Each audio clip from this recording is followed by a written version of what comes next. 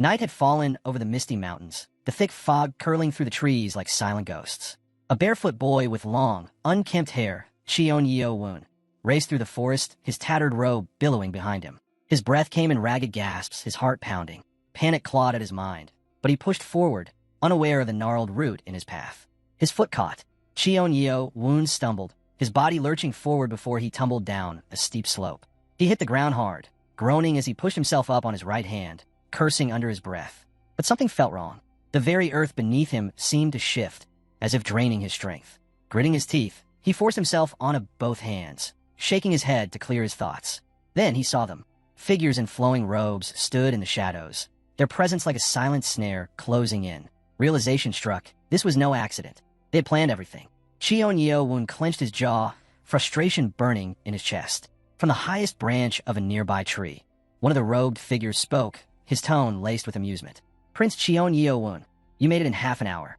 Laughter rippled through the group. They had been waiting for him. Cheon-Yeo-woon's gaze flickered to the gleaming blades in their hands. He was exhausted, out of options. Still, he straightened his spine and demanded, his voice unwavering. "Why are you after me? I was never going to be king. I gave up the castle willingly. Why do you still want me dead?" A hooded man stepped forward, his eyes glinting coldly. "That doesn't matter," he said. "It was never about what you wanted." He rested his sword on his shoulder and added, almost mockingly, "You were born with the right to the throne. That alone is reason enough." Another assassin smirked. "Don't resist, Prince. It'll be over quickly." Their words sent a chill through Cheon-Yeo-woon, but nothing cut deeper than their next statement. "Even with your low-class blood, we'll grant you a painless death as a courtesy to the king's son." A muscle twitched in Cheon-Yeo-woon's jaw. His fingers curled into fists. How dare they insult his mother? His anger burned away the last of his hesitation. If they thought he would go quietly, they were wrong. Reaching into his robe, he pulled out a small dagger. If they were going to kill him, he would at least make them work for it. One of the assassins tilted his head. It looks like the royal bodyguard taught him a thing or two. But the moment Cheon-Yeo-woon raised his weapon, his awkward stance gave him away. The assassin smirked. "No, blood is blood." Then the order came. "Kill him." Four cloaked figures lunged at once. Cheon-Yeo-woon swung his knife wildly, trying to fend them off, but his enemy was faster. With a sharp movement, the assassin struck his palm, knocking the weapon from his grasp. His breath hitched as he stared at the fallen dagger. A hand shot out. Fingers clamped around his throat, lifting him off the ground. The hooded man studied him, almost as if in disbelief. Was this really the end? Then, Cheon-Yeo-woon moved. From the belt strapped to his back, he pulled another knife. One of the assassins saw it too late. Wait, but the warning was lost in the chaos. With the last of his strength, Cheon-Yeo-woon drove the blade forward. Cheon-Yeo-woon's blade plunged deep into the assassin's throat. The man's body jerked, his eyes widening in shock as blood bubbled from his lips. He staggered back, gurgling, before collapsing onto the ground. The remaining assassins froze, their gazes snapping to their fallen comrade. For a moment, silence hung in the air. Then, Cheon-Yeo-woon landed lightly on his feet, rubbing his sore throat before flashing a bloody smile. "You're right," he muttered. "That was funny." Confusion flickered across the killers' faces. How had someone with no martial arts training just taken one of them down? Was he bluffing, or was there more to him than they realized? One of them scoffed, gripping his weapon tightly. "Idiot," he spat at his fallen comrade. "Dying in a situation like this. If that brat actually knew how to fight, we'd have a real problem." Without hesitation, the assassin lunged. With a furious yell, he shot forward, knee driving hard into Cheon-Yeo-woon's chin. The impact was brutal. Cheon-Yeo-woon's head snapped back, his body crumpling to the ground. Blood filled his mouth as he gasped for air. "You dare kill one of us?" the assassin snarled. Before Cheon-Yeo-woon could react, steel flashed in the moonlight. The blade pierced his torso. A scream tore through the forest. Cheon-Yeo-woon writhed on the ground, agony ripping through his body. His fingers dug into the dirt as he gasped, struggling to keep his mind from slipping into darkness. The assassin smirked, pressing his boot down on Cheon-Yeo-woon's stomach, right where the wound was. "Tell me, Prince," he sneered. "What's it like, having a hole right here?" Cheon-Yeo-woon's scream echoed through the trees. His vision blurred. He cursed under his breath. He had only managed to take out one of them. But even so, it was better than nothing. The assassin twisted his foot, grinding into the wound. The pain was unbearable. He wanted Cheon-Yeo-woon to suffer, to make him feel every ounce of his helplessness before death. From the sidelines, another assassin watched the scene unfold. He wasn't particularly fond of this method, but after losing a comrade, he supposed there was no other choice. Then it happened. A sudden flash. The air crackled. The assassin torturing Cheon-Yeo wound stiffened, his breath catching in his throat. His eyes darted around wildly. Then, in the blink of an eye, he was gone. No, not gone. He had been obliterated. An explosion of power sent his body flying, blood spraying across the ground. Cheon-Yeo Woon's blurry gaze lifted, and he saw the aftermath. The smoldering remains of the assassin in front of him. The others gawked at the corpse, their minds struggling to process what had just happened. And then they saw him. A figure stepped onto the battlefield, his presence overwhelming. Sneakers crunched against the dirt as he moved forward, his body crackling with lightning. One of the assassins turned, eyes wide with alarm, pointing a trembling finger. Who the hell is that? The remaining killers hesitated. There was something unnatural about this man. He stood tall, arms folded across his chest, modern clothes starkly contrasting the world around him. His confidence was absolute. One of them clenched his sword. Sweat dripped down his temple. He had no idea who this newcomer was, but he wasn't about to stand there and find out. With a roar, he lunged, blade flashing. "Who are you?" The young man didn't flinch. His smile remained untouched. Then, another flash. The attacker never finished his swing. His body shattered, torn apart in an instant. Blood splattered across the last two standing assassins, one of whom stared in horror as droplets landed on his face. The storm around the newcomer intensified. Lightning surged through his body, pulsing like a living force. The assassins barely had time to react before the world around them warped, everything turning translucent like water. And then, another death. The final survivor screamed. The assassin's breath came in sharp, panicked bursts as he stared at the light surrounding his opponent. It was no ordinary glow. It was the unmistakable radiance of a warrior whose skills had reached the absolute peak. His hands trembled as he gripped his weapon. He couldn't understand. Why would a fighter of this caliber come to the aid of a mere boy? Then, his eyes flickered to Cheon-Yeo Woon. The prince lay on the ground, his body limp, blood pooling beneath him. His condition was critical. There was no saving him now. And if Cheon-Yeo Woon was as good as dead, then their mission was already complete. Without wasting another second, the assassin turned and bolted. Leaping into the air, he shot off in the opposite direction, desperate to escape. The man, crackling with lightning, simply raised his hand. A split second later, the fleeing assassin exploded midair, his weapon clattering uselessly to the ground. Cheon-Yeo Woon watched, a faint, pained smile crossing his lips. "That was funny," he murmured weakly, his voice barely above a whisper.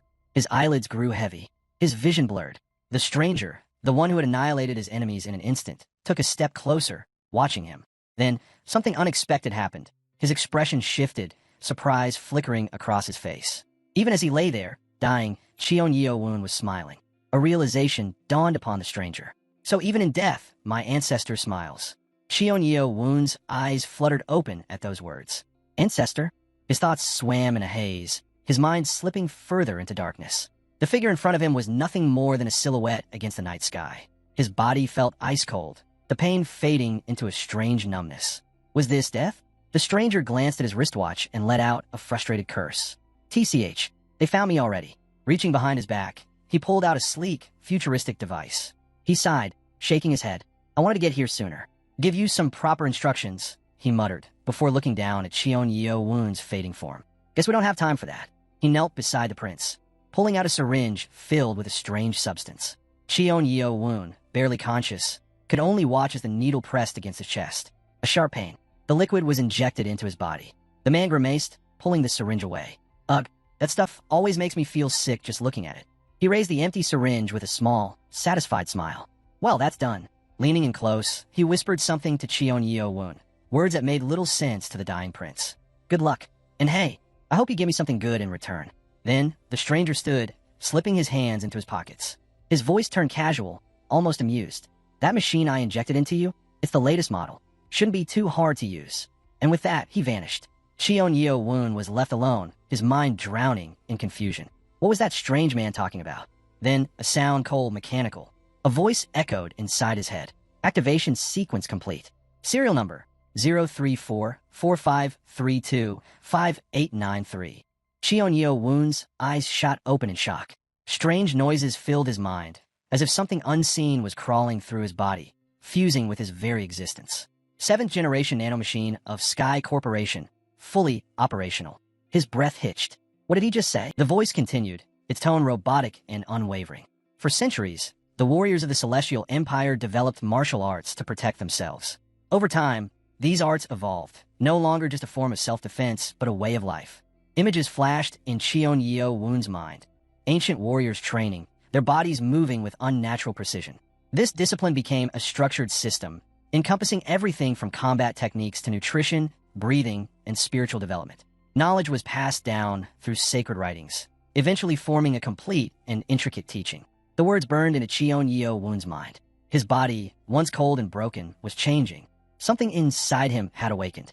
The ancient warriors of the Murim had once mastered the very essence of combat, elevating their skills to levels beyond imagination.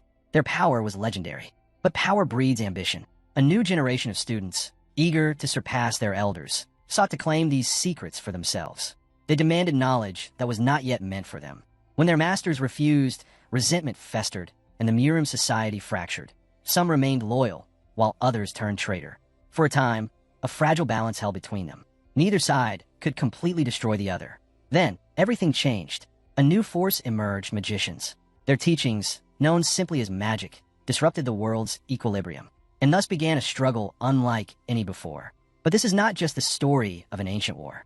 This is the story of Prince Cheon Yeo Woon, a man who dared to challenge the Lord of Magic himself, a man who sought to rise above all others. Cheon Yeo Woon's eyes flew open. His breath came fast and heavy as he shot upright, his mind reeling. Fragments of memory slammed into him. Pain, blood, the cold steel of a sword piercing his stomach. But he was alive? His hands trembled as he held them up in front of his face. He was breathing. His body was whole. Impossible. A sharp headache pulsed through his skull. He rubbed his forehead, trying to steady himself, when a strange sensation crept over him. His skin was damp, nose-soaked, and the stench. Cheon Yeo Woon's stomach churned. He clamped a hand over his mouth, trying not to retch. Then, something even stranger caught his eye. Black spots covered his hands. His heart pounded as he inspected his arms, his chest. His entire body was sticky, coated in something foul. The air was thick with the scent of poison. Before he could make sense of it, a voice rang out. User detected. Are you awake? Cheon Yeo Woon froze. His head jerked up, scanning the room. There was no one there. User detected. Are you awake? The voice repeated itself, calm and mechanical. Panic surged through him. He jumped out of bed, spinning in every direction, searching for the source. Nothing. Who's there? He demanded. User, please remain calm. Cheon Yeo Woon clenched his fists. A voice inside his head? Was this some kind of hallucination? No, something about it felt real. He took a slow breath, forcing himself to think. The only other time he had ever heard a voice like this was years ago. But this one was different. Direct neural link established. This unit is the 7th generation nanomachine of Sky Corporation. Cheon Yeo Woon's stomach dropped. Nanomachine? His mind raced. Had that strange man, his so-called ancestor, done something to him? Direct neural link established. The words echoed again. Cheon Yeo Woon frowned, focusing on the name. Nanomachine. A realization struck him. Could it be a spirit? If so, that meant no, impossible. Spirits were only obtained through the mastery of the sacred fire of magic. That was the law of this world. He felt his hands and knees, his breathing unsteady. His voice was barely above a whisper. Am I really talking to a spirit? The mechanical voice remained silent. Somewhere else, far from where Cheon Yeo Woon struggled with his new reality, another conversation was taking place. A white-robed advisor stepped forward, his expression tense. His sharp eyes studied the man before him. Are you telling me this was an attempted assassination? A warrior beside him, Guard Jang, nodded grimly. His jaw tightened. It looks that way, and it's not the first time. The advisor exhaled sharply, his aged features darkening with thought. Guard Jang clenched his fists. But something's different this time. Until yesterday, they never dared to act so openly. The storm was only beginning. The white-robed advisor, Physician Beck, stroked his beard deep in thought. If their enemies had become so bold, openly daring to make a move, then there was no doubt they were likely from the northern magical organizations. He sighed. The Lord's decision to let them live might have been a fatal mistake. Guard Jang, walking beside him, nodded grimly. One thing is clear. Someone helped young Master Cheon Yeo Woon. But his brows furrowed. We still don't know who. Physician Beck glanced at him, slightly surprised. With your status, I thought you might have a guess.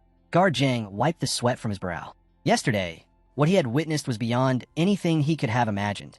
Pure carnage. The cold ground had been littered with bodies torn apart, their remains scattered in every direction. The sight had been indescribably gruesome. Among the dead, only one attacker had been left untouched. Even then, a single knife protruded from his throat, the very same weapon he had once handed to young Master Cheon Yeo Woon. Then, Guard Jang had heard it. A faint, ragged breath. Lying nearby, barely distinguishable under layers of blood, was Prince Cheon Yeo Woon. But as Guard Jang examined him more closely, his eyes widened in disbelief. Physician Beck, he had said, his voice unsteady. There's no wound. The advisor had reached for his beard again, eyes narrowing in curiosity. No wound. Guard Jang had nodded, still shaken. It's true.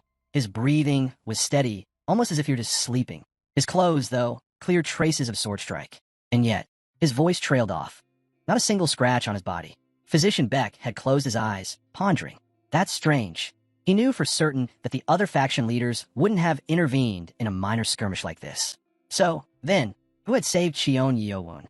Guard Jang shared the same thought. He glanced at the small bag in his hand, gripping it tightly. Physician Beck chuckled. Well, I suppose we should see the young master for ourselves. Meanwhile, in his room, Cheon Yeo-woon knelt on the floor, hands clenched into fists. His mind swirled with questions. His voice was hoarse as he whispered. Was it you? Did you save me? If you're referring to the enemies who attempted to eliminate you, the answer is negative. Cheon Yeo-woon's heart pounded. Then who? The mechanical voice continued. However, I did restore your body. Otherwise, you would have succumbed to fatal injuries. Fatal injuries? Cheon Yeo-woon echoed, confusion flickering across his face. The nanomachine hesitated, as if processing. Then its tone shifted. The user's mind should contain sufficient data to understand the concept of fatality. Cheon Yeo-woon's stomach twisted. User? The word felt foreign. He didn't even know what it meant. Adjusting terminology, searching for a term more suitable to this era. A brief pause. Then, the nanomachine clarified. I am not the entity you refer to as a spirit. Cheon Yeo-woon stiffened. His brows furrowed as realization struck. Wait, your dialect changed just now. He narrowed his eyes. If you're not a spirit, then what are you? The room remained eerily silent for a moment. Then, the voice spoke again, initiating knowledge transfer. Uploading basic operational data into the user's neural system. Do you consent? Cheon Yeo-woon barely understood half of what was being said, but something told him this was important. He hesitated for only a moment before answering. I agree. Suddenly, lightning erupted around him. Bolts of energy crackled through the air, striking his body in rapid bursts.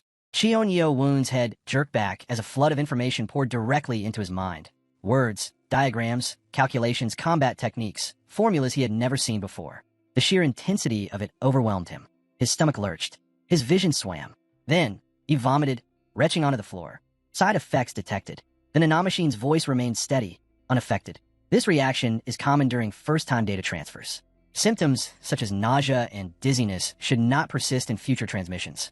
Cheon Yeo-woon gasped, wiping his mouth. His body trembled. His entire existence felt different.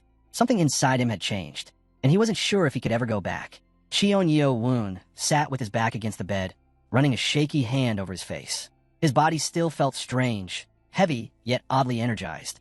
A deep sigh escaped his lips as he muttered, Ugh, what is happening to me? He cracked one eye open. Hey, you, he said hesitantly. Awaiting your command, master. The mechanical voice responded instantly.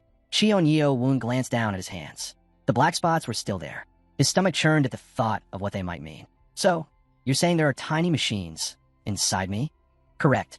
At present, there are approximately 6,482,400,000 nanomachines evenly distributed throughout your body. Cheon Yeo-woon exhaled slowly. He couldn't even begin to comprehend that number. This thing, this entity that was neither human nor spirit, had completely invaded his body. His gaze remained fixed on the dark marks trailing across his skin. Can you leave? If you wanted to. According to my programming, I may only exit the master's body upon the occurrence of final death. Cheon Yeo-woon sat cross-legged on the floor, deep in thought. It all made sense now. The mysterious stranger who had annihilated the northern mages must have been the one to place this thing inside him. But why him? His fingers curled into his palm as he stared at the floor, trying to piece it all together. What did that man want from him? Before he could ask another question, a knock at the door. Guard Jang's voice rang out. Young master, the white advisor has arrived. Cheon Yeo-woon jolted in surprise. Crap. If anyone caught him talking to some invisible voice in his head, they'd think he had lost his mind. He quickly laid back down on the bed, trying to act natural. I can communicate through thought. Directly reading your brain waves will allow us to speak in silence. The nanomachine informed him. Cheon Yeo-woon turned his head slightly, whispering, Got it. Be quiet now. Understood. Entering sleep mode. The door creaked open. Guard Jang stepped inside, Physician Beck following closely behind. The older man observed Cheon Yeo-woon's state carefully, while Guard Jang hesitated near the entrance. He's awake, Guard Jang noted with relief. We should be careful not to. His words cut off abruptly as his nose wrinkled. His face twisted in horror. What in the... He lifted a hand to cover his mouth and nose. What does that smell? Cheon Yeo wound stiffened. Oh no, he had completely forgotten. His body was still drenched in whatever foul substance had covered him earlier. Physician Beck stroked his beard, looking intrigued rather than disgusted. He stepped closer, watching the young prince carefully. Do you remember me? Cheon Yeo Wu nodded. Of course. How could I forget the man who answered my father's call and came to treat my mother? Physician Beck smiled faintly. Good. He extended his hand. Now, let me check your heartbeat. Cheon Yeo Woon tensed. His instincts screamed at him to refuse, but Physician Beck gave him a reassuring look. It's nothing serious, the old man said. Just a precaution. Cheon Yeo Woon hesitated for a moment, then slowly offered his hand. The moment Physician Beck touched his wrist, his expression changed. His brows furrowed in concentration as he felt for a pulse. Then his eyes widened. Incredible. Gar Jang immediately straightened, sensing something was wrong. What? What is it? He demanded. His mind jumped to the worst possible conclusions. Some kind of deadly illness? A curse? Physician Beck gently released Cheon Yeo Woon's hand, but his gaze remained locked on the boy, filled with an emotion Gar Jang couldn't quite place. It's not an illness, Physician Beck murmured. His fingers instinctively went to his beard as he processed what he had just discovered. If anything, he said slowly, this is the complete opposite. Gar Jang blinked, confusion flashing across his face. What do you mean? Physician Beck didn't answer immediately. Instead, he studied Cheon Yeo Woon, as if trying to solve a puzzle he had never encountered before. Something about the young prince had changed, and Physician Beck needed to know why. Physician Beck stroked his beard deep in thought. Fascinating. It seems all the toxins have been completely expelled from your body. Your pulse is stronger than ever, healthier than I've ever felt it. He eyed Cheon Yeo Woon carefully. Did you take some kind of miracle elixir? Cheon Yeo Woon turned his head toward the old man, confused. Miracle elixir? He repeated. What are you talking about? Physician Beck chuckled. What I mean, young master, is that your body is now in optimal condition, perfectly suited for mastering the arts. Cheon Yeo Woon's eyes widened. The sticky black substance was waste? He glanced down at himself, the realization hitting him all at once. The nanomachines that did all of this? Lying back, he took a slow breath. Unbelievable. Then, the voice in his head returned. Sleep mode disengaged. Systems active. The moment the words rang in his mind, a surge of energy shot through him, like lightning pulsing through his veins. Cheon Yeo Woon flinched at the sensation. What the hell was that? The nanomachines have optimized the master's circulatory and muscular systems, ensuring peak physical efficiency. All toxins have been successfully eliminated. Cheon Yeo Woon swallowed hard. His body had undergone an entire transformation, and he hadn't even noticed. Doubt crept into his voice as he asked, Are you sure you're not a spirit? Negative. I'm a nanomachine, not a spirit. His mind reeled. Meanwhile, Physician Beck continued, unaware of Cheon Yeo Woon's internal struggle. The magic cult is composed of countless clans and families, he explained, but only 6 hold true power: sword, darkness, stream, poison, sound, and blade. Cheon Yeo Woon barely heard him. His thoughts were still racing. The Supreme Lord took an oath to marry a woman from each of the 6 clans, ensuring his heirs would be born of their strongest bloodlines. Each successor was raised in strict tradition and, upon coming of age, entered the Magic Academy, a place that only opens its doors once every 10 years. Its purpose? To forge the greatest warriors of a generation. Cheon Yeo Woon clenched his jaw. The Magic Academy. There was a time of unprecedented competition, an era when multiple princes entered the academy at once. It became known as the Battle of the Magistrates' Heirs, a battle between royal bloodlines, and now, somehow, he was caught in the middle of it. His grip on the sheets tightened. Are you absolutely sure you're not some kind of evil god? The nanomachine responded without hesitation. Negative. I am a machine, not an evil god. Cheon Yeo Woon exhaled sharply. This was insane. Then, another thought hit him. Physician Beck was from the Poison Clan. If he found out about the nanomachines inside Cheon Yeo Woon, it could spell disaster. He had to act carefully, but the voice inside him reassured him. No known technology from this era is capable of detecting my presence. Cheon Yeo Woon let out a silent breath of relief. Physician Beck, however, remained deep in thought. There's no doubt, he murmured to himself, someone helped him. Yet, despite his suspicions, the old man gave a small nod. Your body is in perfect condition, young master, but I'll still prescribe you a tonic to restore your energy. Guard Jang grinned, relieved. Thank you, Physician Beck. Physician Beck turned toward the door. Guard Jang moved to follow, but the old man raised a hand. No need to see me off, he said. Stay with the prince. With that, the white advisor stepped outside, lost in thought. Something wasn't right. A transformation this drastic, this unnatural, was beyond explanation. As he walked away, He recalled the Cheonyo wound of years past, the frail, quiet boy who once seemed too weak to stand on his own. And now, the young prince was something else entirely. As Physician Beck stepped away from the prince's quarters, his mind remained restless. By all logic, Cheonyo wound should have never survived. A frail body, no martial arts training, no real standing in the family hierarchy. Someone like that was usually discarded. Yet now, looking at the remarkable changes in Cheonyo wound's physique, Physician Beck had to admit, this boy might have more potential than any other prince. Hands clasped behind his back, he turned his thoughts inward. Was this truly just luck? He still remembered. Cheonyo wound was the illegitimate son of a lord, a child who had never been acknowledged. And yet, he was no fool. Cheonyo wound may have pretended to be indifferent, but Physician Beck had seen it, how the boy quietly observed, listened, and absorbed everything. If the Lord himself had secretly intervened to help his son, then there was no need to expose it. Physician Beck smirked to himself. The newly opened academy is going to be much livelier than expected. Back inside, Cheonyo wound let out a relieved sigh. Physician Beck didn't suspect a thing. He turned to Guard Jang, watching the bodyguards back. I guess I have you to thank for being alive. Guard Jang remained silent. Cheonyo wound frowned. He knew the nanomachines had healed him, but he wasn't foolish enough to believe that was all. If Guard Jang hadn't arrived when he did, none of this would have mattered. He stood, taking a step forward. Guard Jang, the bodyguard lifted a hand, palm out, stopping him. Then, with a grimace, he pinched his nose and turned away. Young master, he said carefully, perhaps you should bathe first? Cheonyo wound blinked. Then, realization hit. The smell. His eyes widened in horror. I still reek of that stuff. A moment later, he was already in the bathhouse, scrubbing himself down. Sinking into the warm water, he let out a deep breath. His long hair clung to his shoulders, droplets running down his skin. What the hell even happened to me? Resting his arm on the side of the bath, he focused his thoughts. Awaiting input, master. The voice answered immediately. Cheonyo wound ran a hand through his wet hair. Earlier, you said my body is now in a constant state of self-healing. He glanced at his palm. What exactly does that mean? All internal and external damage caused by an external source can be repaired. Cheonyo wound frowned. And if I lose too much blood? Or worse, what if I get decapitated? More severe damage requires longer recovery time due to the process of cellular regeneration. He groaned. You always say things that are hard to understand. Still, he was curious. He glanced at his palm again, an idea forming. What if I tested it just a little? Without overthinking, he picked up a small knife from beside the bath. Slowly, he brought the blade to his palm and pressed down. A sharp sting ran through his hand. Blood welled up, trailing down his skin. Self-healing function activated, restoring damaged tissue. Cheonyo wound's breath hitched as he watched in real time. The wound on his palm closed within seconds.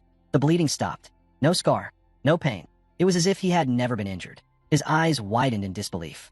Then, with a loud splash, he slid deeper into the bath, sinking down until only his nose remained above the water. This was real. Seeing it with his own eyes, feeling it happen, it was undeniable. His body was no longer normal. He stayed like that for a long moment before murmuring, so, all those abilities I saw in my head, I can actually use them? Correct. The master may access all functions specified in the downloaded data. Cheonyo wound's lips curled into a small smirk. Interesting. He leaned back, relaxing. I need to test them. After his bath, Cheonyo wound stepped out, drying his hair with a towel. Then, he caught his reflection in a polished metal surface.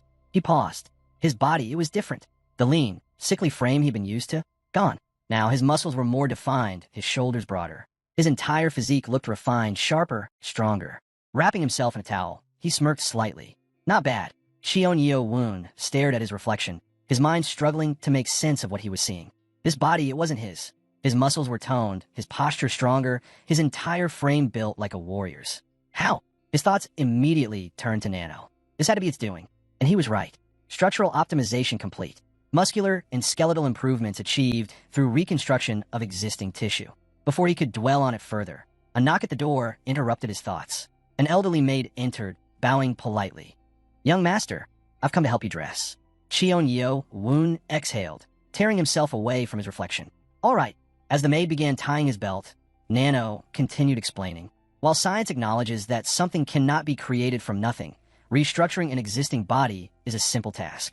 Cheonyo wound stretched out his arms, letting the maid adjust his clothing. His mind, however, was elsewhere. Nothing about this feels simple. Nanomachine's words made no sense to him. In fact, the more he listened, the more he realized everything he had learned in life suddenly felt meaningless. Shaking his head, he sighed. You know, you talk too much. I'm just going to call you Nano instead of that long name. Acknowledged. Name registered. Nano. Cheon Woon smirked slightly. At least it listens to me. But Nanomachine was no fun to talk to. Pushing the thought aside, he headed to his study and sank into his chair, thinking about his next steps. Nanomachine's voice chimed in. Suggestion: locate a book and begin scanning. Cheon Woon stood in front of his bookshelf, running his fingers along the spines. Wait, so all I have to do is flip through the pages? Correct. His gaze landed on a book about blood points and chi, as well as a manual on Jesum, a breathing technique designed to train both body and mind. Even if I studied these my entire life, I wouldn't reach the lowest level. Deciding blood points were a better place to start. He pulled the book from the shelf. I'm starting now, he muttered. Ready. Cheon Woon flipped through the pages rapidly, absorbing the words with his eyes. The moment he reached the end, he closed the book. Nanomachine spoke up. Successful scan. File saved. Blood flow manual. Permission requested to begin data transfer. Cheon Woon placed the book on the table, frowning. By scan, you mean you copy the entire book? Correct. Requesting consent for knowledge transfer. Cheon Woon hesitated. Then, curiosity won over. Do it. Suddenly, lightning erupted around him. Pain shot through his skull like fire. Knowledge flooded his mind at a terrifying speed. He clenched his jaw, gripping the edge of the table, barely holding in a scream. Then, it was over. He gasped, hands trembling as he covered his mouth. Nanomachine's voice was calm. You will adjust to the process soon. Cheon Woon removed his hand, exhaling heavily. Do you actually care about me? No. It is a programmed response to minimize negative effects. Cheon Woon huffed a quiet laugh. So you don't have emotions at all. Sitting back in his chair, he felt the new knowledge settling in his mind. It was unlike anything he had ever experienced. He ran a hand through his hair. All right, so what now? If the master wishes to apply the acquired knowledge, he need only think of it. Cheon Woon's eyes gleamed. Time to test his new power. Cheon Woon rested his cheek against his hand, lost in thought. The moment he focused on the concept of blood points, something incredible happened. The knowledge surfaced effortlessly in his mind. Blood points are crucial to human circulation, he muttered. They're also known simply as blood. There are two types. One can paralyze, the other can kill. And if you strike the paralysis point, his eyes flew open. Realization hit him like a lightning bolt. He laughed in disbelief. How is this possible? This wasn't just memorization. He understood it completely, as if he had studied it for years. Nanomachine's voice chimed in. Correction of inaccuracies detected in the original text. Adjustments made to align with verified data. Cheon Woon raised an eyebrow. Wait, you corrected the book? Affirmative. The text contained errors regarding blood points. Adjustments were made based on stored knowledge within my system. A slow grin spread across Cheon Woon's lips. Not only could he learn faster than anyone else, he was learning the correct information. He clenched his fists, feeling a thrill pulse through him. The heirs of the 6 great clans had been training in martial arts since childhood, dedicating their entire lives to mastering these techniques. Yet, in mere moments, Cheon Woon had surpassed years of their study. Stepping outside, he watched a group of young warriors training in the distance. Even after all this time, he had never fully grasped the 3 Jesum method, a core technique taught at the Magic Academy. But now, Cheon Woon bent his arm, raising his fist before him. With this ability, I'll become stronger, faster than anyone else. A determined fire burned in his eyes. I'll master everything, and I'll make this my goal. Meanwhile, within the southern castle of the demonic cult, inside the quarters of the successor candidates, a long-haired boy leaned against the wall. His eyes were cold, his expression unreadable. I sent 5 of them, he murmured, to kill 1 boy. He scoffed. And now they're all dead? A voice from behind him responded hesitantly. It doesn't make sense, does it? The boy turned slightly, the corners of his lips twitching. No, it doesn't. The speaker hesitated before looking up. Someone must have helped him. Muegum. Instantly, the temperature in the room dropped. Muegum's gaze darkened. His eyes snapped to the speaker, his tone sharp. Since when? He said, voice low and threatening. Do you call me by name? The speaker paled and immediately dropped to the floor, bowing his head in apology. Muegum turned away, irritation simmering beneath the surface. Cheon Woon was supposed to be an easy target. A bastard son, tainted by low-class blood. Yet somehow he survived. Muegum's jaw tightened. He had even planned for that damn bodyguard, yet it still wasn't enough. Someone else was protecting him. His fist clenched. Could it be his father? Slowly, a smile curled across Jack's face, an eerie, dangerous expression. Doesn't matter, he muttered. I'll just kill him myself at the Magic Academy. As the sun rose over Cheon Woon's estate, light spilled through the window. Lying in bed, hands behind his head, Cheon Woon stared at the ceiling. He hadn't slept all night. His thoughts refused to settle. He turned toward the window and sighed. noticing the first light of morning. Then, he sat up, gazing out. "Today's the day," he murmured. "The day I enter the Magic Academy." Down in the yard, movement caught his eye. Guard Jang was already awake, training with his dagger. Cheon-Yeo Woon's lips twitched into a small smile. He wasn't the same person he had been before, and soon, everyone would know it. Cheon-Yeo Woon was practicing combat techniques, his upper body bare as he lay on the windowsill, deep in thought. He wondered if mastering Guard Jang's dagger technique would be beneficial, but dismissed the idea almost immediately. His gaze sharpened. He knew the ones watching them wouldn't back down so easily. When his mother died, Cheon-Yeo Woon had sworn not to learn martial arts until he entered the academy. But just as he was lost in thought, Nano Machine's voice interrupted him. While the prince observed Guard Jang's bodyguard, the system suddenly offered to scan the man's movements. Cheon-Yeo Woon blinked in surprise. Could Nano Machine really analyze someone else's combat techniques? Nano Machine confirmed it without hesitation. That got Cheon-Yeo Woon thinking. Could the system actually copy Guard Jang's bodyguard's training and implant it directly into his mind? Nano Machine explained that not only was it possible, but the program also contained countless other martial arts techniques that could be transferred to him. In fact, Nano Machine could do it right now. Cheon-Yeo Woon was stunned. He turned back to watch the bodyguard's training, debating whether it was right to take Guard Jang's technique without permission. But time was short, and he couldn't afford to hesitate. He had already decided. He would go to the academy with no regrets. "Scan him," Cheon-Yeo Woon ordered. Nano Machine activated the movement scan. The bodyguard continued his practice, dagger slicing through the air with precision. Cheon-Yeo Woon studied him carefully, absorbing every motion. 30 minutes later, Nano Machine announced that the scan was complete. Suddenly, Cheon-Yeo Woon's head throbbed as a flood of information surged into his mind. He clenched his jaw and dropped to the floor by the window. But compared to yesterday, the transfer felt easier. As he processed what just happened, Cheon-Yeo Woon couldn't help but chuckle in disbelief. Had he really just mastered a technique that took Guard Jang's bodyguard 20 years to perfect? He grabbed a nearby sheath, unsheathed the weapon, and took a deep breath. A thought crossed his mind. Guard Jang couldn't find out. Moving quickly, Cheon-Yeo Woon shut the window shutters before shifting into a fighting stance. His muscles relaxed. Then, in an instant, his eyes snapped open. The ground beneath him shifted as he launched into motion, dagger flashing in his grip. Each movement flowed effortlessly, mirroring the bodyguard's precision. As he stopped in a lunge, realization hit him. He had done it. He examined his hand, amazed. The scan had allowed him to bypass years of training, perfecting a technique in mere moments. But something still felt off. Nano Machine clarified. When scanning a fighter's movements, the system also analyzed their muscle contractions. Without transferring that data to Cheon-Yeo Woon's own muscles, the technique wouldn't be fully functional. Cheon-Yeo Woon hadn't realized that was part of the process. Before he could react, a sharp pain exploded in his head. Nano Machine hadn't warned him in time. His body convulsed as an unbearable pain twisted through him. The dagger slipped from his grasp. He dropped to his knees, a scream tearing from his throat.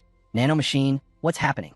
Cheon-Yeo Woon struggled to push himself up from the floor, his body trembling from the intense pain.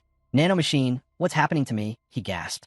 Nano Machine responded calmly, explaining that through long-term training, the body naturally develops the muscles needed for specific movements. However, since Cheon-Yeo Woon's body lacked that conditioning, forcing advanced techniques onto it had caused muscle damage.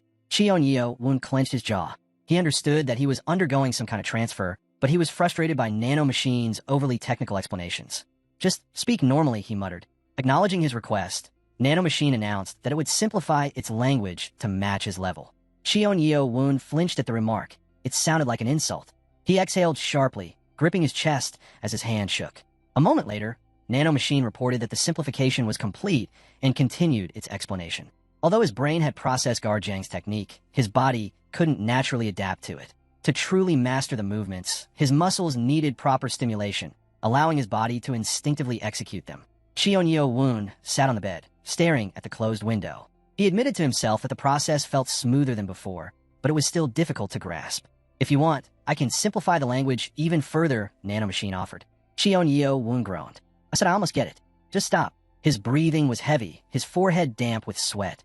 He wiped it away and asked, "So if I transfer the movements to my muscles, will the pain stop?" Nano Machine confirmed that it would, then asked if Cheon-Yeo Woon wanted to begin the transfer. Cheon-Yeo Woon forced himself to stand, his legs unsteady beneath him. "This process will require every Nano Machine in your body to work at full capacity," Nano Machine warned. "It will take approximately 2 hours." 2 hours. That still left some time before he had to leave. "Do it." "Understood. However, be advised, This transfer is extremely painful. For safety, anesthesia will be applied during the process. Cheon Yeo wound stiffened. Painful? How painful are we talking? Based on recorded data, there have been approximately 1,350,000 cases of individuals losing consciousness from the transfer. His fingers curled into the fabric of his robe. That many? He wasn't sure if he could endure it. His shoulders slumped as hesitation crept in. Nanomachine detected his doubt. It seems the master wishes to attempt this without anesthesia. Cheon Yeo wound inhaled sharply, then exhaled. If I can't handle it, can I still switch to anesthesia midway? Request acknowledged, Nanomachine replied. Beginning transfer now. A surge of energy crackled around Cheon Yeo wound's body like lightning. At first, he barely felt anything, just a strange tingling sensation. He almost laughed in relief. But then, a searing pain erupted through him. Every muscle in his body screamed. His vision blurred. He staggered back, clenching his teeth so hard his jaw ached. A raw, agonized scream tore from his throat. Administering anesthesia, Nanomachine announced. Almost instantly, the pain dulled. His body relaxed, and he let out a shaky breath of relief before collapsing onto the bed. Meanwhile, in the kitchen, Guard Jang was focused on his cooking. He took a small bite of the dish he had prepared, nodding in satisfaction. Not bad. It had taken years, but he had finally reached the level of the other master chefs in the area. He continued chopping vegetables, debating whether to prepare something special today. In the end, he decided to stick with the usual dishes, ones he knew Cheon Yeo woon liked best. A nostalgic smile crossed his face. It had been 5 years since he first learned to cook for the prince. Back then, Guard Jang couldn't even boil water properly. But before she passed, Cheon Yeo woon's mother had entrusted her son's care to him. So he had learned. Guard Jang returned to his cooking, his grip tightening on the knife. 5 years ago, Lady Hua had died from poisoned food, and today, her son would be entering the academy. Silently, Guard Jang looked up, as if sending a message to the heavens. Lady Hua, granting your blessing.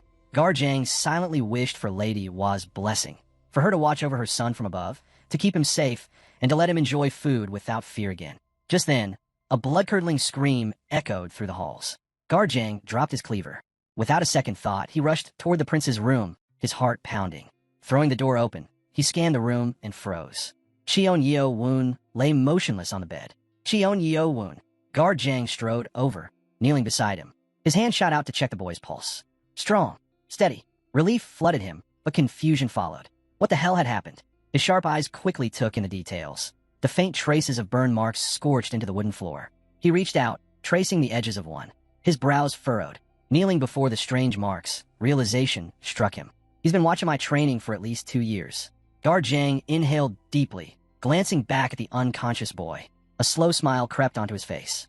Only 2 years, and he's already caught up to what took me 2 decades to master. Just then, Cheon Yeo woon's eyes flew open. Nanomachine's voice echoed in his head. Requested transfer to muscle fibers complete. Anesthesia disabled. Cheon Yeo woon sat up abruptly, gasping for air. He pressed a hand to his head, trying to steady his breath. Never doing that again, he muttered. His muscles ached like hell, but at least he could move. Nanomachine chimed in. I did warn you in advance, master. Cheon Yeo woon groaned. He finally noticed he was lying in bed. That could only mean one thing. Guard Jang had come in. Quickly, he got up and grabbed the dagger resting nearby. Straightening his posture, he exhaled and tested his grip. If Nanomachine's process had worked, wielding the dagger should feel completely natural now. Due to the transfer, your muscle fibers are now identical to those of a trained fighter who has practiced these movements for 20 years, Nanomachine confirmed. Cheon Yeo woon closed his eyes, focused his breathing, and fell into a fighting stance. The dagger extended in front of him, perfectly aligned. Then he lunged. Instantly, he felt the difference. The same technique he had used before, but now was sharper, stronger. Every strike carried power and precision. A grin crept onto his face. The sensation of slicing through the air was exhilarating. Without hesitation, he continued. Strike, twirl, reverse grip, another strike. His movements flowed effortlessly, his body responding like it had been trained for years. The first formation, complete. Stepping forward, Cheon Yeo woon transitioned into the second. He ducked low and slammed his foot onto the floor. A loud crack sounded as dust shot up around him. His eyes widened. Looking down, he saw the impact marks left by his foot. He hadn't even used the light style, yet the force alone had left visible damage. Crouching near the smoldering mark, he let out a breath. So, I've already mastered the heavy style too. A sudden voice snapped him out of his thoughts. Cheon Yeo woon, breakfast is ready. Cheon Yeo woon's entire body tensed. He quickly looked around. The marks, they were still there. His heart pounded. What do I do? The door creaked open slightly. Guard Jang stepped in, balancing a tray of food in his hands. Cheon-Yeo-woon sprang into action. He casually slid the table over, blocking the damaged floor. "I'm starving today," he said quickly, forcing a smile. Garjang raised a brow. "You usually eat by the window." Cheon-Yeo-woon waved a hand dismissively. "Yeah, but since I'll be gone for a long time, I figured I'd eat in the center of the room today." He chuckled nervously, hoping Garjang wouldn't pry any further. His eyes drifted to the tray. A steaming bowl of rice sat in front of him, topped with a golden egg, crispy pork, and fragrant bok choy. The sight alone made his stomach growl. Cheon-Yeo-woon stared at the meal in front of him. His favorite dishes cooked to perfection. A lump formed in his throat. This might be the last time Garjang would prepare breakfast for him. The realization hit harder than he expected. Garjang had always looked after him, silently ensuring he was cared for. And today was the day he left for the academy. Just as he was about to take his first bite, Nanomachine's voice cut through the moment. "Warning. A sudden shift in emotional state has triggered an increase in hydrochloric acid production within the esophagus. Saliva production has also increased. Recommendation: swallow food with saliva to neutralize acidity." Cheon-Yeo-woon's eye twitched. "What nonsense is this?" "Shut up, Nanomachine," he muttered. "Understood." Entering silent mode. With that, he dug in, determined to finish every last bite. Garjang watched in silence, a small smile tugging at his lips. The prince continued eating at a rapid pace, barely pausing to breathe. "Slow down," Garjang finally said. "You'll upset your stomach if you eat like that." Cheon-Yeo-woon hesitated, then nodded. He slowed his pace, savoring the meal. After a while, he set down his chopsticks and let out a satisfied sigh. "That was amazing," he said, genuinely impressed. Garjang closed his eyes for a moment, as if gathering his thoughts. Then, with a calm yet pointed tone, he asked, "Young master, when did you master the dagger technique?" Cheon-Yeo-woon's heart stopped. He quickly looked up. What are you talking about?" he stammered. Without another word, Garjang reached for the table and effortlessly slid it aside. Cheon-Yeo-woon's stomach dropped. The impact mark from his foot, clear and undeniable, was now fully visible. Garjang studied it, recognition flashing in his eyes. The first movement into the second formation. It was an exact replication of his own technique. But this one was even clearer than the ones he had seen before. There was no doubt now. Cheon-Yeo-woon fell cold. This is bad. Stealing someone else's martial arts technique was a serious crime in Murim. He had used Nanomachine to copy Garjang's movements, bypassing years of training in mere hours. If Garjang saw it as theft, if he resented him for it, there was no way to justify himself. Even if Garjang despised him for it, there was nothing he could do. But instead of anger, Garjang simply sat beside him and smiled. "You've done well, young master," he said warmly. Cheon-Yeo-woon's breath caught. "There's nothing wrong with training in secret," Garjang continued. "After all, I'm your bodyguard. If it weren't for the oath I swore to the 6 clans, I would have taught you myself long ago." Cheon-Yeo-woon clenched his fists, his vision blurring. Then he broke. Tears spilled from his eyes, no matter how hard he tried to hold them back. He hadn't cried in years, not since that day. Garjang quietly pulled out a folded piece of paper and handed it to him.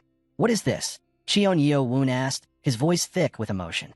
"A method to manage your energy while using the light style of the dagger technique," Garjang explained. Cheon-Yeo-woon blinked in shock. "Why are you giving this to me?" Garjang met his gaze. "Because I want you to master it," he said simply. "Though, once you're at the academy, you'll come across techniques far more advanced than what I can offer. But until then, consider this my final lesson." Cheon-Yeo-woon took the paper with trembling hands. A single tear dropped onto the page. He couldn't hold back anymore. Garjang said nothing. He simply watched, letting the prince have his moment. He remembered the promise Cheon-Yeo-woon had made at Lady Hwa's deathbed, that he would never cry again. That had been the last time. Until now. Garjang quietly gathered the empty plates and stood up. As he walked toward the door, he paused. Without turning around, he spoke one last time. "I won't be by your side after you enter the academy." His voice was steady, but there was a deep weight behind his words. "So today, I'll allow you to cry." Then he left. Garjang stood at the doorway, his voice steady as he spoke one last time. "From now on, stay strong." Cheon-Yeo-woon lowered his head, tears still streaming down his face. Through shaky breaths, he whispered, "Thank you, Garjang." The door closed softly behind him. Left alone, Cheon-Yeo-woon wiped away his tears and swallowed hard. This is it. From this moment forward, he could no longer afford to be afraid or uncertain. His path was set. Meanwhile, Garjang returned to the kitchen, resuming his routine as if nothing had happened. But for Cheon-Yeo-woon, something had changed. Even if Mother is gone, I still have a place to return to. The academy gates were crowded with people. A long line of applicants stretched across the square, buzzing with conversation. Excitement, anxiety, and tension filled the air as hopeful contenders discussed their chances. Are all the clans here? One person asked. Looks like it, another replied. Judging by the turnout, there must be at least 1,000 of us. A young man wearing a purple headband exhaled deeply. Now that I'm standing here, I'm actually getting nervous. His neighbor, donning a gray headband, scoffed. Of course, we're nervous. This is a competition between the heirs. We're just from a minor clan. We don't even get to stand at the front. Before they could continue, a presence silenced the crowd. A man with maroon hair stepped forward, his sharp gaze sweeping over the applicants. His expression twisted with irritation. What is this mess? He spat. I don't see a single trace of your souls. A bunch of idiots, the lot of you. His voice, laced with anger, sent a chill through the crowd. The sheer intensity in his eyes made it clear. This was not a man to be taken lightly. Some recognized him immediately. A hushed murmur spread among the onlookers. The left bodyguard, the Fire King. His name was Waymyong Lee, one of the strongest warriors in the kingdom. Some whispered that he was among the top 10 of the magic cult. Others believed he was within the top 5. A sudden gust of wind swept through the square, adding to the tension. Waymyong Lee smirked as his gaze landed on the 6 figures standing at the front. Unlike the others, these contenders carried themselves differently. Calm, collected, and dangerous. So these are the 6 clan heirs, he muttered, crossing his arms. His eyes flicked to each one. The first, Muyin Cheon, draped in a dark robe, represented the Dark Clan. Cold and unreadable, he stood at the top of the hierarchy. Next, the second heir, Jiang Uncheon of the Sword Clan. His sharp, calculating expression hinted at his cunning nature. The third heir, Mujiam Cheon of the Kree Clan, looked agitated, barely hiding his irritation with the others around him. The fourth, Jongseom Cheon of the Poison Clan, remained eerily silent, his presence alone unsettling. Number 5, Yuchan Cheon of the Blade Clan. His warm cloak contrasted with the cold steel of his demeanor. And finally, number 6, Wonryo Cheon of the Sound Clan, the only female heir among them. Waymyong Lee prepared to call for the 7th heir, but frowned. There was no number 7. Cheon Woon's brows furrowed. His badge, where was it? The man in charge of handing them out shrugged helplessly. I don't see a badge for the 7th prince. Cheon Woon immediately understood. So that's how it is. Someone from the 6 clans had made sure his badge was missing. They didn't want him standing among them. The distributor hesitated. You'll have to wait until we find it. Cheon Woon forced a smile. I understand. Leaning against the wall, he watched as the other applicants received their badges. There was no point in making a scene. Not yet. He had nothing to gain from starting a fight with them right now. He hung his head slightly, lost in thought. This is just the beginning. Cheon Woon's gaze swept over the massive crowd gathered in the square. Among them were the same people who had tried to kill him at every opportunity. If they saw him here, there was no doubt in his mind. They would try to finish what they started. But that was fine. He had come to this academy despite all the disgraceful assassination attempts. And now he was going to become stronger than anyone else in this so-called demonic academy. The candidates stood in neat rows, their ranks stretching far across the square. Cheon Woon scanned the long, endless line in front of him and let out a slow breath. Getting to the front is going to be a pain. Then, the murmurs started. Snickers. Mocking whispers. His black badge with the number 7 stood out against the others. Unlike the heirs of the 6 clans, he was just an heir candidate. A nobody, a stray without any official affiliation. Cheon Woon doesn't even know any martial arts styles. One voice sneered. He'll be the first to fail, another muttered. Cheon Woon folded his arms and frowned. He couldn't hear every word, but he didn't need to. He knew exactly what they were saying. Let them laugh. Across the square, Waymyong Lee caught sight of Cheon Woon lingering at the back of the crowd. A slow smirk curled his lips. So the bastard child of the Lord actually showed up. It amused him to see Cheon Woon standing there, isolated from the others. What a ridiculous way to seek attention. Before he could dwell on it further, a deep, resounding horn echoed across the square. The atmosphere shifted. The candidates straightened, their idle chatter dying instantly. The moment they had all been waiting for was here. Footsteps rang out across the stone steps. Then 4 figures emerged. The crowd collectively held its breath, their eyes locked onto the approaching men. At the front walked a man with a neatly trimmed mustache and a small beard, the Lord himself. Behind him followed 3 others. One wore a mask, his gaze sharp as a blade. Another carried a katana at his side, his steps uneven. And then there was the last, Rajiam Ma, the ruler of Murim. The Lord ascended the steps leading to his throne. But just as he did, the man with the katana stumbled, colliding with Waymyong Lee's shoulder. Waymyong Lee's, I twitched in irritation. He didn't even need to look to know who it was. Hank, the right guard, stood before him in shabby clothes, a flask of alcohol dangling from his fingers. He took a swig, unfazed by Waymyong Lee's glare. The left guard clenched his jaw, his annoyance evident. But before he could say anything, the masked man turned sharply, his piercing gaze shutting both of them up immediately. Regia Ma, the head bodyguard. His long gray hair barely moved in the wind as he spoke, his voice laced with quiet authority. Enough. Wei Myung Lee and Hank fell silent. At the top of the steps, Regia Ma finally sat on his throne, placing his hands on the armrests. The air grew heavy. His presence alone radiated absolute power. This was a man who stood among the 5 strongest in the Murim cult. This was the Lord. The weight of his aura crushed down on the candidates. Someone in the crowd whispered, voice trembling, "I can't even lift my head." But they all knew this level of pressure was expected from their ruler. Cheon Yeo Woon clenched his fists. "This man is my father." Regia Ma raised a hand, signaling for silence. The square fell into an eerie stillness. The head bodyguard turned toward the throne and bowed slightly. "Everything is ready, my lord." Regia Ma slowly rose to his feet. A deep purple aura flared to life around him, sending a shiver through the crowd. His eyes swept over the candidates before him. Then, in a voice that rang through the square with terrifying clarity, he declared, "You stand here today as the future of this cult." His words weren't shouted, yet they carried with them an undeniable force. For many, it was the first time they had ever felt chi. Cheon Yeo Woon stiffened, his instincts immediately sharpening. Regia Ma's presence alone was suffocating, yet his voice remained eerily calm, almost conversational. But every syllable cut through the air with absolute authority. Then, the Lord raised his voice. "Here in this place, teachings and shackles, these will become the strength of the cult." Regia Ma's declaration echoed across the square. The candidates, now fired up, raised their fists into the air and roared in unison. The sheer force of their voices shook the ground beneath them. Regia Ma's bodyguards bowed deeply in respect, and Regia Ma, the head bodyguard, offered words of praise for his lord's speech. The atmosphere was charged. The crowd was ready to fight, ready to prove themselves, ready to give their all for the demonic cult. And yet, Regia Ma himself remained completely indifferent. His face betrayed no emotion as he swept his gaze over the assembly. Then, his eyes landed on a lone figure standing at the very back. Cheon Yeo Woon. For a brief moment, their eyes met. Then, just as quickly, Regia Ma looked away. Cheon Yeo Woon, however, did not. His father had turned his back on him without a word. A cold, hollow feeling settled in his chest. So that's it. This was their first time meeting in person, and all he got was an empty glance. His hands clenched into fists.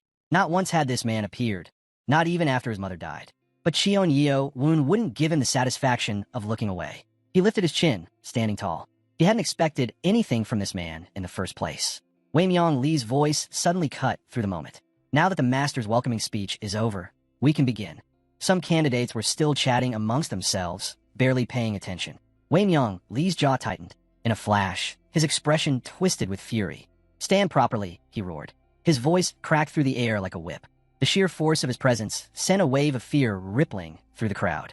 Those who had been distracted snapped to attention, their bodies stiffening. Wei Myung Lee's gaze was sharp enough to cut through steel. His irritation was nearly tangible. How hard is it to stand properly? He folded his arms and continued. "Your training at the academy will last 4 years, divided into 6 stages. The murmurs returned. After each stage, you will face a test. The crowd listened carefully. You will have 1 chance to pass." The moment those words left his mouth, unease spread like wildfire. A single chance? The weight of that realization hit the candidates hard. Failure meant immediate expulsion. No second attempts. No mercy. Wei Myung Lee smirked. Now they understood. Whoever fails will be thrown out of the academy on the spot, he confirmed. A hand shot up from the crowd. "Wait, I have a question." All eyes turned to the speaker, Jiang Uncheon, heir of the Sword Clan. Wei Myung Lee glanced at him, paused, then scoffed. Who let a freak ask questions? The word struck like a slap. Jiang Uncheon's face twisted in shock, then anger. His fists clenched at his sides. Did I just hear that right? But before he could react, Wei Myung Lee's scowl deepened. "What? You have a problem with what I called you?" he sneered. "You heirs of the 6 clans should have already realized that from the moment you stepped foot in this academy, your privileges mean nothing." Yi and Cheon and Mujiam Cheon, standing nearby, barely contained their laughter. Jiang Uncheon's face burned with humiliation. Wei Myung Lee leaned in slightly, his voice dripping with menace. "Or, do you really want to get yourself expelled before the competition even begins?" Jiang Uncheon's anger warred with his pride. But he knew, one wrong move, and he'd be out before things even started. Grinding his teeth, he swallowed his pride and bowed. "I apologize, Sir Wei Myung Lee." Wei Myung Lee rested a hand on his hip. "TCH, what you wanted to ask was obvious anyway." He turned back to the other candidates. The crowd, now fully engaged, listened with rapt attention. You all think it's unfair, don't you? Wei Myong-lee mused. One chance for 6 stages. Sound impossible, right? The murmurs grew louder. Wei Myong-lee's smirk widened. Then let me tell you this. Whoever advances to the next stage will receive a special reward. The tension in the square shifted instantly. A reward? Wei Myong-lee let the excitement build before continuing. The first reward is the demonic dragon marble. Cheon Woon's brows furrowed. The demonic dragon marble? Up ahead, candidates were already whispering amongst themselves. If it's the same demonic dragon marble I'm thinking of, one muttered, then it's a healing stone. I heard it gives the user a power boost, comparable to training chi for 20 years. Another voice chimed in. Wait, does that mean if you pass all 6 stages and collect 6 stones, you'd gain 120 years worth of power?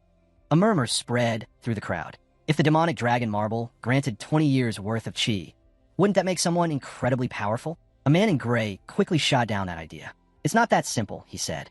According to rumors, the more the stone is used, the less effective it becomes. And absorbing it all at once? Nearly impossible. Cheon Woon clenched his fists. 6 stages and I have no chi at all. But if he could pass, if he could survive, he'd be able to multiply his power several times over. Wei Myong-lee smirked, letting the anticipation build. And the second incentive, he announced, is a book of martial arts secrets. The candidates stirred at his words. All of you here already know some form of martial arts. Wei Myong-lee continued. So you should understand how valuable these books are. He gestured toward the towering academy in the distance. The Demon Academy's library spans 5 floors. Every time you pass a test, you gain access to another floor. Whispers broke out among the applicants. Wei Myong-lee's voice grew sharper. Depending on your effort, you might even get access to the hidden manuals of the 6 clans.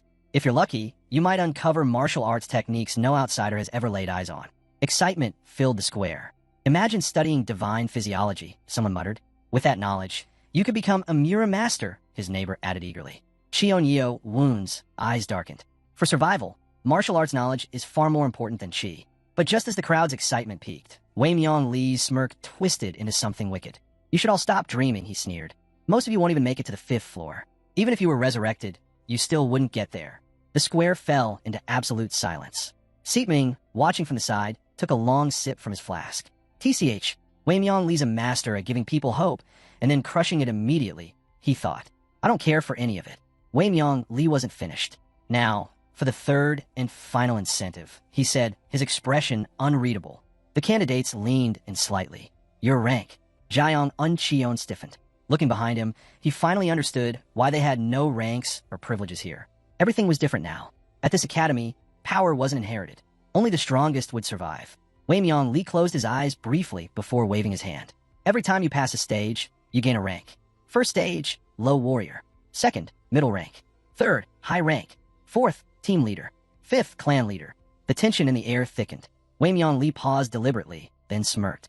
I'll skip the 6th stage. Not like you'll ever need to know it. A cold chill ran through the crowd. Wei Myong-lee's tone grew harsher. Most of you won't even make it past the 3rd stage, no matter how hard you try. Silence. Wei Myong-lee folded his arms, his sharp gaze sweeping over the candidates. That being said, for high-ranking clan members to become low-ranking here, well, that would be embarrassing, wouldn't it? Seetming glanced away. The 6th stage? In truth, he wasn't even sure it could be called a test. It wasn't something anyone passed. In the entire history of the academy, fewer than a dozen people had ever cleared it. Wei Myong-lee let his words sink in before making his final statement. If you manage to reach the higher ranks, they'll be recognized outside the academy as well. But make no mistake, every one of you starts as a mere cadet. Where you go from here is up to you. Cheon Woon narrowed his eyes. Before, survival had been his only goal. But now, survival meant rising in rank. And he intended to climb all the way to the top. Wei Myong-lee exhaled, his hand resting casually on the guard of his blade. His smirk widened. That's enough explaining, he declared. Without giving the candidates time to process, he continued. Everyone will now split into groups and move into the dorms. After that, your first test begins. A stunned silence fell over the crowd. Cheon Woon felt his mind go blank. Already? The realization hit him like a punch to the gut. The murmurs started almost immediately. This is insane. We just got here. We haven't even trained yet. How can they expect us to pass a test before we've learned anything? The whispers grew into anxious chatter as the candidates started questioning their fate. What if we fail? What if we get expelled before we even start? Wei Myong-lee's patience snapped. Quiet. He threw a hand forward, silencing the crowd with his overwhelming presence. If you fail, you'll be expelled. Simple as that, he growled. If you can't even pass this, you don't deserve to be called low-ranking warriors. Sipming, watching from the sidelines, chuckled to himself. Wei Myong Lee was as restless as ever. Raising his voice, Wei Myong Lee continued. The first test is an assessment of basic skills. You must have at least a fundamental level of chi to qualify as a warrior of this academy. The tension in the square thickened.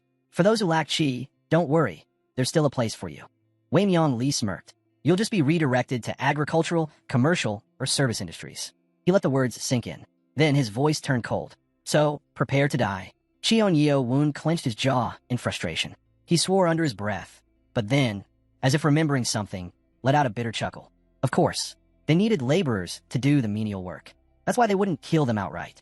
How convenient. His fists tightened at his sides. Now he understood why the 6 clans had forced him to swear never to learn chi. They set me up to fail. If he didn't pass this test, he would be cast down to the lowest rank in the cult. And once that happened, anyone who wanted him dead would be free to do as they pleased. Mujeom Cheon, standing among the other heirs, turned slightly to glance at Cheon Yeowon. A wicked grin spread across his face. He wasn't sure whose idea it was to impose such a restriction on Cheon Yeowon, but he had to admit, it was a brilliant move. It saved him the trouble of killing the bastard himself. But then, something caught his attention. The crowd parted as a woman in an elegant robe made her way forward, flanked by her subordinates. In her hands, she held a stringed musical instrument. Murmurs spread like wildfire. Cheon Yeo Woon's gaze sharpened. The woman's presence commanded immediate respect. She was no ordinary figure. She was Soyo Hang, leader of the Sound Clan and one of the 5 elders of the demonic cult. She ascended the steps gracefully, stopping beside the bodyguards. Wei Myong Lee gestured toward her and announced, "This woman, Soyo Hang, will oversee your first test." His smirk returned as he spread his arms. This test is very simple. The crowd braced themselves, listening carefully. But let me be clear, if you fail here, you will never be able to become even a low-ranking warrior. Silence. The candidates exchanged uneasy glances. Why would the leader of the Sound Clan need to oversee this test? Some quickly came to a conclusion and immediately covered their ears. Cheon Yeo Woon frowned in confusion. Why are they doing that? Then, realization dawned on him. A chuckle escaped from one of the heirs. If the 5th elder actually releases her waves of musical energy, these weaklings won't even stand chance. He turned to the nervous candidates. Relax. If you're lucky, you might endure it, even without chi. Cheon Yeo Woon swore inwardly. So that's what this is. They were about to be hit with a wave of musical energy. Soyo Hang's lips curved into a small, knowing smile. She closed her eyes and unleashed her power. A ripple of energy pulsed outward, vibrating through the air. Soyo Hang's voice carried through the square. Even with a small amount of chi, you should be able to endure this for at least 1 minute. Wei Myong Lee raised a hand and bellowed. Anyone who stays conscious for a full minute passes the first test. Then, with a sharp motion, he signaled to start. Soyo Hang's fingers glided across the strings of her instrument. A pulse of pure energy rippled through the square. The air vibrated with an unseen force, thickening under the weight of the melody. Then it struck. The candidates reeled. Some staggered. Others collapsed immediately, their bodies hitting the ground with dull thuds. Cheon Yeo Woon's breath caught in his throat. The power behind the sound was overwhelming. All around him, people were in agony. Some clutched their heads, groaning. Others trembled violently, their faces twisted in pain. A few had already lost consciousness. And yet, the sound cut through everything. Even hands pressed desperately over ears did nothing to block it out. Wei Myong Lee scanned the fallen bodies and smirked. As expected, the small clan candidates were the first to drop. The heirs of the 6 clans, however, were still standing. Mujeom Cheon chuckled, barely fazed. What a joke, he thought. This is nothing but a tickle. The members of the 6 clans have been given medicine since childhood, strengthening their chi reserves. That alone was enough to endure this level of energy. He glanced back at Cheon Yeo Woon, fully expecting to see him lying motionless on the ground. Soyo Hang's fingers moved faster. Mujeom Cheon's smirk faded slightly. The melody intensified. Even the heirs of the 6 clans were starting to feel it now. Their brows furrowed, their bodies tensed. Wonryo Cheon gritted her teeth. Something's wrong. The energy was growing stronger, heavier. The melody's rhythm accelerated, forcing a greater and greater strain on the candidates. More and more of them writhed in pain, their ears ringing, their bodies trembling. Soyo Hang's gaze darkened as she played. Her fingers plucked at the strings sharply, aggressively, her annoyance becoming apparent. She had expected him to fall by now. And yet, Cheon Yeo Woon was still standing. His eyes darted around in confusion. Half the candidates were already on the ground, writhing from internal injuries, their chi unable to protect them. He clenched his fists. Why am I okay? Then, Nanomachine's voice rang in his mind. Detected high and low-frequency sound waves capable of causing severe internal damage. Emergency protection mode activated. Sound wave influence blocked. Cheon-Yeo wounds, eyes widened. Nanomachine blocked the effects? Correct. The master's body is currently unable to perceive sound. Cheon-Yeo wounds heart pounded. I can't hear it. His body had automatically shut down its ability to process the sound waves, preventing any harm. Still, he could hear Nanomachine. Wait, then why can I still hear you? Cheon-Yeo Woon asked. My communication is transmitted directly to your brain. Cheon-Yeo Woon let out a shaky breath. This is weird. Across the square, Soyu Hang's frustration deepened. She stared at him, her burning gaze drilling into his soul. A cold sweat broke out on Cheon-Yeo Woon's back. Her piercing eyes seemed enormous, swallowing everything else in his vision. His pulse quickened. Damn it, Nanomachine, he muttered. Can you block that terrifying glare too?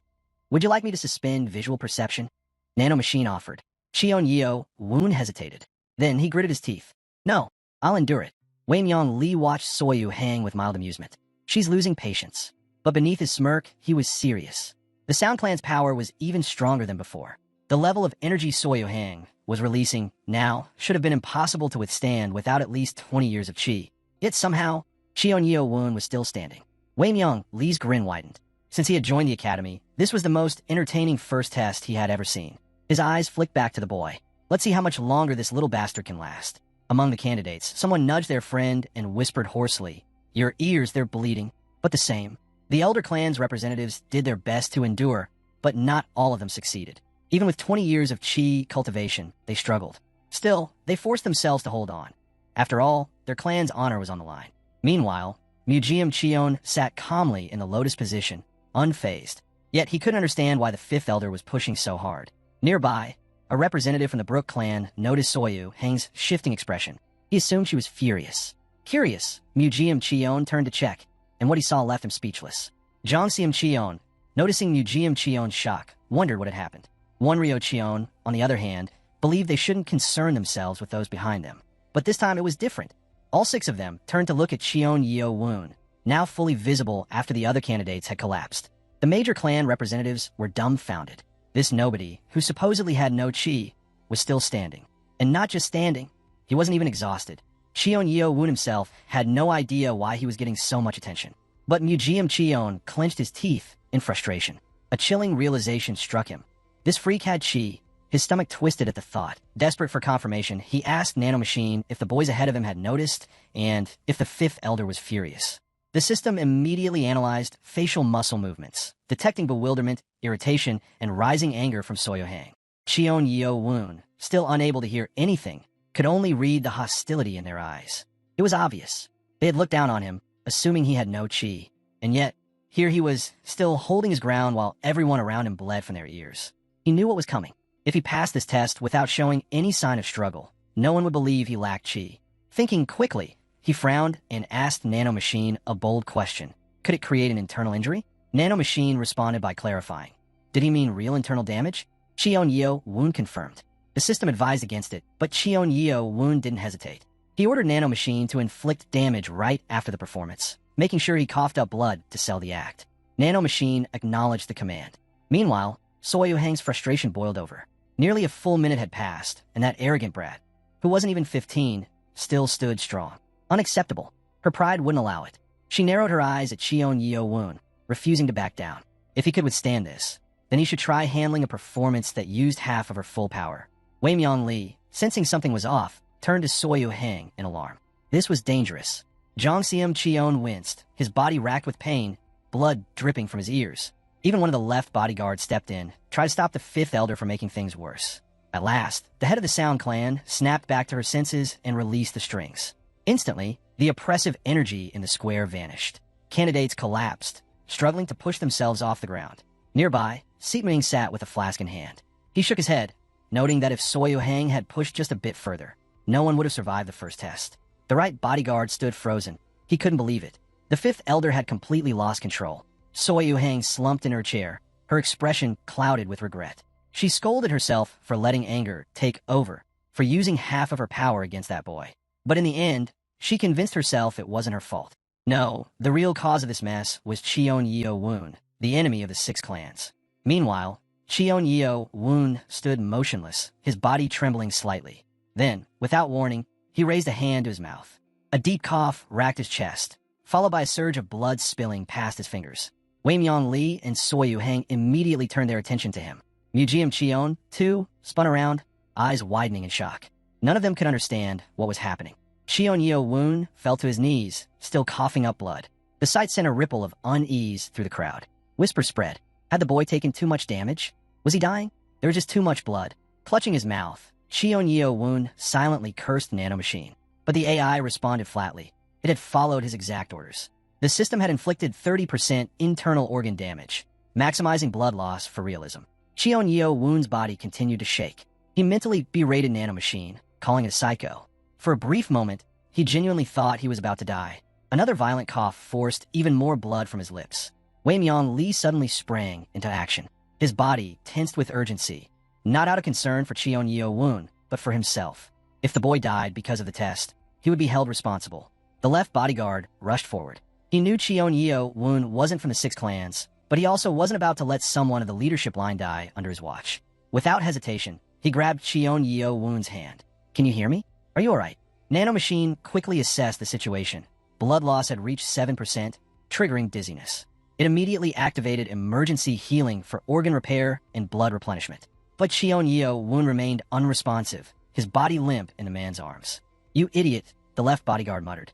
"You could have just given up." Nanomachine sent another urgent warning. Cheon-Yeo-woon's condition was critical, but the boy simply told it to hold off a little longer. Wei Myung-lee placed 2 fingers on Cheon-Yeo-woon's pulse, trying to gauge his strength. When he sensed the result, his breath caught in his throat. Impossible. How much chi did this boy have to endure that kind of punishment? Then came the real shock. He had no chi at all. Wei Myung-lee stared at Cheon-Yeo-woon, covered in his own blood. He wasn't just reckless, he was insane. The rumors about the 7th prince were bad enough, but now, Wei Myung-lee wasn't sure what to think. The left bodyguard raised his hand, signaling his subordinates. Within moments, 2 warriors stepped forward. "Take him to the infirmary," he ordered. They immediately obeyed, carefully lifting Cheon-Yeo-woon onto a stretcher. Despite his condition, Cheon-Yeo-woon remained conscious. His voice was weak, but he still managed to whisper to Nanomachine, "Heal me. Faster." Soyo-hang watched in stunned silence. Just minutes ago, that boy had stood like a rock, unfazed by the crushing waves of energy. Now, he looked on the verge of death. The 5th elder hesitated, afraid to even imagine how much internal damage he had sustained. Wei Myung-lee returned to his seat, shaking his head. He turned toward the Sound Clan leader. "That was too much," he said firmly. Soyo-hang had no response. Soyo-hang hadn't expected this outcome. She turned to Wei Myung-lee, her voice sharp. "What happened?" The left bodyguard closed his eyes, exhaling heavily. "You nearly killed him." Soyo-hang's expression faltered. She lowered her head, guilt creeping in. "Does the boy have any chi?" she asked hesitantly. Wei Myung-lee shook his head. "None." Her eyes widened in disbelief. Arms crossed. Wei Myung-lee continued. "I tested him. Gave him a little stimulation. Nothing. No trace of chi at all. That meant he had endured everything on sheer willpower." Soyo-hang shot up from her seat, her voice rising. "That's impossible." Around them, several candidates still struggled to stand, their bodies drained from the test. "If he had no chi, he should have collapsed like the others," she insisted. Wei Myung-lee remained unfazed. Without even turning to look at her, he replied, "The kid is seriously wounded." But he stayed on his feet through willpower alone. Soyo-hang let out a hysterical laugh. She refused to believe it. Wei Myung-lee, however, wasn't laughing. "And that," he said, "is terrifying." His gaze lingered on the Sound Clan leader as a thought crossed his mind. If Cheon-Yeo-woon hadn't been born out of wedlock, Wei Myung-lee might have considered taking him as a student. But defying the 6 clans? That would only end in disaster. A loud gulp interrupted the tense moment. Seetming took a swig from his flask, then smacked his leg with it. Standing up, he wiped the alcohol from his chin and chuckled. "You're telling me that Brat survived all that on willpower? That's hilarious." Wei Myung-lee shot him a glare. "None of your business. If you want to drink, do it in a corner and stay out of this." Seetming feigned offense. "Oh, believe me, I was planning to.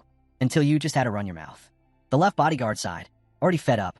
"Seetming, just disappear already." The drunk smirked. "You sure you want to talk like that? Wei Myung-lee? If you weren't a bodyguard, you'd be dead by now." Wei Myung-lee's patience snapped. "And if you weren't a bodyguard, you'd be a corpse already." The tension between them grew thick, almost tangible. Power flared around them. 2 crushing forces colliding in an invisible battle. The candidates in the square felt the pressure. Mujeom Cheon and the other major clan members grew uneasy, watching as stones around them began to lift off the ground. Then, as quickly as it had started, the energy dissipated. Seepming clicked his tongue in annoyance. TCH. Grinning, he turned to leave, taking another swig of his drink. "You're no fun," he muttered, throwing a few insults over his shoulder. Wei Myong Lee merely chuckled. As Seepming walked past the recovering candidates, he scoffed at them. "Look at you lot. All that from just a wave of energy? Where's your backbone?" He frowned, something about this group bothering him. Then, his thoughts drifted to the seventh prince. A slow, knowing smile spread across his face. Now, that kid, he's different. Meanwhile, in the infirmary on the second floor of the Demon Academy, Zhao Myong-bek was buried in paperwork, until a sudden shout shattered the silence. A sudden shout echoed from behind the infirmary door. Zhao Myong-bek, caught off guard, blinked in surprise. A patient?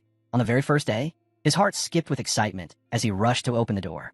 The moment he saw the soldiers carrying a battered boy inside, Clues practically beamed. His eyes shimmered with emotion. A real patient already? He wiped away a tear, overwhelmed. This was proof the Demon Academy truly was the best. The warriors carrying Cheon Yeo Woon exchanged awkward glances.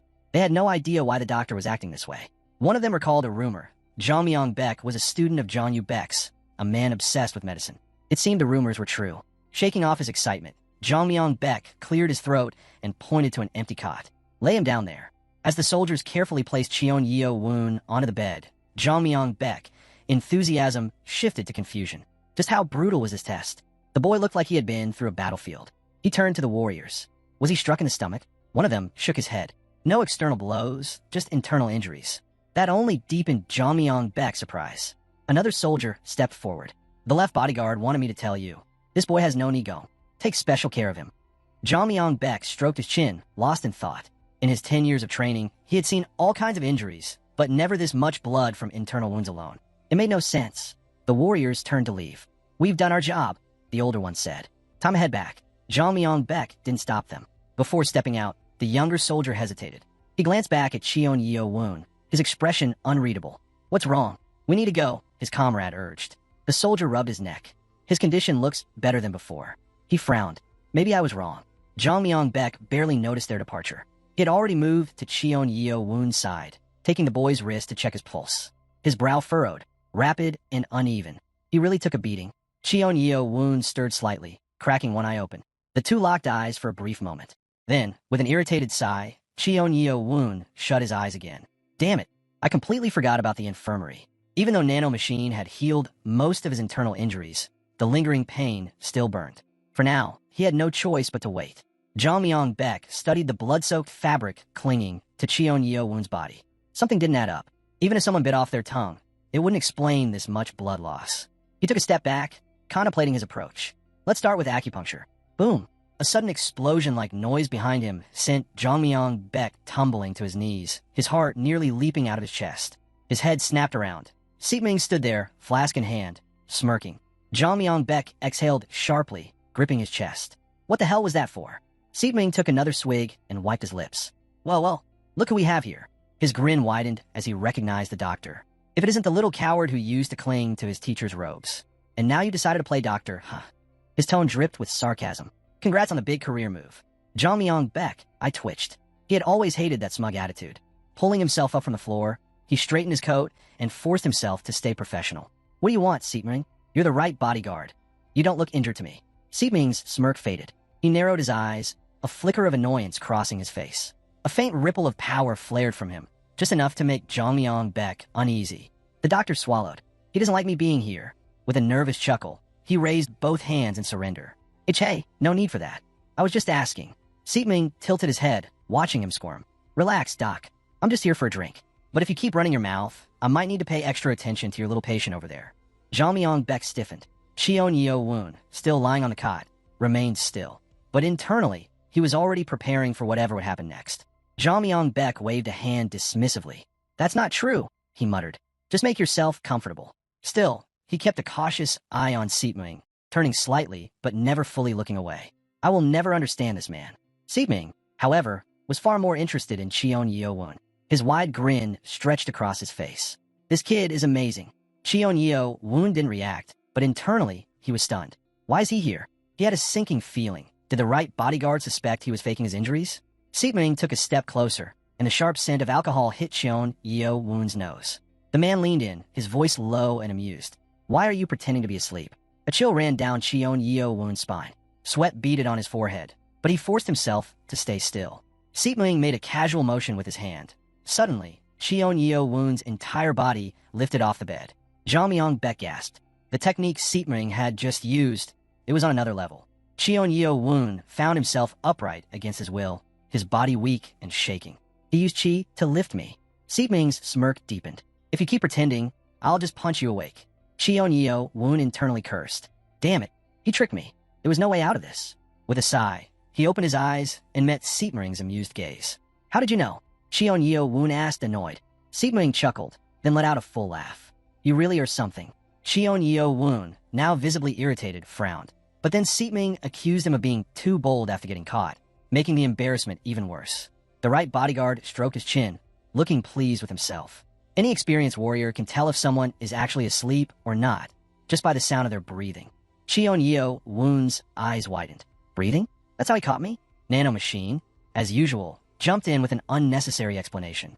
The average breathing rate for a male between the ages of 15 and 20 is 12 to 20 breaths per minute. However, Cheon Yeo Woon's breathing was measured at only 8 breaths per minute, an unrealistic rate for natural sleep. Seepming folded his arms, still grinning. Your guts are stronger than most of the brats here. I'll give you that. Cheon Yeo Woon studied him carefully.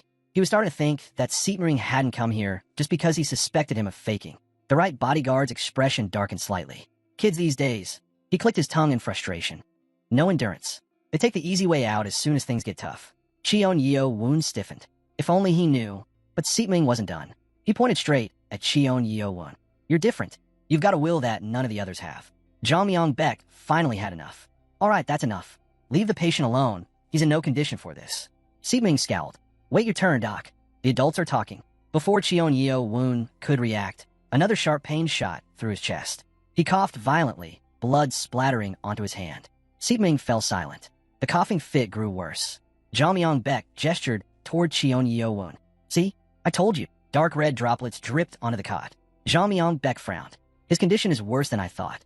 Seepming exhaled through his nose and retracted his energy. The moment he did, Cheon Yeo Woon's body slumped back onto the pillow, his sore muscles protesting the sudden drop.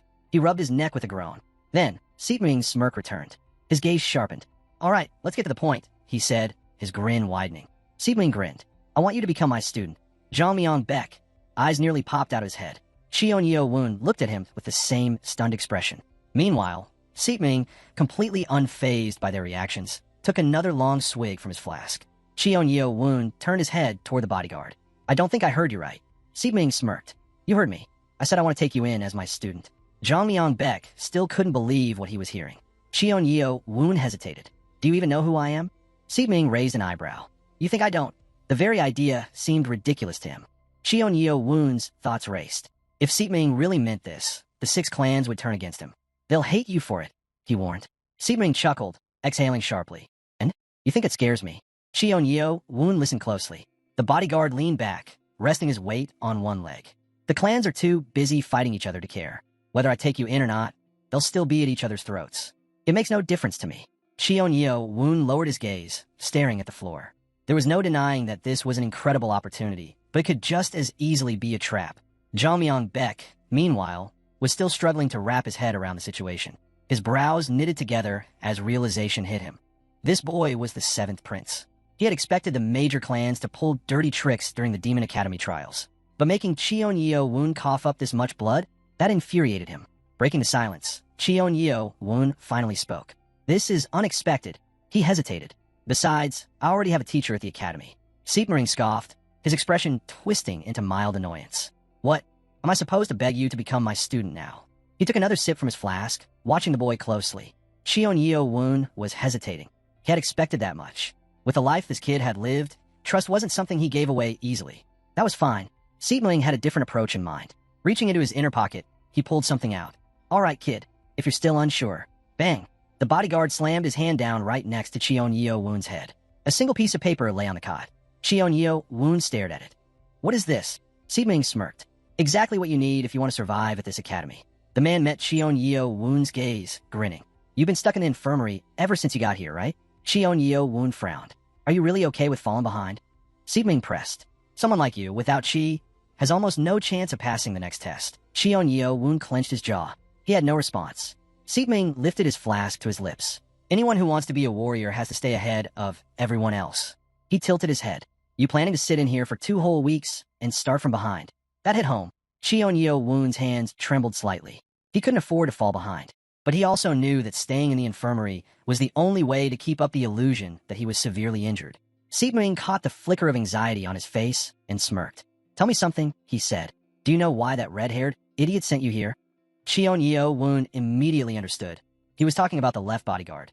I assumed it was because I was injured, Xion Yeo Woon admitted. Seepming sighed. Yeah, sure. The wounded get sent to the infirmary. He leaned in slightly, his tone dropping. But here's the weird part. Xion Yeo Woon held his breath. Seepming's grin widened. There were plenty of other injured kids. So why you? Seepming threw up his hands. So why didn't Weimyeon Lee put them here too? Xion Yeo Woon blinked, suddenly realizing he was alone in the infirmary. He glanced around, confirming it. Not a single other candidate had been brought in. Jamyeon Baek nodded, agreeing with everything Seepming had just pointed out. The right bodyguard continued. Most of Murim's people can heal their internal injuries through meditation. He shrugged. Sure, getting treated by a doctor or using medicine would speed things up, but they can heal themselves. Xion Yeo Woon already understood where this was going. Seepming closed his eyes for a moment, then smirked. Since the others can at least recover on their own, there is no need to send them here. Xion Yeo Woon turned his gaze away. That's why I'm alone in this place. It wasn't just because he was injured. It was because he couldn't heal himself like the others. Seepming noticed the look on Xion Yeo Woon's face and grinned. He decided to wrap things up quickly. With a firm thud, he smacked the bed beside Xion Yeo Woon. Let's be real, kid. You're a child who can't even heal himself through meditation. He loomed over Xion Yeo Woon slightly. Do you really think someone like that could recover from internal injuries in a short amount of time? Xion Yeo Woon turned away again, hiding his expression. He was the only one who knew that he could heal because of nanomachine. He's right, Xion Yeo Woon admitted internally. If I want to move forward, I'll need chi, or at least something that can pass for it. Then, an idea hit him. Xion Yeo Woon turned back to Seepming. I heard that passing the first test comes with a healing stone and access to the first floor of the academy library. Seepming burst into loud laughter. Xion Yeo Woon frowned, confused. The bodyguard finally calmed down and shook his head. That red-haired idiot really left out some important details. Xion Yeo Woon tensed. Like what? Seepming smirked. You think you can just stroll into the academy library whenever you feel like it? Xion Yeo Woon's stomach dropped. The library is heavily restricted. Seepming continued. You only get one chance to enter after passing the test. Xion Yeo Woon's mouth fell open slightly. One time, you really thought they'd let just anyone browse through all the important books? Seepming scoffed. That place is locked up tighter than a royal treasury. Xion Yeo Woon clenched his fists. Seepming took a sip from his flask, then wiped his mouth. Oh, and one more thing, he added. You only get 2 hours inside. Xion Yeo Woon sighed in frustration. So it's like climbing one mountain, only to find another waiting at the top. Seepming leaned back. You'll get more time the further you climb, but for now, that's all you get. Xion Yeo Woon was about to ask another question when Seepming smirked again. Oh, and rewriting anything is strictly forbidden. So whatever you want to learn, you'd better memorize it before you leave. Xion Yeo Woon stiffened. Memorize everything? Then, realization dawned. Wait, that's no problem for me. With nanomachine's scanning ability, he wouldn't just be able to read a couple of books. He could absorb hundreds in 2 hours. Seepming, oblivious to Xion Yeo Woon's thoughts, rested his chin on his palm. You've got 4 years in this academy. Without chi, it's going to test what you're really made of. Xion Yeo Woon felt a pang of frustration. He understood what Seepming meant. I really am different from the others. Unlike them, he had no martial training, no clan to back him up, and no chi to rely on. He turned to Seepming, studying him. Do I really need to become his disciple to survive this place? With the looming threat of the 6 clans, Xion Yeo Woon shifted his focus to the paper beside his head. He glanced at it, eyes narrowing as he tried to piece it together. His breath hitched. Could this be chi breathing? Seepming grinned. Not bad, kid. You're sharper than I thought. He nodded. Yeah, it's chi breathing. And I'll teach it to you once you become my disciple. Xion Yeo Woon clenched his fists. He still wasn't sure if Seepming truly wanted him as a student or if he had some other motive. But one thing was clear, he needed someone on his side. Shakily, he pushed himself up from the bed. His body protested, muscles still weak from his injuries, but he forced himself to stand. Seepming raised an eyebrow, watching him with amusement. Xion Yeo Woon dropped to one knee and bowed low. Please accept me as your student. Seepming's smirk widened. He was pleased. Lifting his head slightly, Xion Yeo Woon added, an apprentice should bow twice to his teacher. But before he could lower himself again, Seepming waved a hand, and an invisible force pulled Cheon-Yeo-woon to his feet. The blood of the Lord should never bow lower than the Lord himself, Seetmering said with a grin. For the first time, he addressed Cheon-Yeo-woon properly. From now on, you're my apprentice. Clearing his throat, Seetmering continued. For today, you'll rest. By the time I return, I want you to have memorized the key points of chi breathing. Then, without warning, he clapped Jang Myung-baek on the shoulder, making the doctor jolt. And you're now in charge of my apprentice's recovery. Keep him in one piece. Jang Myung-baek rubbed his shoulder, muttering under his breath, as Seetmering strolled out of the infirmary, his signature bad breath lingering in the air. Both Cheon-Yeo-woon and Jang Myung-baek watched him go. Once he was out of sight, Jang Myung-baek let out a deep sigh of relief. Finally, he muttered. Then, turning to Cheon-Yeo-woon, he asked, Are you okay? Cheon-Yeo-woon gave a small nod. Yeah, but that felt like a hurricane just passed through. Jang Myung-baek chuckled. He found himself liking this kid. He almost called Seetmering a drunk, but decided to be polite. Instead, he smirked. Well, congrats. You're officially the right bodyguard apprentice. Cheon-Yeo-woon nodded, feeling a mix of gratitude and exhaustion. The doctor checked his pulse again, frowning. You're still in a pretty weak state, he noted. Your pulse is a mess. Honestly, I don't know how you're even managing to stay upright. Jang Myung-baek shook his head. I'll be back with acupuncture tools. Stay awake, all right? Cheon-Yeo-woon gave a weak nod as the doctor walked away. Left alone, Cheon-Yeo-woon picked up the paper again. His mind raced. With nanomachine and Seetmering on my side, the possibilities were endless. His thoughts drifted to memories of his mother and his old bodyguard, Garjang. His chest tightened. Among all these enemies, I finally have an ally. Meanwhile, in the Academy Square, the Demon Academy's main square was bustling once more. Some cadets sat meditating, recovering their strength. Others, including representatives of the 6 clans, stood waiting. A man in black knelt before Wei-myung Lee, prepared to report. This man was none other than Jin Chang-ho, the Academy's senior martial arts instructor. The results of the first test are in, Jin Chang-ho announced, including Cadet 7, who was taken to the infirmary, the total number of candidates who passed. 415, Jin Chang-ho reported. Wei-myung Lee's expression darkened. That was 200 fewer than the results from the first test 10 years ago. As expected, he muttered. Elder Soya-hang's energy waves were too strong. His gaze swept across the square, where many of the failed candidates still stood, disbelief written all over their faces. To them, this was unfair. Some protested angrily. We didn't even pass out. A dazed cadet, still confused, sputtered. Why am I being expelled just because I foamed at the mouth a little? They truly thought it was unjust. Jang Seum-cheon crossed his arms and scoffed. Do you really not understand? The rejected candidates fell silent, staring at him. Jang Seum-cheon exhaled, shaking his head. You failed, and now you're struggling to accept it. His tone was cold, detached. But that's just reality. What did you think would happen? That you get a second chance? The group remained quiet, but their clenched fists and hard stares gave away their resentment. Jang Seum-cheon sighed. You don't want to spend the rest of your lives as farmers or servants. Is that it? A chorus of voices erupted in response. No. Jang Seum-cheon's expression hardened. He had given them a chance, but there was no other way. Throw them out, he ordered. At his command, the Academy's soldiers sprang into action. They grabbed the failed candidates and beat them down, showing no mercy. Blood splattered onto the ground as the screams of the defeated filled the square. One by one, they were tossed out of the Academy gates like garbage. Jin Chang-ho watched the brutal scene unfold and sked. It's useless. They'll never learn. Wei-myung Lee remained silent, arms crossed. A moment later, he admitted, Honestly, if I were in their place, I'd think it was unfair too, especially with what Cadet 7 pulled. Now that the chaos had settled, Jang Seum-cheon and his men stood over the broken figures of the expelled candidates, all sprawled out in the dirt. Wei-myung Lee's gaze swept over the square. They had neither luck nor skill. This is simply their fate. Jin Chang-ho, however, had turned his attention elsewhere. Among the remaining candidates, those who had passed, there were many who stood out. Wei-myung Lee noticed it too. Many were still meditating, recovering from their injuries. But among them, the candidates from the 6 clans and the 8 high clans stood strong. It was obvious the energy waves hadn't fazed them in the slightest. The representatives of the major clans barely seemed to have exerted themselves. They're already on a different level, Jin Chang-ho remarked. Wei-myung Lee nodded. To resist Elder Soya-hang's energy waves without injury, it would take hundreds of years of chi refinement to achieve that level of mastery. That meant one thing. Those 6 were far above the rest. Among them, Wei-myung Lee's eyes landed on 2 in particular. Mian Cheon, the number 1 of the Dark Clan, and Yuchan Cheon, the number 5 of the Blade Clan. Neither had moved an inch throughout the test. A slow smile crept on a Wei-myung Lee's face. Rumor has it this battle will be between their 2 clans. He grinned.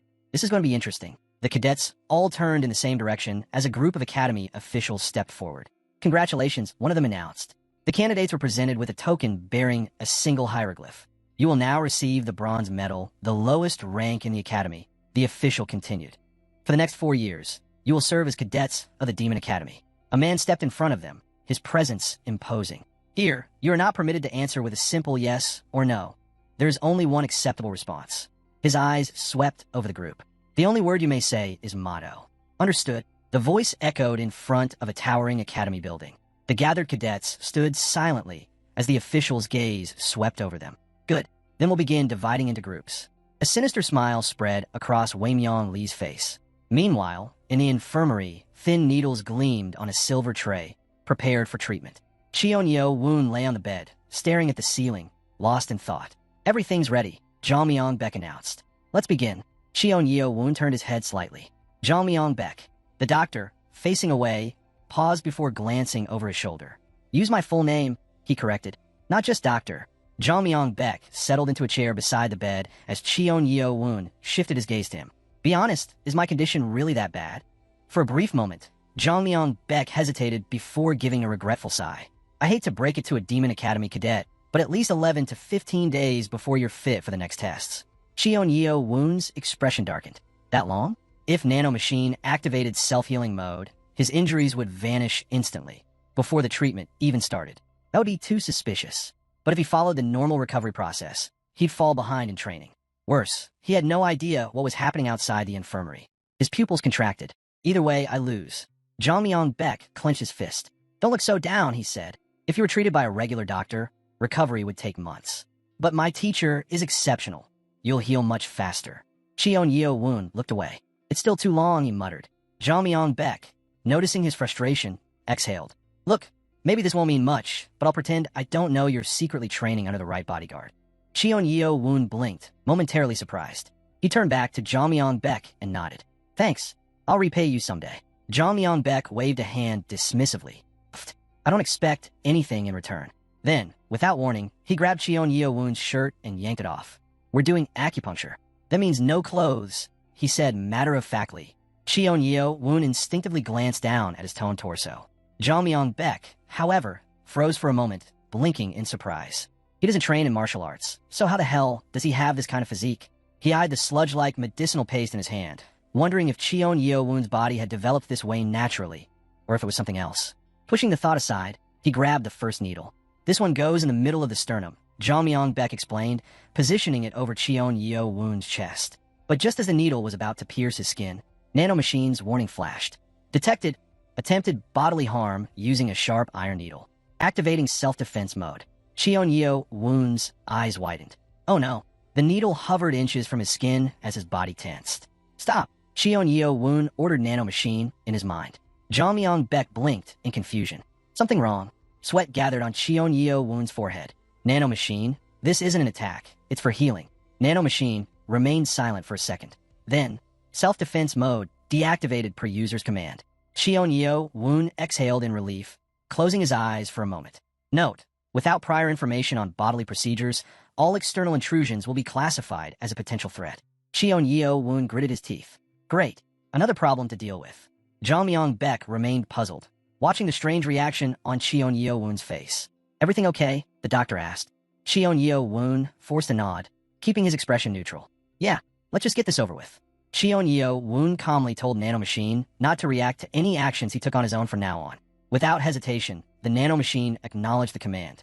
Meanwhile, CLA inserted the needle with a faint smile. Cheon-Yo Woon's eyes widened slightly as he noticed the pain in his stomach had lessened.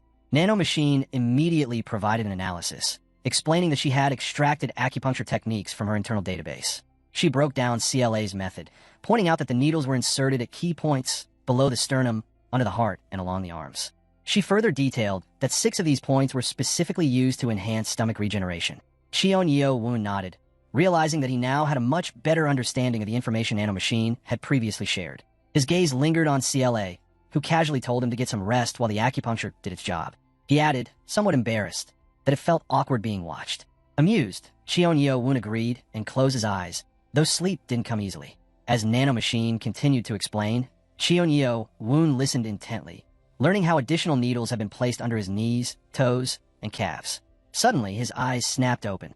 CLA was examining the arrangement of needles when Cheonyo Woon asked Nanomachine a crucial question. Could she heal his internal injuries? And if so, could she make it seem as if he were still wounded? Nanomachine processed the request swiftly, responding that once his self-healing was complete, she could manipulate his heart rate to create the illusion of ongoing damage. That was all Cheonyo Woon needed to hear. He had initially asked out of curiosity, but now, the possibilities excited him. If he could maintain this deception for just 2 weeks, he could take advantage of the opportunity to learn seeping under the right instructor. Turning away in satisfaction, Cheonyo Woon issued his command. Heal him completely while ensuring he still appeared injured. Nanomachine confirmed the order and initiated the self-healing process. Meanwhile, outside, the setting sun cast long shadows through the trees. A commanding voice broke the silence, ordering the cadets to line up. A man stood tall, his cloak billowing in the wind as he prepared to address them. His gaze was sharp as he finally spoke, announcing the details of their next test. Positioned at the top of the stairs, he declared that until the third trial, all cadets would be tested together. To pass the second test and advance to the rank of mid-level warriors, they needed to demonstrate a fundamental understanding of tactics and strategy. He then smirked, dropping a bombshell. They only had 20 days to prepare. Nervous whispers spread among the cadets. The time frame was absurdly short. Could they possibly memorize all the necessary strategies in time? Weimyong Lee, arms crossed, cut through the tension with a question. Did anyone wonder why there were exactly 20 groups? Without waiting for a response, he answered himself. In just 3 weeks, only 10 groups would remain. Shock rippled through the ranks.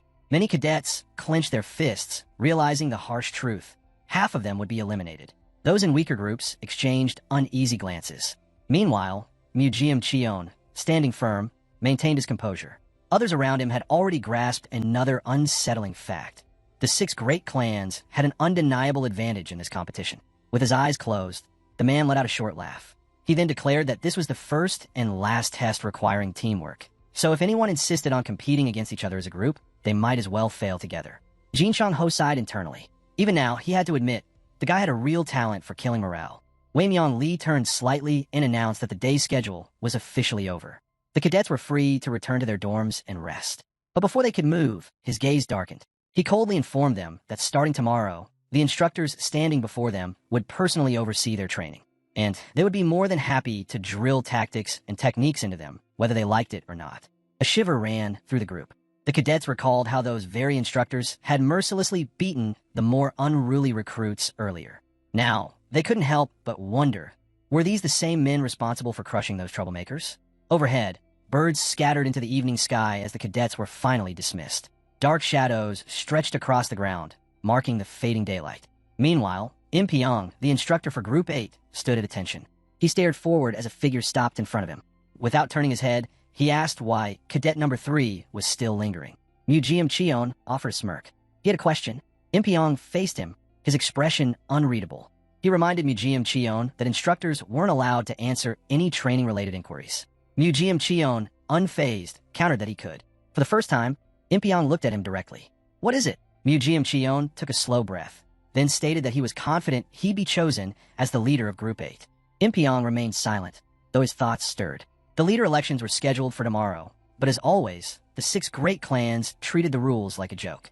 Murim Cheon opened his palm, explaining that cadet number 7, one of their assigned teammates, was currently in the infirmary. His voice tightened as he admitted that with one person missing from the group test, he didn't want the entire team to fail. Closing his eyes, he added that since cadet number 7 had missed the ceremony, he had no idea what was coming. So Murim Cheon wanted to personally fill him in on everything they had learned today. Im Pyong studied him carefully, saying nothing. Murim Cheon, however, hid a smug grin. To him, this was a golden opportunity. That lowborn trash who had ended up in his group. Unlucky for him, Murim Cheon would personally head to the infirmary and deal with him, permanently. Before he could act, Im Pyong suddenly grabbed him by the shoulders. That's a great idea, he exclaimed. I see you've already taken initiative. Impressive for your first day. Murim Cheon blinked in shock. Im Pyong, still gripping his shoulders, added that, as the group's instructor, he would personally go to the main building and pass on the information to cadet number 7. Murim Cheon's face twitched. His plans were unraveling. Quickly, he tried to intervene. Instructor, you don't have to do that. I'll handle it myself. But Im Pyong's tone turned firm. The main building is off limits to cadets. except under special circumstances. Murim Chion's body tensed. He hadn't expected this. How had he overlooked such a crucial restriction?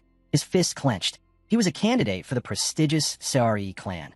Yet even here, he had no control. Things weren't going according to plan. Impyong extended his hand to the side, signaling for Murim Chion to return to his dorm. Murim Chion gave a small nod, feigning obedience. Understood, he said smoothly. In that case, I have a favor to ask. Impyong turned slightly, raising an eyebrow. What is it? Murim Chion hesitated for a moment before looking away. At the very least, can you let me know when cadet number 7 rejoins us? Impyong barely glanced back as he waved a hand dismissively. No problem. It's already late today. I'll update you tomorrow. Murim Chion forced a polite thank you before turning on his heel.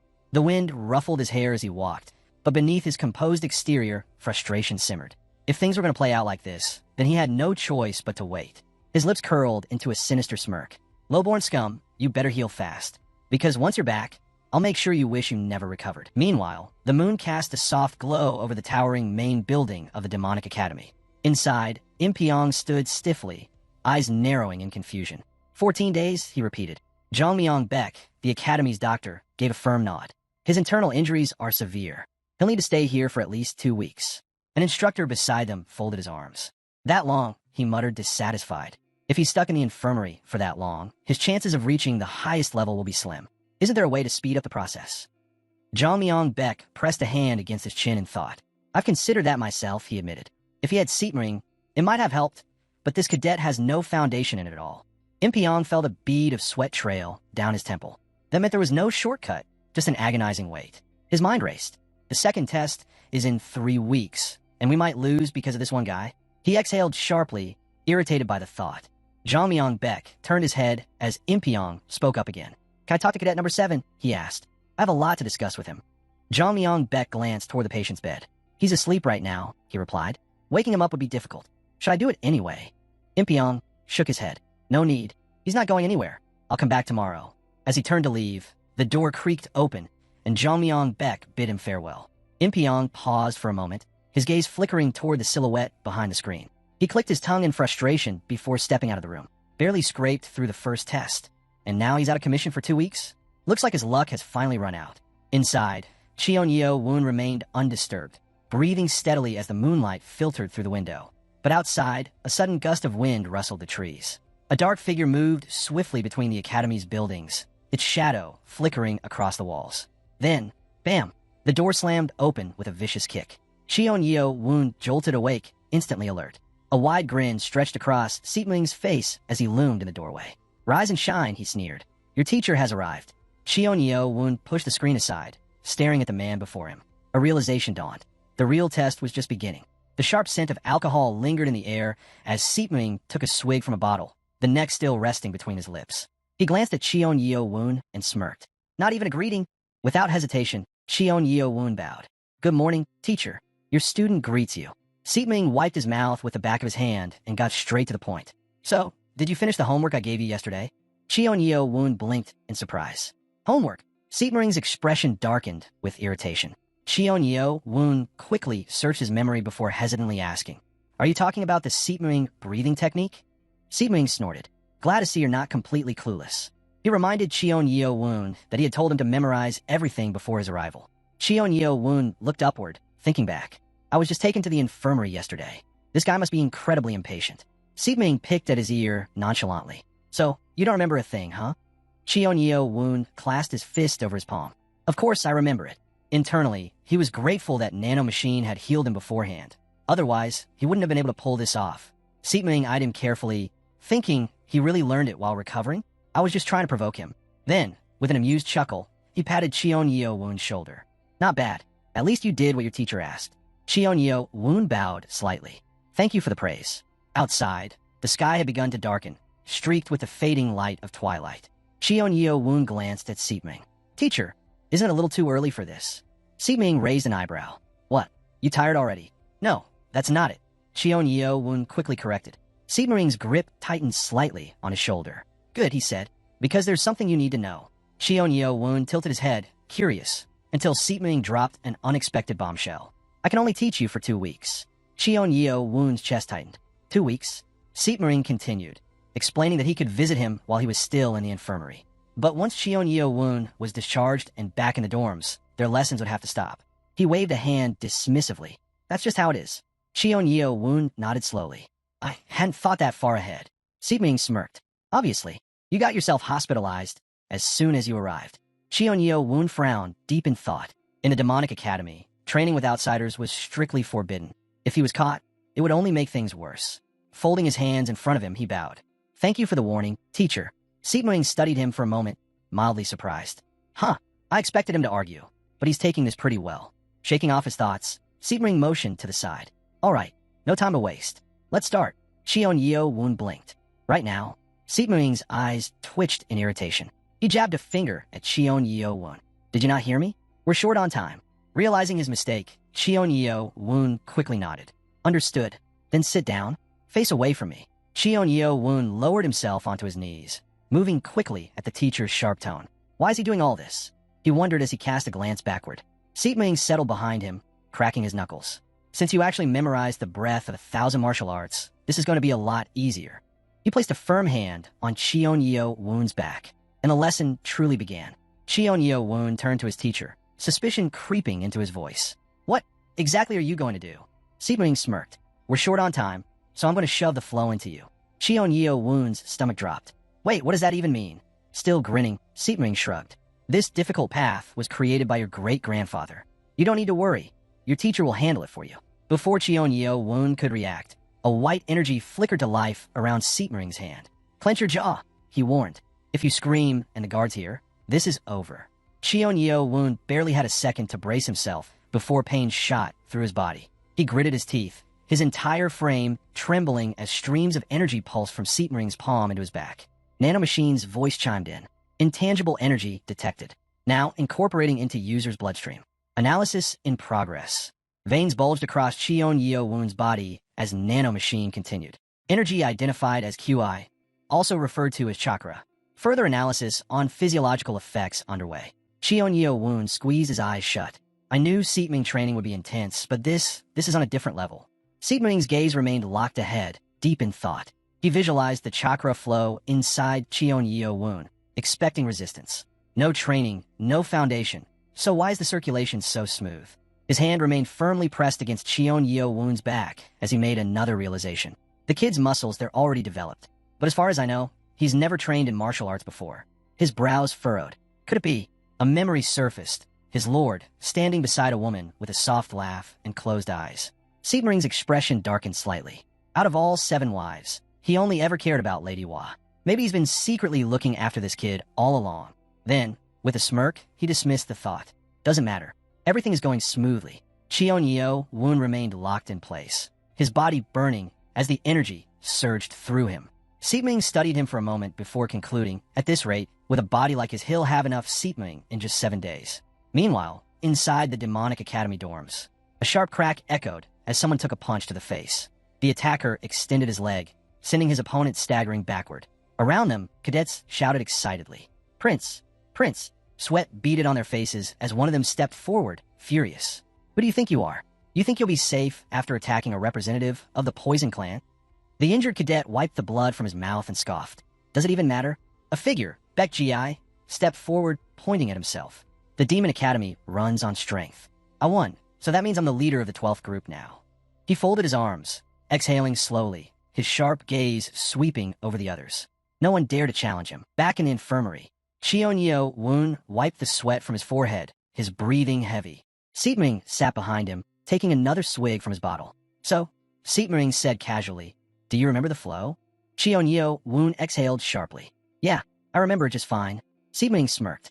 Probably hurt like hell the first time, huh? But it's the best way to hammer knowledge into someone like you. Someone without Seepming. Cheon Yeo-woon turned slightly, his thoughts swirling. Seepming placed a hand on his own face and leaned back. 7 days, he said. That's how long you've got. You need to build up enough Seepming in that time. Cheon Yeo-woon's gaze dropped as he silently processed everything. The real training was only just beginning. Cheon Yeo-woon glanced at Seepming, noting the exhaustion in his expression. Judging by how drained he looks, he must have used a lot of Seepming himself. Cheon Yeo-woon clenched his fists. If he can endure that much strain for my sake, then I need to at least match that effort. Bowing deeply, he said, With your guidance, I'll do my best, teacher. Sibling smirked. You say that when you feel like it. Placing a firm hand on Cheon Yeowun's shoulder, he added, that's all for today. He stepped back, looking satisfied. Just don't forget, you need to master the breathing technique and flow perfectly. Cheon Yeowun's gaze flickered to the bottle in Sibeling's hand, surprised by how casually the man handled the situation. Sibling stretched. Time for me to go. He waved a hand. Get better, kid. Cheon Yeowun bowed once more. Thank you, teacher. The soft glow of dawn crept through the window as Cheon Yeowun raised his head, his resolve strengthening. 1 week. I can do this. Meanwhile, outside the demonic academy, dark silhouettes moved across the training grounds, the air heavy with tension. Wei Myong Lee stood rigidly, his jaw clenched as he surveyed the scene. Just as expected, around him, battered cadets lay scattered on the ground, their bruised faces a testament to the chaos from the night before. He exhaled sharply. So many of them were wrecked. His thoughts drifted to the instructors. He finally understood why they had been absent from the dorms on the first night. They gave the students time to fight among themselves to establish dominance. His gaze lowered, catching movement in the distance. Baek Ji stood at the center of a group of cadets, exuding quiet confidence. Wei Myong Lee frowned. The 12th group was supposed to have a Poison Clan candidate as its leader, but their leader is cadet number 18 instead. Behind Baek Ji, another boy shifted uncomfortably, clearly unhappy with the outcome. Wei Myong Lee stroked his chin. Not only does he know exactly what's going on, he's got guts. Attacking the prince, even with a black nameplate? A voice cut through his thoughts. Time to begin training. Jin Shang-ho had appeared beside him, his tone firm. The murmuring cadets turned their attention to the top of the stairs, where figures stood watching. Jin Shang-ho stepped forward, his voice booming. For the next 7 days, every morning, you will attend lessons in the classroom to your right, where you'll study basic tactics and strategy. He let the words settle before continuing. After lunch, you'll train here on the grounds. A strong gust of wind tore through the area as he raised his voice. Understood. A resounding motto. Echoed back. Without hesitation, the cadets moved, making their way toward the auditorium. The first group stepped forward. One cadet froze, sweat forming on his brow as a mocking voice called his name. Murim Cheon smirked. How does it feel falling so far down the ranks? His grin widened. I knew the Poison Clan was nothing without their poison. He laughed coldly. And now you've hit rock bottom. The Poison Clan representative seethed, cursing under his breath. His eyes burned with fury, but he turned away, swallowing his pride. Baek Ji, uninterested, turned his back on the scene. But the Poison Clan cadet stood trembling, fists clenched. I come from a top clan, and this scum dares to insult me? His teeth ground together as the insult burned into his mind. The Poison Clan cadet clenched his fists, rage boiling inside him. Let Baek Ji enjoy playing leader while he can. He'll regret being in the same group as me soon enough. Above the dorms of the Demon Academy, the full moon cast an eerie glow over the rooftops. Murim Cheon turned when someone addressed him. Impyong stood in front of him, arms crossed. You performed well during the second group training. Murim Cheon smirked. I'm flattered. Nearby, Cadet 3 wiped sweat from his forehead as Impyong continued. Cadet 7 will be staying in the infirmary for 2 weeks. Murim Cheon's expression faltered. Did you say 2 weeks? Impyong nodded. That's what the doctor told me. With a slow exhale, Impyong closed his eyes. Even if he remembers all the theory, the real challenge will be the practical training. Without seatmering, catching up will be nearly impossible. He sighed. In any case, I'll check in on him again today. 2 cadets stopped in front of him, listening attentively. Impyong glanced at them. For now, we have free time. Whether it's training or reviewing knowledge, use it wisely. Murim Cheon crossed his arms, his mind racing. A sudden bang echoed through the hall as a door was kicked open. The cadets turned sharply, their faces tense with fear. Someone muttered, "Things will only get worse if he loses his temper." Murim Cheon gritted his teeth, fists trembling. "This is a curse," he spat, seething with frustration. How could that bastard be in the infirmary for 2 whole weeks? Jahyun, standing nearby, calmly responded, "If the doctor said so, then it must be true." Murim Cheon's eyes darkened. Obviously, that bastard is pretending to be sick. His fist slammed into a nearby column, the impact sending vibrations through the stone.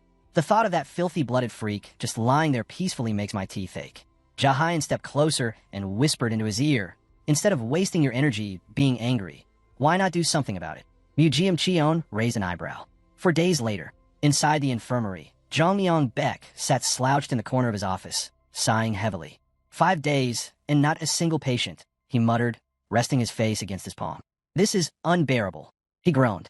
Cheon Yeowun, poor guy. You might be my last patient at this rate. Suddenly, a loud crash shattered the silence. Jamyang Beck jolted upright, heart pounding.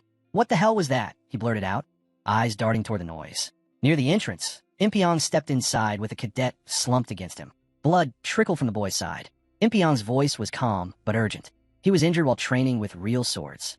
I didn't remove the blade, in case it made things worse. Jamyang Beck's eyes lit up. Finally, a patient. Put him on that bed, he instructed, moving quickly. As soon as the cadet was lying down, Jamyang Beck got to work. His hands moved swiftly, expertly stitching the wound. Impyong watched in amazement. That was fast, befitting someone who trained under the best. Jamyang Beck shrugged. Well, it helped that you left the sword in. Removing it could have made things worse. Impyong's expression remained tense as he glanced at the injured cadet. How bad is it? Jamyang Beck wiped his hands clean. Luckily, no vital organs were damaged. He was fortunate. Impyong let out a breath of relief and sank into a chair beside the doctor. Closing his eyes, he muttered, Still, I can't help but worry about these kids. Jamyang Beck glanced at him. They're my responsibility until the second test. Impyong sighed, rubbing his temples. 2 of them in the infirmary, already. Jamyang Beck casually covered his medical kit with one hand. The wound's been stitched up, but it's deep enough that he'll need to be hospitalized for a few days. Impyong's expression tightened. How long? The doctor smiled, clearly enjoying the question. Not as long as cadet number 7. 3 days should be enough. The door creaked open as Impyong turned to leave. I'll check in later after evening training. Take care of Cadet 23. As he walked down the dimly lit hall, he muttered under his breath. First real sword training, and already someone gets injured? This is going to need an explanation. In the flickering glow of candlelight, a shadow moved behind a screen. A cadet stepped forward, passing the flame, his eyes locked onto the medical toolkit. His fingers trembled as he reached for a knife. He lifted it, staring at the blade's sharp edge. Self-harm. Is this really the only way? Sliding the partition aside, he bent down and grabbed another boy's leg. This is for survival, he whispered, bringing the blade to his skin. Don't blame me for this. The moment the cold steel touched his flesh, a violent jolt surged through his body. His mouth snapped open in a silent scream as electricity coursed through him. The knife clattered to the floor. Cheon-Yeo Woon's eyes flickered open. Beside his bed, a boy lay twitching, his body rigid with shock. Cheon-Yeo Woon sat up, gazing down at him with an icy glare. Just as expected, moonlight poured into the infirmary, casting long shadows as the boy's eyes shot open. A blood-curdling scream filled the room. He gasped, chest heaving, staring up at the ceiling in confusion. Why did I pass out? It was only then that he realized. His arms were bound. Thick ropes wrapped tightly around his wrists, keeping him locked in place. Panic flooded his features.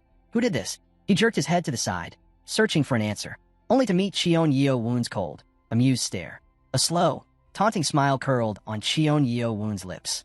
That would be me, Baldy. The boy stiffened. Sweat dripped down his temple. W, what did you just call me? Cheon-Yeo Woon's smirk deepened. You heard me. The cadet's thoughts scrambled. How did this even happen? I passed out, but his eyes darted to Cheon-Yeo Woon's body. He was supposed to be injured, so why does he look perfectly fine? His breathing hitched as realization set in. Wait, why did he call me Baldy? Then, as if the universe answered his question, he caught a glimpse of his reflection. His entire body froze. His lips parted in horror, and then a deafening scream tore from his throat. He thrashed violently, shaking his head, but the familiar sensation was gone. No smoothness, no hair. This can't be real, he wailed, eyes wide with terror. What happened to my hair? His frantic cries were cut short by a sharp slap across the face. The room fell silent. Cheon-Yeo Woon loomed over him, his expression unreadable. Shut up. A puddle of saliva formed near the cadet's mouth as his body slumped. His eyes fluttered shut once again. Moments later, he slowly regained consciousness, his breathing uneven. He found himself face to face with Cheon-Yeo Woon. Cheon-Yeo Woon leaned in slightly. Have you finally calmed down? The cadet glared, mumbling through the gag stuffed in his mouth. Cheon-Yeo Woon narrowed his eyes. What's that? Hard to understand you with that gag in place. The bound cadet turned his head away, but the cold fear in his eyes was unmistakable. How did this happen? He thought in disbelief. At the ceremony, this guy seemed so naive, so harmless. But the aura surrounding Cheon-Yeo Woon now was anything but. A glint of silver flashed in the dimly lit room. Cheon-Yeo Woon turned the knife over in his hand, his gaze locked onto his prisoner. Then, with a chilling calmness, he asked, So, shall we begin? Hyebong mind raced. How has Cheon-Yeo Woon even survived until now? As if reading his thoughts, Cheon-Yeo Woon twirled the knife between his fingers. People like you, he said coldly, are always trying to poison me, or worse. His grip on the handle tightened as he brought the blade closer to Hyebong's neck. How many times do you think someone's tried this already? The bald cadet's breath hitched. Cheon-Yo-Woon tilted his head with a deceptively sweet smile. You've played with knives before, haven't you? Then you must know. The steel edge glided against Hyebong's skin. Just how painful it is to have one stabbed into you. Hyebong shuddered. You might even die. Cheon-Yo-Woon murmured, the blade reflecting the dim light. The cadet struggled against the ropes, but Cheon-Yo-Woon pressed the knife a little closer. But you can't speak right now, can you? He mused. So let's fix that. With a flick of his wrist, he yanked the gag from Hyebong's mouth. Hyebong coughed violently, gasping for air. Cheon-Yo-Woon stepped back, arms crossed. Now talk. The bald cadet hesitated, his lips barely parting. What are you even talking about? His eyes darted to the side. I don't understand. Cheon-Yo-Woon's expression darkened. Hyebong forced a smirk. And don't you think you should be more worried? If you stab me here, you'll take all the blame. Outside, shadows shifted, men standing guard just beyond the infirmary walls. Hyebong continued, his confidence returning. There are rules about training and duels at the Demon Academy. Outside of official sessions, no one is allowed to attack another student. Cheon-Yo-Woon's fingers traced the blade absent-mindedly. So that's how it is. He pressed the knife to Hyebong's cheek, the cool metal making him flinch. You won't talk that easily, huh? Hyebong turned his face away, scowling. Obviously, his voice hardened. Even if you tortured me, I wouldn't say a word. A slow, dangerous smile spread across Cheon-Yo-Woon's face. Hyebong, stomach twisted. What is he thinking? What does he plan to do? Cheon-Yo-Woon cracked his knuckles. Well then, let's test that. Before Hyebong could react, Cheon-Yo-Woon shoved the gag back in his mouth. Turning on his heel, Cheon-Yo-Woon walked away from the bed. Stay right there, he said casually. Hyebong stiffened as he heard the sound of metal clinking.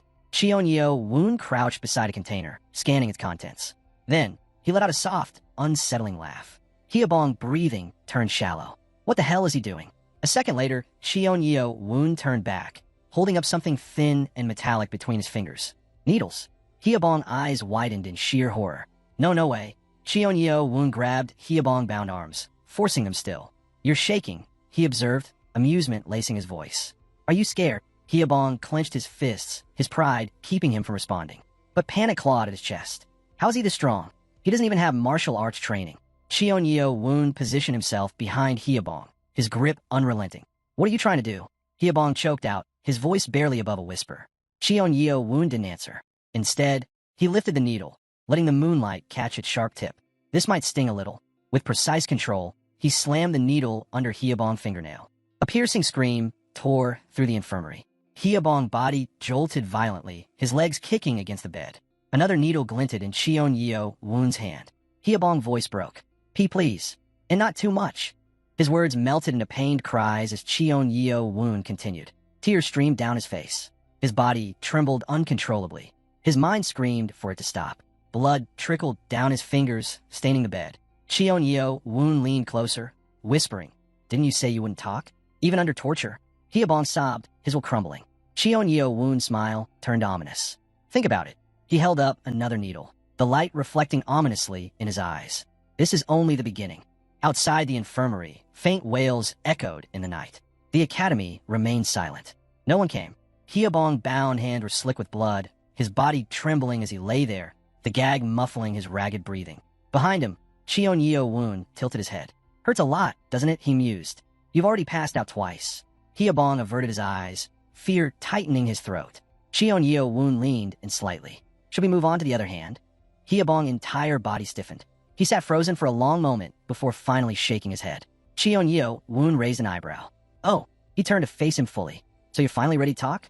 Reaching forward, Cheon-Yo-Woon yanked the gag from his mouth. You should have done this from the start.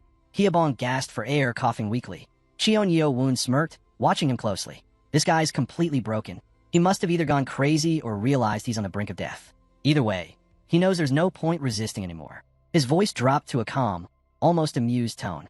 Tell me, it was Murim Cheon, wasn't it? Hyebong's breath hitched. His eyes widened in shock. How did you? Cheon-Yo-Woon's smirk deepened. You want to know how I figured it out? Hyebong swallowed hard and gave a stiff nod. A chill ran down his spine as Cheon-Yo-Woon explained. Thanks to Murim Cheon's oh-so-caring nature, my instructor has been visiting me every single day for lessons. Hyebong's face paled. That made it easy to figure out which group I was in and who was in it. Cheon-Yo-Woon shrugged. I knew right away. I just needed confirmation. Hyebong's lip quivered. This guy. Tears welled in his eyes as he muttered his name and cadet number. His shoulders shook, frustration boiling inside him. Who the hell said this guy was a loser? A suffocating aura filled the room. Hyebong's thoughts spiraled. He's a monster, pretending to be weak, hiding his power. If he's already like this, then his mind reeled. What'll he become when he gets even stronger? Hyebong clung to a sliver of hope. Why, you got what you wanted, right? His voice was shaky. I'll just go to sleep now. So let's end this here, yeah? Cheon Woon stood, stretching. Hyebong's blood ran cold. No, wait, he burst out. I won't say a word. I swear. Desperate, he babbled on. What happened earlier. Don't get mad, okay? I just... Bam! Cheon Woon slammed Hyebong's head against the mattress. Hyebong's world spun. His body tensed, his mind screaming in confusion. Was that a neutralizing technique? Sweat dripped down his face as his vision blurred. He doesn't even have seatmering, does he? His consciousness wavered as realization struck him like a hammer. This bastard. He tricked everyone, above the academy. The moon hung high, casting pale light over the rooftops.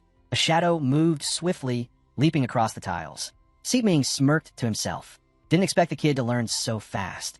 His mind drifted back to the previous night. He sat behind Cheon Woon, watching him closely. His expression hardened. How is this possible? His sharp gaze swept over Cheon Woon's back, studying him carefully. This kid, he's managed to build up internal energy in just 5 days. Normally, that takes at least 2 to 3 weeks, maybe even a month. Asterisk. Sweat rolled down Cheon Woon's temple as he pushed himself further, unaware of his teacher's scrutiny. Seatmering exhaled, shaking his head. He surpassed my expectations. A slow, mysterious smile crept across his face. Originally, I planned to help him develop internal energy in 2 weeks, then teach him the basic breathing techniques. But now, plans had to change. Under the vast night sky, stars shimmered as a young student greeted his teacher. The teacher stood before him, smiling as the boy politely wished him a good morning. Cheon Woon perked up with interest when the teacher questioned him. Where did you put it? Without hesitation, the boy responded, under the bed. The teacher nodded. Bring it here. Cheon Woon retrieved the box, a dark, ominous sphere. Inside was a demonic dragon marble, a rare healing artifact given to students who passed the first test at the Demon Academy. Crafted from medicinal herbs, this stone granted an incredible 20 years worth of internal energy accumulation. However, once absorbed, the body developed resistance, making further doses ineffective. A foul stench filled the air, forcing everyone to hold their breath. Seeming winced. It still reeks. The teacher smirked, deep in thought. If this kid takes it, he should absorb the full 20 years worth of power. Cheon Woon stared at the box, hesitant. Meanwhile, Seatming, seemingly lost in his own thoughts, reassured himself. I can handle this. The attention shifted to a screen. The teacher turned to the student beside him. Who's that kid? Behind the screen lay Hyebong, unmoving. Seatming gazed ahead, contemplating. Then he spoke. Did you do something to his blood flow points? The teacher raised an eyebrow. What? Seatming repeated himself, calm but firm. Hyebong tried to attack the moment the doctor left. A memory flashed in his mind. Impyong dragging the unconscious cadet away. They started using real swords in training yesterday. Seatming continued. And that was just 5 days after enrollment. I think he let himself get hit on purpose to get close to me. He crossed his arms. How dare he pull a stunt like that in the infirmary? Did he really think he'd get away with it? Hyebong lay motionless, eyes shut, bound tightly. The teacher observed him carefully. He must have known the risk, the teacher mused. Or maybe someone ordered him to do it. A sharp glint crossed the protagonist's eyes. Light filtered through the curtains as the teacher studied his reaction. You know exactly who sent him, the teacher accused.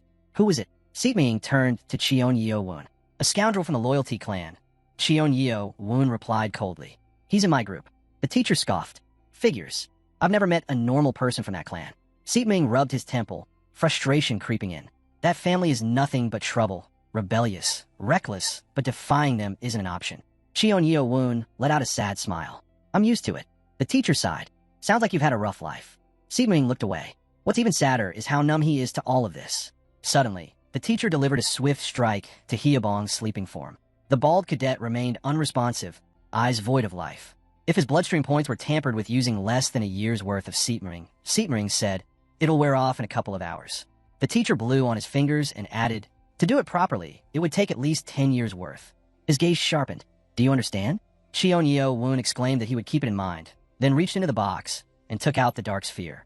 The foul stench made him hesitate, and he turned to the teacher. So, I just swallow it. The teacher smirked. You can use the demonic dragon marble now. Seatmering, watching with amusement, chuckled. Not so fast. You need to chew it first, then swallow. That way, the healing effect is stronger. Cheonyo Woon grimaced, but brought the stone closer to his open mouth. This is going to be awful. The smell alone was unbearable, and he could already imagine the bitterness. The moment it touched his tongue, an overwhelming wave of bitterness and rot spread through his mouth. Tears welled up in his eyes as he forced himself to chew, but the taste was so putrid that he felt like he might vomit. His entire tongue went numb. Covering his mouth with both hands, he fought the urge to spit out. Swallow it, then start using your breathing technique, Seetming instructed. Cheonyo Woon barely managed to gulp it down and nodded weakly. The teacher moved behind him. I'll help you absorb it more efficiently. He placed his hands on Cheonyo Woon's back. Let's begin. A surge of energy flickered to life around the boy. The teacher held his palm out, focusing, as Nanomachine suddenly spoke. A foreign substance has entered the body. It is interacting with the host's vital energy, accelerating its flow. Beads of sweat formed on Cheonyo Woon's forehead as Nanomachine continued. Would you like to enhance absorption by stimulating your metabolism? Confused, Cheonyo Woon hesitated.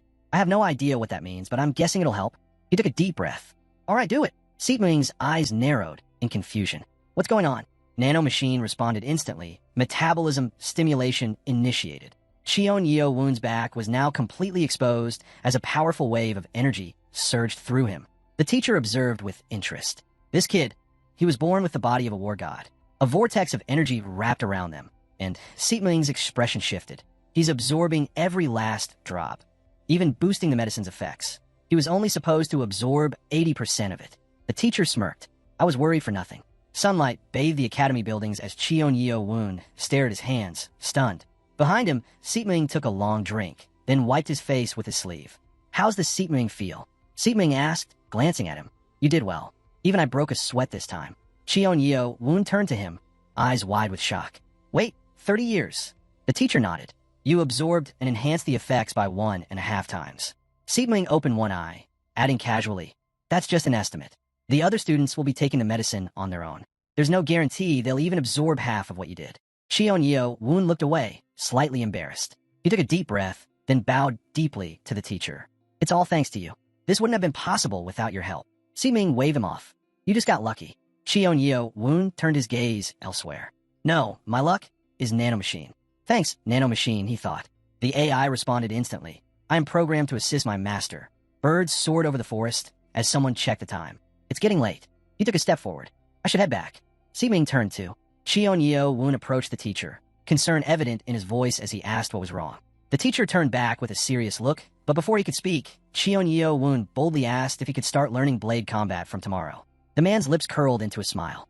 Without warning, he struck Cheonyo Woon in the chest and replied, Of course, but your time will be limited, be ready.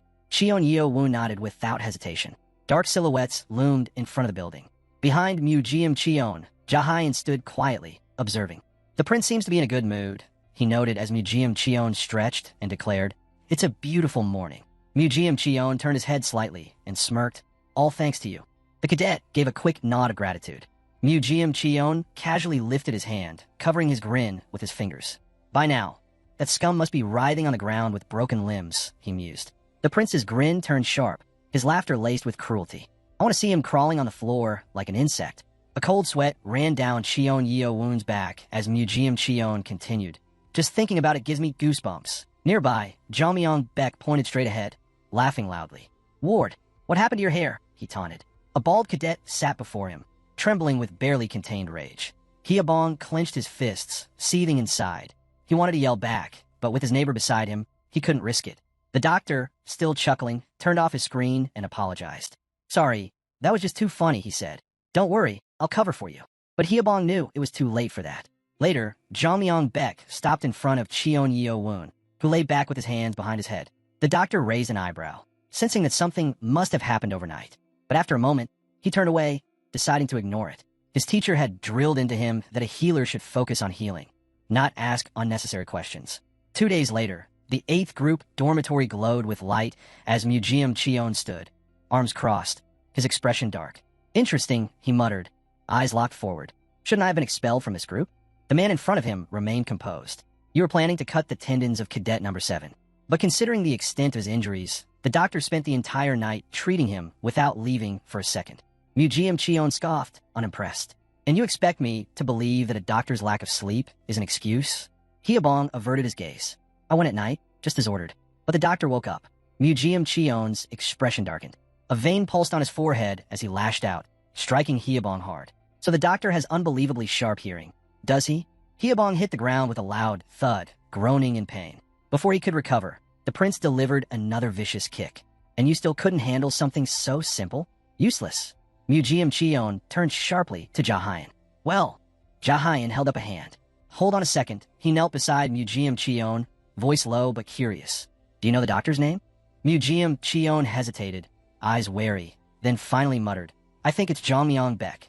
Museum Chion's gaze flicked to Jahayan, who nodded. I've heard that name before. The bald cadet turned to the prince. If it's Jongmyong Baek, then he's probably a student of John Yu Baek. Museum Chion's expression hardened. John Yu Baek. The cadet nodded. Yeah, I remember that old man. Always had a needle in hand. He was from the Poison Clan. But instead of killing, he chose to heal. Instead of using poison, John Yu Baek had chosen a different path, becoming the Lord's personal doctor. Despite being a healer, he had still ranked among the top 30 at the Demon Academy. Museum Chion clenched his teeth as he absorbed this information. It's not confirmed, the cadet admitted, but if our doctor is really his student, then his martial arts skills could be terrifying. The prince's face darkened. His fist slammed into the cadet on the ground.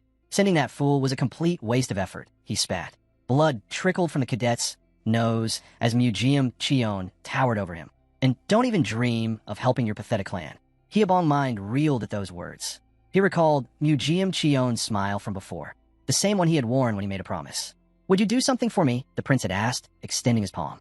Don't worry about failing. You're from the Kree clan. If you get expelled, I'll make sure your people are taken care of. A promise. A lie. Museum Chion's fist connected again, sending Hyebong sprawling. If the prince had truly meant his words, Hyebong would have told him everything. But now, tears welled in Hyebong's eyes as he glared up from beneath his brow. Go ahead, keep beating me, he thought bitterly. Let's see how long you last. Museum Chion reached down, grabbing at Hyebong's bandana. And what's this for? With a swift tug, he ripped it away, exposing the cadet's bald scalp. For a moment, Museum Chion just stared. Then, catching his own reflection in the smooth skin, he let out a cruel laugh. He resumed, kicking Hyebong, his voice mocking. Did you really think shaving your head and crawling back would earn my forgiveness? Around them, the watching cadets stiffened. They had hoped things would stay under control, but the situation in the wing was spiraling again. Museum Chion finally turned away, shaking his head in disgust. I feel sick, he muttered to Jahayan. Let's get out of here. As the prince and his escort left, Hyebong trembled on the ground, fists clenched. His curses rang silent in his head. One day, Museum Chion, I'll make you pay. Meanwhile, Jongmyong Baek looked ahead in surprise. I only studied medicine, he admitted. Chion Yeo Woon frowned. So, you never learned martial arts? The hallway lights flickered, casting long shadows. 7 days later, inside the Demon Academy infirmary, Chion Yeo Woon took a step forward. Dust swirled around his feet as he moved, his hands shifting into position with precision. Seeming watched closely, arms folded. Just as I thought, this guy's a genius. Chion Yeo Woon paused by the window, lost in thought. His teacher had only demonstrated the butterfly technique a couple of times, making minor corrections to his stance. And yet, his movements were already fluid, instinctive. Seeming's brow furrowed. If he keeps training like this, mastering the elements will be effortless. Then, a realization hit him. His mouth fell open. Next, we'll move on to the elements. Chion Yeo Woon clenched his fists. His eyes flickered toward Seepming's hands, calculating. With nanomachine scanning, he could mimic the teacher's posture perfectly. But that would be suspicious. I need to slow down. Adjusting his stance, Chion Yeo Woon deliberately hesitated. He bent down, touching the floor. Seepming's gaze sharpened. The transitions. The Seepming technique was complex, made up of 24 elements. The first 3 alone formed the foundation for 8 more. Chion Yeo Woon's jaw tightened as Seepming observed him carefully. I need to pace myself, but how long can I afford to wait? Seepming exhaled sharply, his eyes locked on Chion Yeo Woon. He could teach him the basics, but not the advanced combinations. Not in this short time. If only I had a month or 2, Seepming thought. Then he could master everything, but we don't have that kind of time. Chion Yeo Woon stood still, waiting. The teacher studied him for a moment, then nodded. That's all for now. Make sure you remember everything. Chion Yeo Woon pressed his palms together in front of him and gave a slight bow. You flatter me, teacher. Between his fingers, a small, folded piece of paper rested. As Chion Yeo Woon handed it over, Seepming explained. These contain the first elements of the butterfly technique and the fundamentals of controlling Seepming. Normally, your teacher would have taught you this himself, but since today is your last day, you'll have to master the basics on your own. Chion Yeo Woon blinked, momentarily taken aback. Siping smirked. With your intelligence and quick thinking, I have no doubt you'll manage. The student met his gaze, determined. I'll do my best. Siping turned his back to him. Don't let me down. Yeo-woon clenched his fist and nodded. I won't. Siping's eyes flickered toward his sword in its sheath. With a flick of his wrist, he tossed it to Yeo-woon. The young man caught it effortlessly, his reflection gleaming in the polished steel. This is your made blade sword, Siping said. Try it out. Yeo-woon examined the weapon in his hands. It's not as heavy as I expected. Siping snatched the sword back with a knowing smirk. Light, huh? Ordinary swords weigh between 1 and 2 kilograms. But our clan's priceless blades, the finest battle swords, are barely a kilogram. Yeo-woon's eyes widened. Is it because of the butterfly technique? Siping chuckled. You really are a quick learner. With a swift motion, he slashed through the air. A severed piece of fabric fluttered to the ground. Yeo-woon picked it up, inspecting the clean cut. This blade is sharp, he murmured. If the doctor saw this, he'd definitely be furious. Siping rested the sword on his shoulder. It may be narrow and light, but it's crafted from the finest metal. Its sharpness and durability are what earned it its name. Yeo-woon's grip tightened around the hilt. He watched the blade warily as Siping stepped back. You wanted to see it in action, right?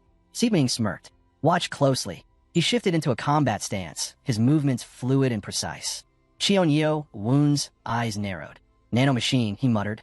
A soft chime echoed in his mind. Initiating scan on user's command. The sun peeked over the hills, casting long shadows across the academy rooftops. On one of those rooftops, 2 figures stood, watching. The right guard is finally leaving, one of them muttered. His companion smirked. Took him long enough. He's been playing ignorant for too long. Wei-myung-lee turned to the man beside him. You think I'd disobey an order? He scoffed. I've been watching him come and go, hiding in his little hole like a rat.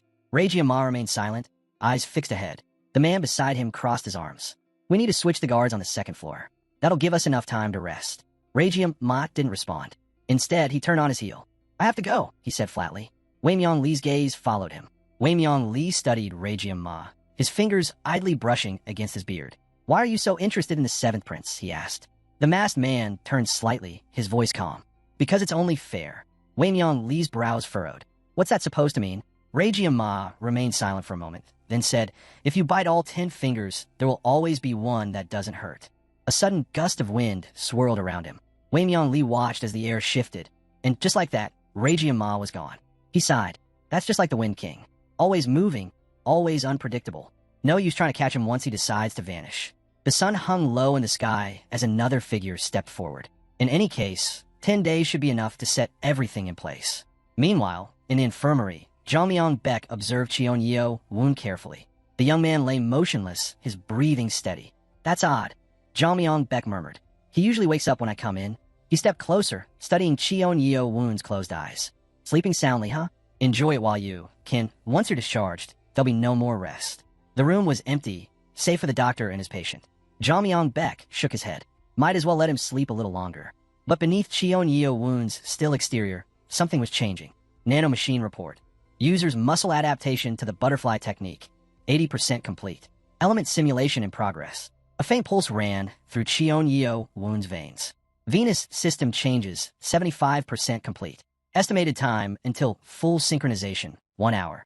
An hour later, the infirmary was silent, save for the occasional drip of water from a nearby basin. Jang-myung-baek, sitting at the desk, had dozed off, a thin line of drool hanging from his mouth. A sudden loud sound jolted him awake. He blinked rapidly, pulling back the privacy screen. What the? His heart dropped at the sight before him. Yeo-woon was hunched over, vomiting onto the floor. Rushing forward, Jang-myung-baek placed a hand on the boy's forehead. Hey, what's wrong? Do you feel sick all of a sudden? His own thoughts raced. Why is he trembling like this? He was fine just a moment ago. Yeo-woon's body convulsed, and he vomited again. Jang-myung-baek eased him onto the bed. Lie down. Don't force yourself. His fingers pressed against Yeo-woon's wrist, checking his pulse. And then his breath hitched. His heart rate. How can someone who's been unconscious this whole time have a pulse like they've been overtraining for days? Yeo-woon's chest rose and fell rapidly. His mouth opened as he sucked in deep breaths. Then, nanomachine report. Body stabilization complete. System synchronization achieved. Yeo-woon exhaled slowly, the tension leaving his muscles. Jang-myung-baek wiped the sweat from his brow. What just happened? He muttered. His mind reeled. My teacher never mentioned anything like this. Shaking his head, he turned away. Whatever it is, I'll figure it out later. It's almost lunchtime anyway. As he stepped out, Cheon Woon's eyes snapped open. In an instant, he sat up. His fingers twitched before he suddenly clenched his fist. A newfound strength coursed through him. He stared at his own hand, his mind racing. This power. 6 hours ago, his body had been completely different. Now, he could feel it. How many teachers would I have needed to go through to train like this? A slow, knowing smirk crossed his lips. If Jang Myung-baek knew what had just happened, would he be terrified? Seetming's eyes flashed with sharp intensity. In the blink of an eye, he was already several steps ahead, leaving Cheon Woon standing in stunned silence. Amazing, Cheon Woon murmured, his gaze locked on his teacher. Even without using Seetming had generated an overwhelming pressure, just from the basic elements alone. His pupils narrowed. Nanomachine, did you scan that? Scan complete. Seetming calmly sheathed his sword and turned to face Cheon Woon. Did you watch closely? Yes. Cheon Woon responded without hesitation.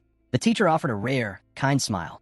I should have taught you the fundamentals more thoroughly, but today is our last day. His tone carried a hint of regret before he added, still, if you observe carefully, you'll be able to perfect the butterfly technique on your own.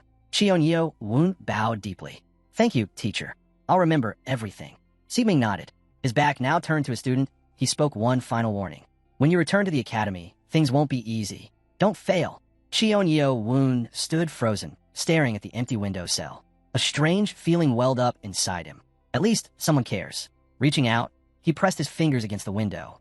That means I have to live up to his expectations, he muttered under his breath. Nanomachine, is the analysis complete? Analysis complete. The system's voice echoed in his mind. To fully reproduce these movements, the user's muscles and venous system must undergo significant changes. Estimated completion time, 6 hours. Cheon Woon stood before the window, frowning. 6 hours? Why so long? He exhaled slowly, slicing his palm through the air. Energy swirled around him, crackling faintly. His eyes sharpened as he felt the power building inside him. A smirk tugged at his lips. Just one initial element, and it's already at the same level as the teacher's. Without hesitation, he transitioned into the second element. Then, he paused. His head turned slightly to the side. Through the wall, he sensed it. Someone was moving down the hallway. Cheon Woon blinked, glancing at his own hands. Since when have I been this perceptive? A realization hit him. It's not just my strength. My entire perception has sharpened. A slow grin spread across his face. This is incredible. All preparations are complete. Just then, Jang Myung-baek appeared before him. Cheon Woon casually touched his forehead. I'm ready to be discharged. The doctor raised an eyebrow. When exactly did you wake up? And what exactly was completed? Cheon Woon's eyes flickered with understanding. So that presence in the hallway was him. He adjusted his uniform, standing upright. Jang Myung-baek sighed, glancing around. Well, I don't have any other patients right now. What should I do now that you're leaving? Cheon Woon chuckled. Don't worry. You'll have new patients soon enough. Jang Myung-baek smirked. Oh, you really think so? He waved dismissively. Let's just hope there won't be any. As Cheon Woon stepped past him, he turned back one last time. Thanks, doctor. Jang Myung-baek shrugged. You were forced on me, but it's fine. His tone softened. You got a lot ahead of you. I'll pray for you. The door creaked open. Jang Myung-baek sat back, arms crossed. Now that I'm free, maybe I'll finally get some sleep. Cheon Woon stood by the door, his fingers brushing against the wooden frame. If Jang Myung-baek hadn't turned a blind, I'd have Seetming teaching me martial arts. My time in the infirmary would have been unbearable. A small smile formed on his lips as he traced the grain of the wood.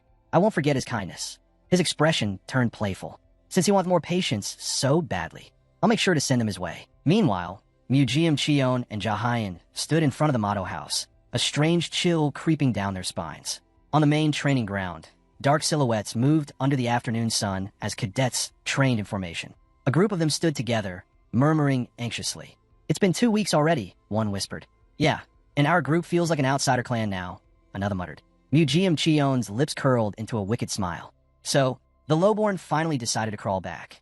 He took a step forward just as Impyong spotted someone approaching. He's here, Impyong said, his voice unreadable. How's your body holding up?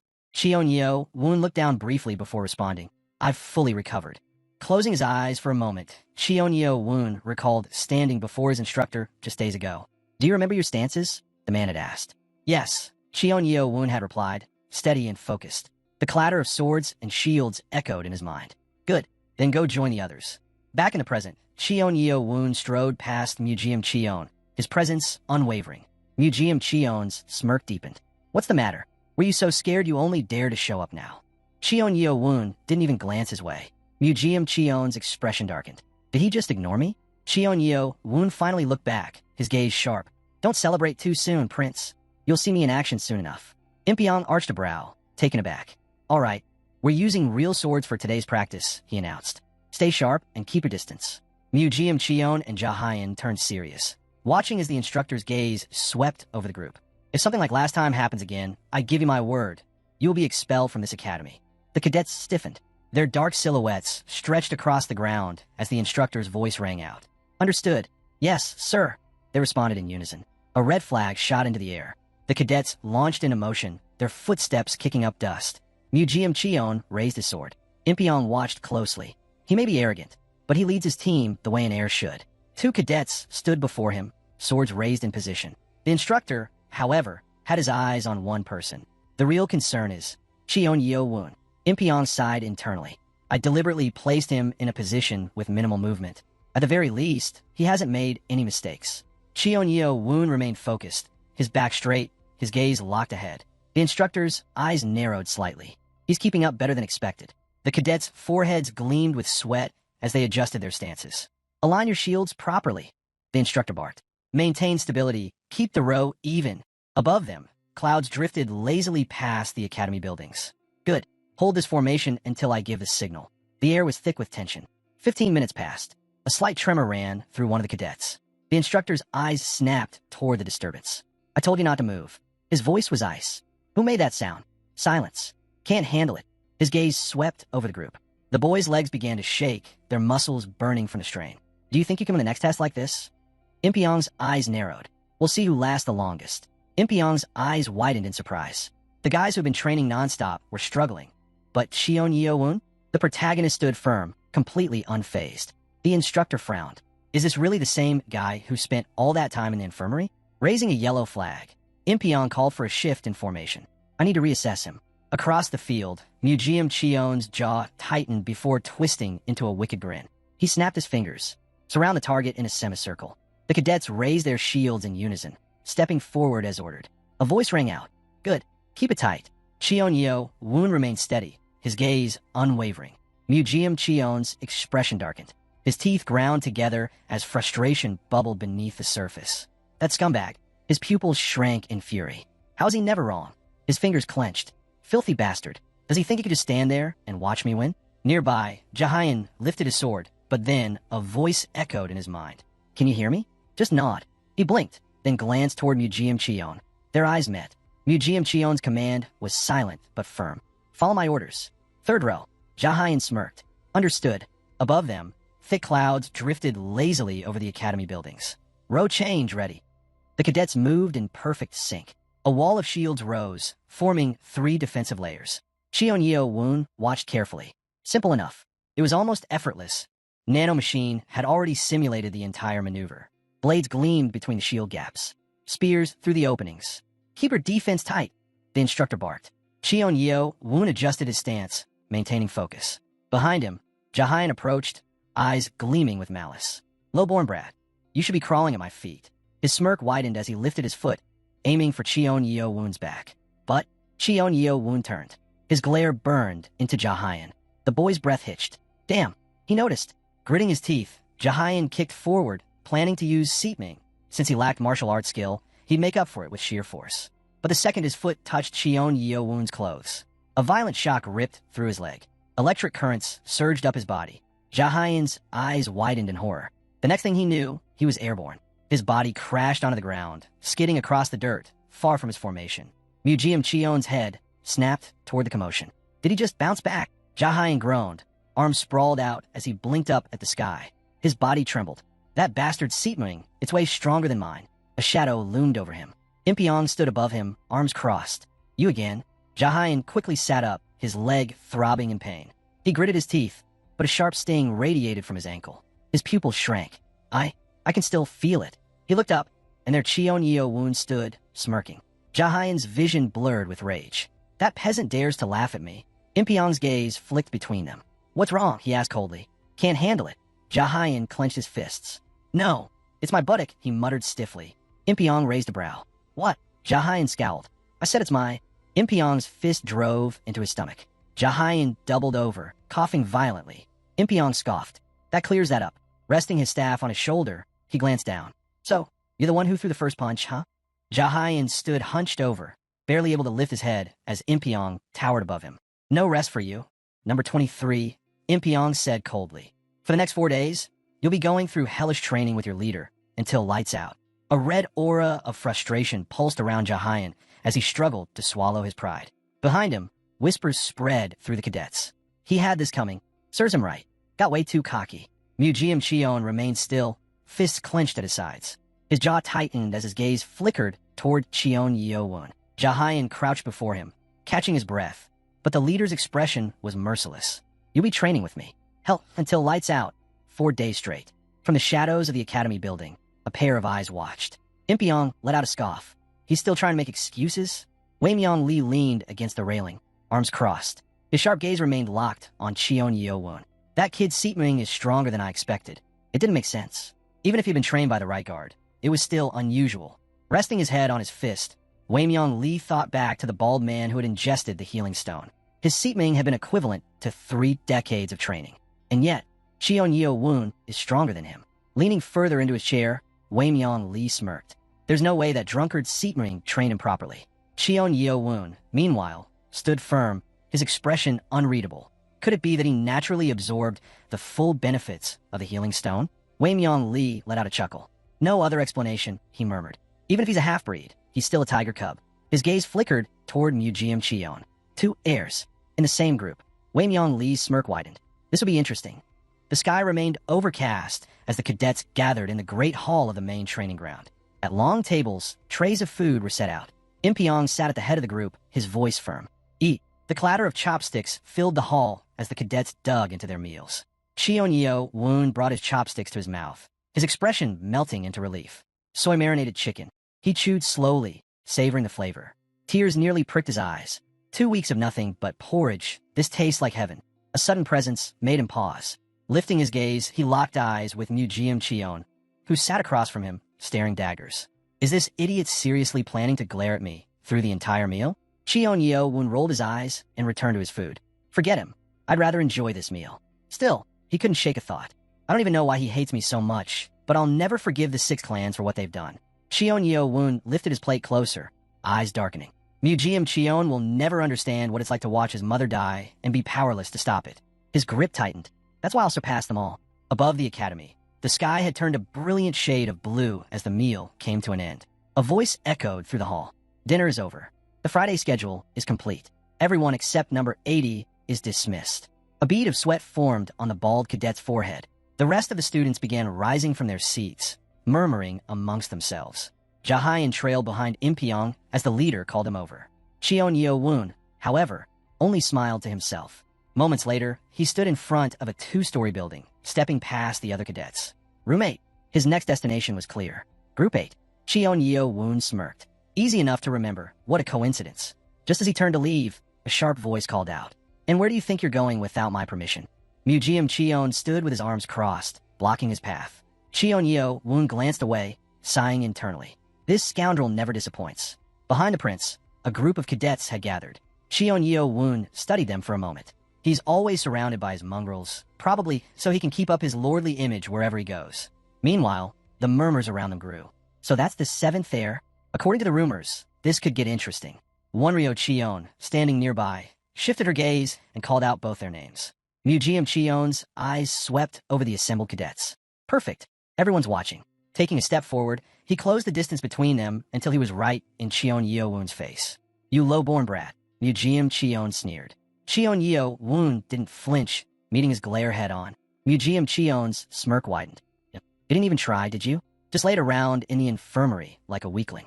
His eyes glinted with malice as he leaned in. Tell me, does that dirty blood of yours make you sick? Cheon Yeowon remained calm. Are you insulting the Lord? Mujeom Cheon blinked. What? Cheon Yeowon tilted his head slightly. Calling me a low-born brat. Doesn't that insult the Lord himself? Mujeom Cheon's confusion deepened. Cheon Yeowon smiled. I mean, if my status is so low, then you're saying the Lord, the one who rules over us like a god, favors someone beneath him? Mujeom Cheon's eyes darted to the cadets watching, his irritation growing. When did I ever say that? A bead of sweat formed on his temple. Damn it. I was supposed to humiliate him, not the other way around. Wonryo Cheon chuckled. The Brookland brat really is stupid. Jiang Cheon crossed his arms, looking unimpressed. Getting so worked up over something so trivial, pathetic. Museum Cheon's fist clenched his clothes tightly. His jaw locked as a curse slipped through his teeth. Enough of your arrogant chatter. He swung his fist at Cheon Yeo-woon, eyes burning with fury. I'll destroy you. A sharp impact. Museum Cheon's head snapped back as a punch landed squarely on his face. He hit the ground. Hard. Silence fell over the crowd. Cheon Yeo-woon smiled down at him. You were saying? Who were you planning to destroy? Museum Cheon pushed himself up, fingers pressing against his palm. His breath hitched. Blood. Rage filled his veins as he shouted. A lowborn dares. Without hesitation, he lunged. His fist cut through empty space. Cheon Yeo-woon had already moved. Museum Cheon barely registered it before Cheon Yeo-woon landed a short distance away, light as a feather. Jiang Cheon's eyes widened in shock. How is that filthy brat weightless? Museum Cheon whipped around, glaring at the cadets. What the hell are you standing around for? Catch him. The group hesitated for a split second before springing into action. Cheon Yeo-woon smirked and took off. Museum Cheon remained behind, his breath ragged. He covered his nose with one hand, seething. He hit me first, and ran away. His fingers curled tighter. If I let this go, I'll be nothing more than a joke. Meanwhile, Cheon Yeo-woon weaved through the trees effortlessly. The cadets chased after him, frustration growing. Damn it, why is he so fast? Cheon Yeo-woon's lips pressed into a thin line. Strange. It feels like I'm running just fast enough to keep them close, but never let them catch me. A sharp presence appeared beside him. Museum Cheon. The prince grinned darkly. Slow fools. Fine, I'll catch you myself. His eyes gleamed with something twisted. Run all you want, Cheon Yeo-woon, but you can't escape me. Museum Cheon's mind burned with rage. I'll destroy his face. Break every bone in his body. He leaped over a thick tree branch, his speed relentless. Cheon Yeo-woon landed smoothly, but before he could adjust, Museum Cheon was already behind him. You tired of running, lowborn? The prince sneered. Cheon Yeo-woon turned his head slightly, his voice calm. Running. His foot twisted sharply in the dirt. Museum Cheon scowled, not understanding what he was up to. Cheon Yeo-woon's smirk deepened, something dark flickering in his gaze. That's funny. Museum Cheon's frown deepened. What the hell is he talking about? Cheon Yeo-woon raised his hand. No point showing off in front of others. Then, without warning, he struck. Museum Cheon barely had time to throw his arms up, shielding his forehead. But the impact was brutal. His body rocketed backward, crashing hard against the dirt. What? Museum Cheon's fist tightened as he realized he had used the 7-star defense skill, and yet he had still been sent flying. His fingers curled in frustration. That bastard's punch, it's too strong. Cheon Yeo-woon stood calmly, lowering his hand. Museum Cheon pushed himself up, eyes burning with fury. How the hell do you know martial arts? The prince gritted his teeth, mind racing. His movements, that weightless footwork. Suddenly, it hit him. During the first test, he had no internal energy at all. So how did he? Cheon Yeo-woon's expression remained unreadable, but inside, he was satisfied. Museum Cheon's shoulders tensed. He's toying with me, dragging this out on purpose. A rustling sound filled the air as Museum Cheon's subordinates landed around them. The tension thickened. Cheon Yeo-woon lifted his arm fluidly, shifting into the second position of the butterfly dance, circle boundary. Museum Cheon's instincts flared. He dodged just in time, twisting to the side as Cheon Yeo-woon's strike sliced through the air. The prince retaliated, his fist slamming into Cheon Yeo-woon's stomach. Cheon Yeo-woon gritted his teeth, absorbing the pain. Museum Cheon smirked. Too slow. Without hesitation, he followed up with a second strike. This time, from the Stream Clan's first technique. Cheon Yeo-woon barely managed to shift away, but Museum Cheon was already behind him. A sharp elbow strike drove into Cheon Yeo-woon's ribs, sending him skidding backward. Cheon Yeo-woon rolled, flexing his arm. Damn it, I still can't match his internal energy. His seatming is way above the others, even before he got the healing stone. Museum Cheon took a step forward, assessing his opponent. With the healing stone, my seatming has only grown stronger. He clenched his fist. He can't win. But before Museum Cheon could fully regain his stance, Cheon Yeo-woon moved. Fast. Museum Cheon barely had time to react before Cheon Yeo-woon vanished from view, reappearing behind him. Gasps echoed from the watching cadets. What is that light? How can trash like him use this level of martial arts? Museum Cheon turned sharply, eyes locking onto Cheon Yeo-woon's glowing palm. He dodged. Cheon Yeo-woon's strike cut through the empty air. Museum Cheon's frustration boiled over. Enough. His leg snapped forward, landing a solid kick. Cheon Yeo Woon tumbled across the ground. Museum Cheon wasted no time. He lunged, raising his foot high above Cheon Yeo Woon's fallen form. A sinister grin spread across his face. He's good at short-range attacks, but he doesn't know how to counter his opponent's moves. Cheon Yeo Woon shielded his head with one arm, his breath shallow. I've been too focused on attacking. I didn't see this coming. Museum Cheon's voice dripped with arrogance. I'll admit, I'm surprised. You're using techniques that don't suit you at all. Cheon Yeo Woon's eyes cracked open slightly. Museum Cheon's smirk widened. But now I see it. He leaned forward, voice mocking. You're just improvising, aren't you? Museum Cheon let out a low chuckle. Exactly as I expected. You're just a brat, desperately trying to copy others without knowing your own limits. Cheon Yeo Woon's fingers dug into the dirt. He refused to stay down. The prince suddenly realized he had only mastered 2 stances. No real combat experience. His gaze hardened with determination. Museum Cheon, seeing this, seemed to understand as well. Cheon Yeo Woon stood firm, his mind racing.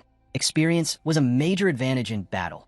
Who knew that better than him? Museum Cheon clenched his fists, eyes locked onto Cheon Yeo Woon.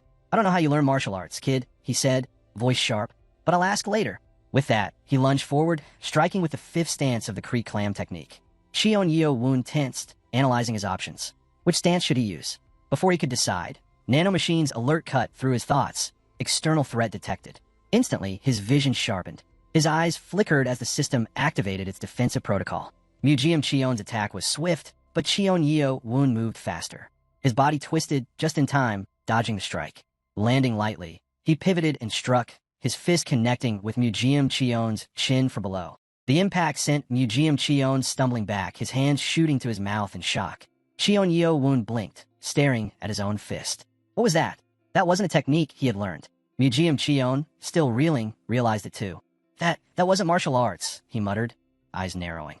Nanomachine's voice echoed in Cheon Yeo Woon's mind. Built-in self-defense mode activated. Boxing technique applied. Cheon Yeo Woon's jaw dropped. Boxing. Affirmative. This is an independent learning result, generated by analyzing the opponent's movements in real time. Cheon Yeo Woon flexed his hands, taking in the information. He didn't fully understand what was happening, but if Nanomachine said it was boxing, then he'd use it. Then another thought crossed his mind. What about the butterfly dance? Analysis complete. Switching to butterfly dance technique is possible. Do you accept? A grin spread across Cheon Yeo Woon's face. I accept. Museum Cheon's expression darkened. This brat. How many tricks do you have up your sleeve? His frustration boiled over, and he lunged again, unleashing a flurry of punches. Nanomachine adjusted. Defense mode switched. Butterfly dance. Cheon Yeo Woon weaved effortlessly through the barrage, light on his feet, every movement fluid and precise. Museum Cheon's frustration grew with every missed punch. What the hell? He stared, disbelief creeping into his expression. Then, Cheon Yeo Woon countered. His hand flashed, launching a rapid strike straight at Museum Cheon. Museum Cheon's breath hitched. In that moment, a memory surfaced, a tear-streaked face. His mother, clutching his hair, voice trembling. If you were good enough, your father would leave that filthy girl and come back to us. His vision blurred as her words echoed. You have to win, Museum Cheon. You need to win. Blood dripped from his mouth. His mother's face twisted in anguish. It's because you're weak, because you always lose. Tears burned at the edges of his vision as the battle raged on. It's not my fault, she screamed. It's because you failed. Her hands tightened around her son's throat as rage twisted her face. You're a mistake. Museum Cheon gasped for air. Blood trickled down his legs as the memory invaded his mind. Why now? Why was this worthless moment resurfacing in the middle of fight? Cheon Yeo Woon remained focused, his opponent's curses barely registering. Museum Cheon's lips curled in frustration as reality sank in. He had lost. His body refused to move, frozen in place. His pride burned, and he clenched his fists, voice shaking with fury. I will never lose to a lowborn like you. Before he could react, Cheon Yeo Woon seized him by the head, slamming him to the ground. Blood sprayed from Museum Cheon's mouth as the wind kicked up fallen leaves around them. Lying on the ground, Museum Cheon glared at Cheon Yeo Woon, hatred in his eyes. This is all because of a filthy brat like you. A hushed voice broke through the silence. No way. He actually defeated Museum Cheon? The same Museum Cheon that we couldn't even take down together? A guy turned to his comrade, disbelief in his expression. Didn't you say this kid had no Neong just 10 days ago? What do we do now? Cheon Yeo Woon crossed his arms, looking at them calmly. You could always join me. Their eyes widened. A pause. Then one of them scoffed. Let's get out of here. Museum Cheon barely heard them. Someone called his name, but he barely turned his head. If I had more than just strength, if I had true power, would they all bow to me just like that? A surge of rage overtook him. He gritted his teeth and roared, "Get out. I don't need any of you." His allies hesitated before retreating. The prince slumped onto the ground, a bitter laugh escaping his lips. "I'm a damn idiot. Why didn't I just kill you?" Cheon Yeo Woon didn't flinch. "If the second test wasn't a group test, I would have crushed your skull." Mujeom Cheon scowled. "Spare me your excuses, mudblood." Cheon Yeo Woon's fist clenched at the insult. His voice was quiet, but his intent was sharp. "Say that again, and I'll actually do it." Mujeom Cheon bared his teeth, seething. "Then do it." Cheon Yeo Woon exhaled, shaking his head. "You can't even stand, and yet you still run your mouth?" Mujeom Cheon's rage boiled over. "Screw you." Cheon Yeo Woon smirked, standing up. "I'm done here. Stay on the ground and keep whining if you want." "Stop right there." Mujeom Cheon shouted, but Cheon Yeo Woon was already walking away. His voice echoed with frustration. You really are." Above, the moon shone in the dark sky. Cheon Yeo Woon's thoughts drifted as he moved forward. If it weren't for Nano Machine, I would have lost. He frowned. "I may be learning martial arts faster than anyone, but without real combat experience, it means nothing." He couldn't just rely on mastering forms. He couldn't become like his teacher just because he perfected the butterfly dance. Standing at the edge of an abyss, he made a decision. If I want to rise, I need real battles. I need to grow stronger. But the 6 clans, they won't let me develop in peace. His mind sharpened. First, I need to understand what I'm truly capable of right now. Nano Machine. A familiar voice responded. "Awaiting your command, Master." "How many of your functions have I used so far?" Checking user records. A short pause. Then Nano Machine's voice came again. "You are currently utilizing 3% of all available functions." Cheon Yeo Woon's eyes narrowed. "Only 3%? 3 out of 100? Cheon Yeo Woon repeated in shock. "Affirmative." Nano Machine's voice remained calm. "User has not yet exceeded 3% of the 7th generation Nano Machine machines' total functions. This is based on records stored in internal memory." Cheon Yeo Woon's mind raced. "That means there's still a massive amount of potential I haven't tapped into." His grip tightened. "Nano Machine, tell me everything. What functions am I capable of?" "Understood. The complete 7th generation Nano Machine function manual will be downloaded into your brain. Do you accept?" Cheon Yeo Woon didn't hesitate. "Yes. For better comprehension, an English language training program will also be transmitted. Do you accept?" Cheon Yeo Woon frowned. "Wait, English? Why do you sometimes speak in that weird language?" "Confirmed. The integrated system contains English-based command structures." Cheon Yeo Woon sighed, glancing upward. "Fine. Do it." Initiating download. The moment Nano Machine finished speaking, data surged into his brain. Bright flashes burst before his eyes as waves of information flooded his mind. His body tensed, instinctively tilting as his system processed the influx of knowledge. Then it was over. Cheon Yeo Woon blinked. The intense wave of information should have left him reeling, maybe even nauseous, but he felt fine. "That was a lot more than usual," he muttered, lowering his head. "But I don't even feel dizzy this time. No nausea, no headaches." Acknowledged. Search function initiated. Floating screens spun around him, data flashing across their surfaces. Cheon Yeo Woon scanned them, his brows furrowing. "These are all the functions I can use." His eyes trailed over the options. Repeated battle simulations, augmented reality training. A thought clicked into place. If I can simulate battles, I can gain the experience I'm lacking. Nano Machine confirmed. To generate a combat simulation, motion analysis must be performed. Cheon Yeo Woon's gaze sharpened. "Can I make one based on my fight with Mujeom Cheon?" Insufficient data for full combat recreation. However, a simulation avatar can be generated based on previous battle records. Cheon Yeo Woon exhaled. "Not enough data, huh? Well, let's try it anyway." His hand touched the ground. The surrounding air hummed faintly. A voice echoed, hesitant. "All conditions seem stable. No one else is here." Simulation avatar activation in user's vision. Before Cheon Yeo Woon's eyes, a figure materialized. He tensed. An avatar in augmented reality? And only I can see it. The projection solidified into a fully formed opponent standing before him. Simulation settings have been modified. Please select the percentage of impact the avatar's attacks will have on the user. Cheon Yeo Woon's eyes narrowed. Percentage. The chosen percentage determines how much real damage you'll sustain from the avatar strikes. For standard training, set it to 100%. Lowering the percentage will reduce impact. Cheon Yeo Woon rolled his shoulders, a grin playing on his lips. 100%. Confirmed. Simulation will run at full intensity. The avatar's foot slammed onto the ground, dust rising in its wake. It extended its fist, eyes locking onto Cheon Yeo Woon. "Come at me, mudblood." Cheon Yeo Woon twitched. Why the hell is this part of the simulation too? The avatar took a fighting stance, ready for battle. Cheon Woon's smirk widened. Perfect. I couldn't crush your skull before the second test, but now, let's see what happens. But that didn't matter. This was just an avatar.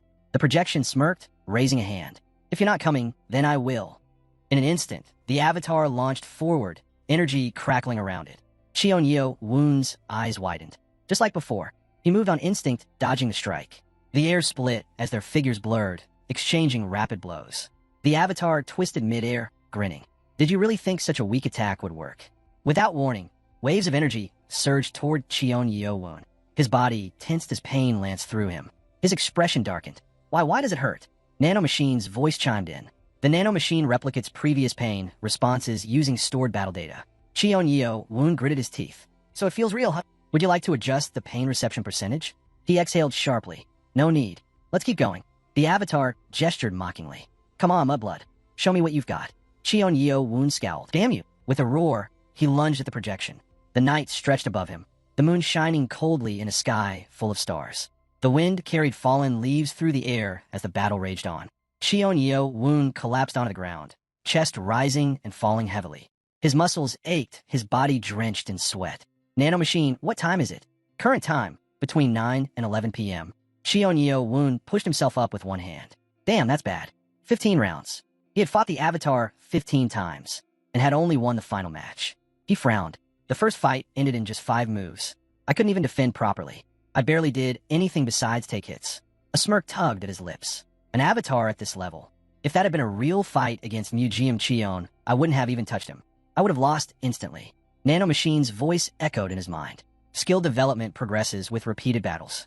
As you continue training, both your experience and your proficiency with the butterfly dance will increase. Cheon Woon clenched his fist. So what? He had lost to this guy using the same handful of basic moves. Again and again. His smirk deepened. That just means I need more time. 7 days. Give me 7 days, and the Murim Cheon avatar will be nothing to me. At the cadet dorms, Cheon Woon stepped inside, scanning the room. Which one is my bed? His eyes flickered to the crowd, gathered ahead. Seriously? I just took down a clan prince, and these guys are already throwing a party? As he approached, someone suddenly stepped in front of him. Prince, the guy called out. Cheon Woon narrowed his eyes. What? The guy exhaled. Your bed's here. Cheon Woon raised an eyebrow. Is that so? Murmurs spread through the dorm. Why is he acting like this? Cheon Woon turned to the guy, studying him. You were different before. What changed? The cadet pursed his lips, hesitating. I already walked away from Murim Cheon. There's nothing left to lose. I'm probably going to die anyway. Then, as if making a sudden decision, he dropped to his knees. Cheon Woon froze. The cadet lifted his head, voice ringing out. I am cadet number 23, Hyebong. His eyes burned with determination. And then, loud enough for everyone to hear, I swear loyalty to Prince Cheon Woon. From this moment on, I recognize him as my master. Silence fell over the room. Stunned whispers filled the air. Did he just... an oath of loyalty? To the 7th prince? The one with no power? Cheon Woon blinked, caught off guard. Wait, you're saying you'll serve me? Hyebong clenched his fists and shouted, his voice raw with emotion. I deeply regret my actions from before. I've reflected on my mistakes. He lowered his head, nearly bowing. Please, accept me as your servant. Let me serve you with everything I have. Cheon Woon stared at him, expression unreadable. A servant? For me? He wasn't someone who easily trusted others. Someone kneeling before him, pledging loyalty, not out of obligation, not because of some noble's command, but by choice. It was a foreign concept. Hyebong held his breath. Please, please. Then, Cheon Woon gave a slight nod. Hyebong's eyes widened. His lips parted in shock before curling into a broad grin. Thank you. His voice trembled with excitement. I swear, I'll do everything in my power for you. But before the moment could settle, a sharp voice cut through the air. I'll leave for 1 damn second, and already there's trouble. The crowd parted as Jahayan stepped forward, irritation clear in his expression. His gaze snapped to Murim Cheon. And you, groveling like an insect. Who the hell are you swearing loyalty to? Hyebong flinched. Murim Cheon and Jahayan. They're terrifying. But he forced himself to stay still. I can't show fear. Cheon Woon's voice rang out, smooth and sharp. Who are you to insult my servant? Jahayan blinked. What? Cheon Woon tilted his head. You called him an insect. But all I see here is you, a pathetic leech clinging to someone stronger. The murmurs around them died instantly. Jahayan's face twisted in anger. What did you just say? Cheon Woon smirked. Why are you stuttering? Nervous? A voice from the crowd chuckled. Why is he so scared? Jahayan bared his teeth, his fists clenched, shaking with fury. You mudblood bastard. He lunged forward with a punch. Cheon Woon sidestepped effortlessly. His counterattack was swift. A solid hit landed on Jahayan's back, sending him rolling across the floor. The room fell silent. Cheon Woon looked down at him with mild interest. Pathetic. You're nothing compared to that avatar. Hyabong watched in awe. His lips curled into a small smile. As I thought, I made the right choice. Cheon Woon turned to Mujeom Cheon. Want to go again? Mujeom Cheon coughed, wiping his mouth. Enjoy yourself while you can. Without another word, he walked past Cheon Woon, not even sparing him a glance. Having a servant won't change a damn thing. As he left, voices whispered. He actually walked away. Mujeom Cheon, just let it go. He might be retreating now, but don't think for a second that the Kree clan's power has weakened. Yet, as they watched Cheon Woon, a different thought took root. This guy, he's going to change things at the Demon Academy. 1 week later, the second group test. The Grand Motto House stood tall over the gathered cadets. Impion's voice boomed across the field. I've trained you in everything you need to know. From here on out, it's all up to you. His eyes scanned the crowd. Do you understand? A thunderous roar of voices erupted in response. Yes, sir. He nodded. Before we begin, we'll draw lots, as explained earlier. Groups 1 to 4, 5 to 8, and 9 to 12. Each set will randomly pick their opponents. The tension in the air thickened. One of the cadets whispered, Wait, the leaders for groups 2 and 3, they changed. Another nodded. Yeah, and Group 1 still has Claude from the Clan of Darkness. Group 4's leader used to be Cadet 72, right? Up front, the test official smirked. All right, leaders of Groups 1 to 4, step forward. Footsteps echoed as the cadets moved forward. A hand reached into the lockbox. A sign was drawn. The official read it aloud. First match, Group 1 versus Group 3. Another draw. Second match, Group 2 versus Group 4. The arena fell silent. The test was about to begin. A loud cheer erupted. Hooray for our group leader. The enthusiasm filled the air, though not everyone shared the excitement. A few cadets pursed their lips in displeasure. The official wasted no time. Next, leaders of groups 5 through 8 stepped forward. Murmurs spread through the crowd. Wait, what? Someone whispered in surprise. The official's eyes widened as he checked the names. These group leaders changed too. A voice muttered, Hold on a second, that group. A smirk stretched across Wei Myong Lee's face. Meanwhile, Cheon Woon stepped forward, his presence immediately drawing attention. Wonryo Cheon's gaze snapped toward him, her expression darkening. Mujeom Cheon, that idiot. She had warned him countless times. Yesterday afternoon, from a distance, someone silently watched the training field. Mujeom Cheon clenched his fists, irritation flickering across his face. Idiots. They were still running group drills. He scowled. Do they not realize their strategies are completely exposed? With a scoff, he turned away. Nothing else to see here. Might as well go practice. Just as he was leaving, a voice called out. Mujeom Cheon. His head snapped to the side. Wonryo Cheon stood a few steps away, smiling slightly. His eyes narrowed. Her? Without another word, he turned away and started walking. In an instant, Wonryo Cheon appeared in front of him, blocking his path. Mujeom Cheon frowned. What are you doing? She crossed her arms. Are you seriously going to ignore me after I just called you? Mujeom Cheon exhaled sharply. What do you want? Wonryo Cheon raised an eyebrow. I actually thought about whether or not to tell you. But if you're going to act like this... Mujeom Cheon brushed past her. Didn't you say Kree clan members are idiots? Why are you talking to me now? Wonryo Cheon sighed, rubbing her temples. You're so annoying. Fine, I'll keep it short. Listen carefully. She rolled up the sleeve of her sweater. Mujeom Cheon's eyes narrowed. You're injured? Wonryo Cheon adjusted her sleeve. It happened last night. Mujeom Cheon's brows furrowed. What? She sighed. I was training alone when someone ambushed me. Mujeom Cheon scoffed, spreading his arms. An ambush? Who in their right mind would be that reckless? Wonryo Cheon's expression darkened. They hid their face. I don't know who it was. Mujeom Cheon let out a breath. So what? That just means your attacker was some pathetic coward. Wonryo Cheon's jaw clenched. Don't be stupid. I don't let my guard down. This wasn't just some random fight. Mujeom Cheon smirked. So, you got hurt, and now you're telling me to be careful?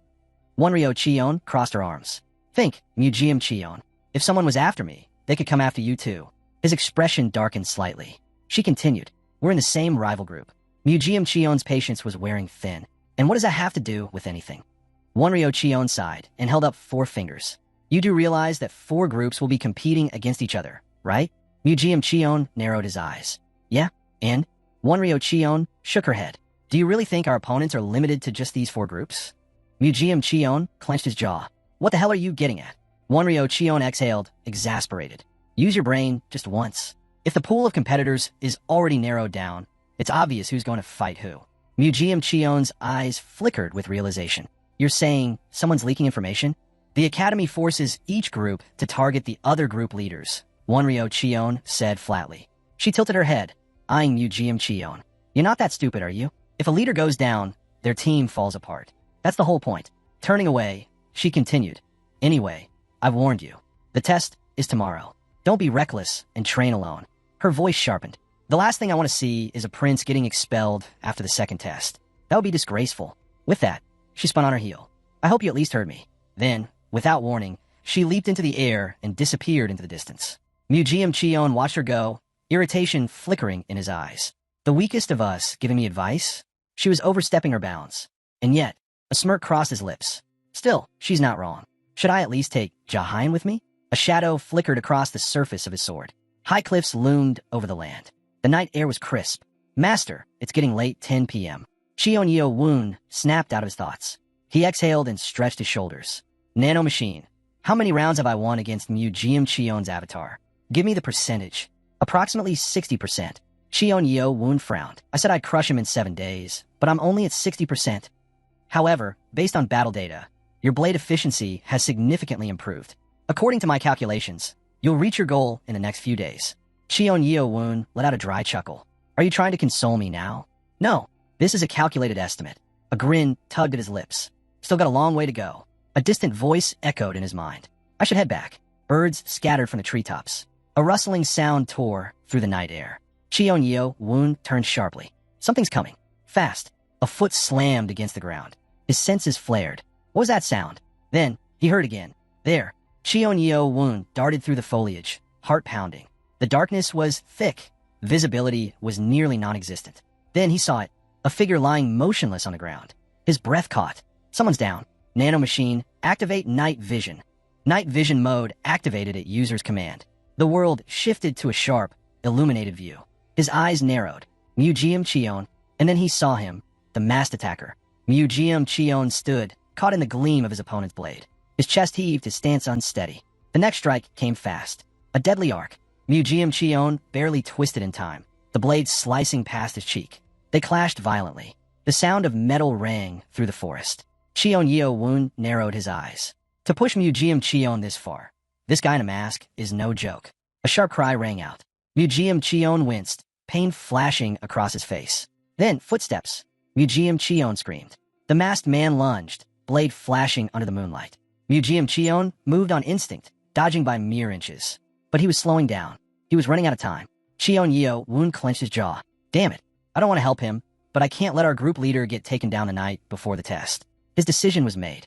Stop. The masked figure froze mid-strike and turned. Chion Yeo Woon stepped forward, weapon drawn. The attacker's eyes glinted behind the mask. Without hesitation, he slashed at Chion Yeo Woon. Chion Yeo Woon dodged, fist tightening.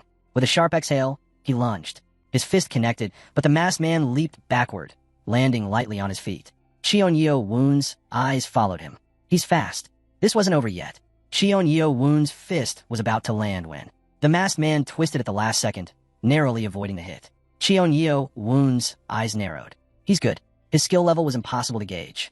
The attacker's gaze lingered on Chion Yeo Woon for a moment before he suddenly leaped into the air.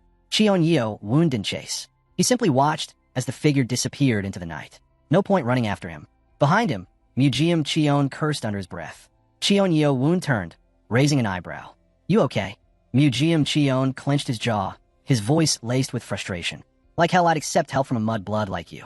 Chion Yeo Woon smirked. Want me to leave you here then? Mujiam Chion glared, but didn't answer.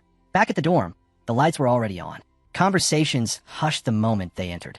All eyes turned to Chion Yeo Woon, who was carrying Mujiam Chion in his arms. Murmurs rippled through the crowd. Prince Mujiam Chion? What happened? Is he hurt? Chion Yeo Woon kept his voice calm. Help him first. I'll explain everything later. Hyabong rushed over, eyes wide with concern. Chion Yeo Woon, are you okay? Were you hurt? Chion Yeo Woon shook his head. I'm fine. Don't worry about me. Chion Yeo Woon moved silently, pressing against the next door. Nanomachine scanned the room. Scanning. All 16 members of the 6th group are in deep sleep.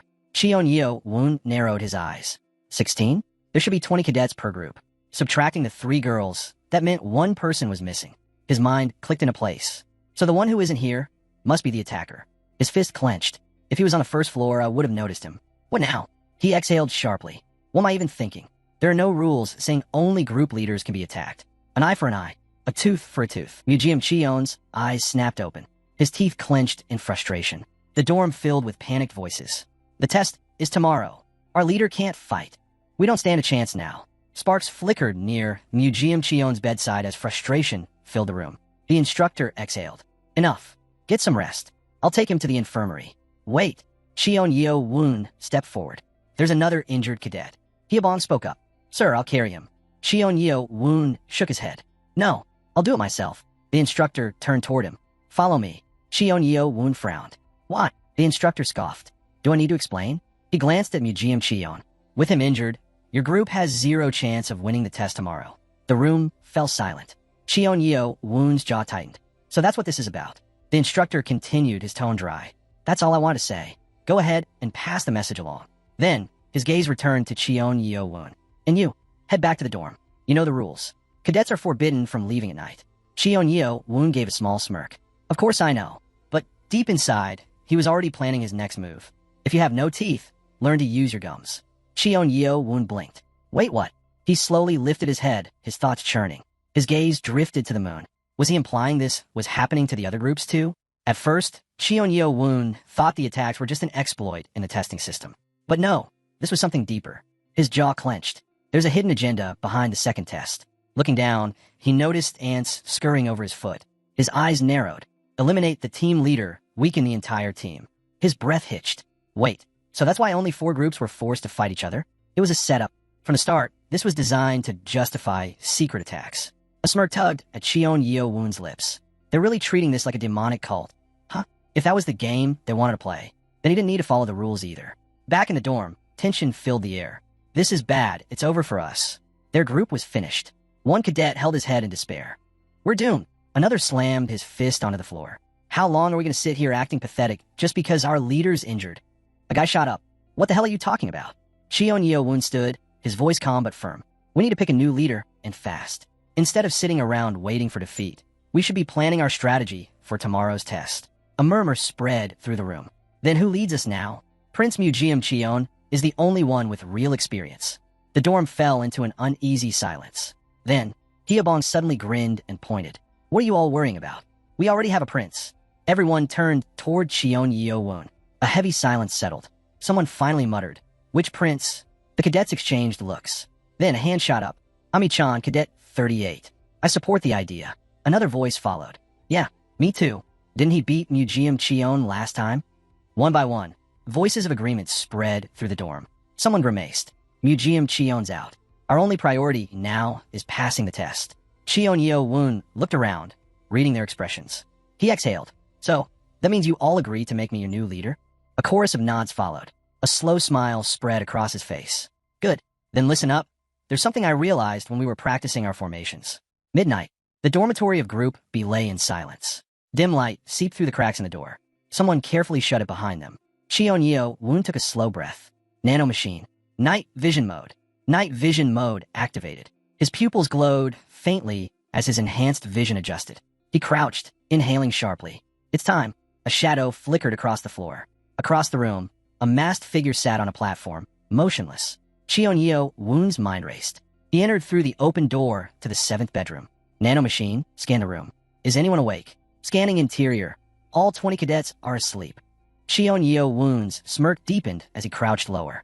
Finally, it was time to strike. The masked figure leaped from the high window, disappearing into the night. Cheon Woon's gaze followed him for a brief moment before turning back to the room. Nanomachine, was he in here? Scanning. No matches found among the 20 cadets. None of them matched the masked attacker's height or build.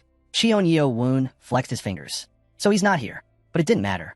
Lightning flickered outside, casting eerie shadows across the sleeping cadets. Magic energy crackled faintly near them. Cheon Woon's eyes locked onto one particular figure, the group leader. Suddenly, the man bolted upright, eyes snapping open. Cheon Woon's gaze sharpened. As expected, his senses are sharp. The leader gasped, but before he could react, a sharp pain surged through his body. His limbs convulsed, foam bubbling from his mouth. Cheon Yeo Woon held a thin needle between his fingers. Perfect. He watched as the leader's body went stiff, paralyzed. These needles should be enough to keep him off his feet for a few days. Cheon Yeo Woon turned away, his mind already moving to the next target. Even if he suspects something, he can't prove it was me. His eyes flicked toward the door. Next stop, the leader of the 5th group, Wonryo Cheon. But then, he hesitated.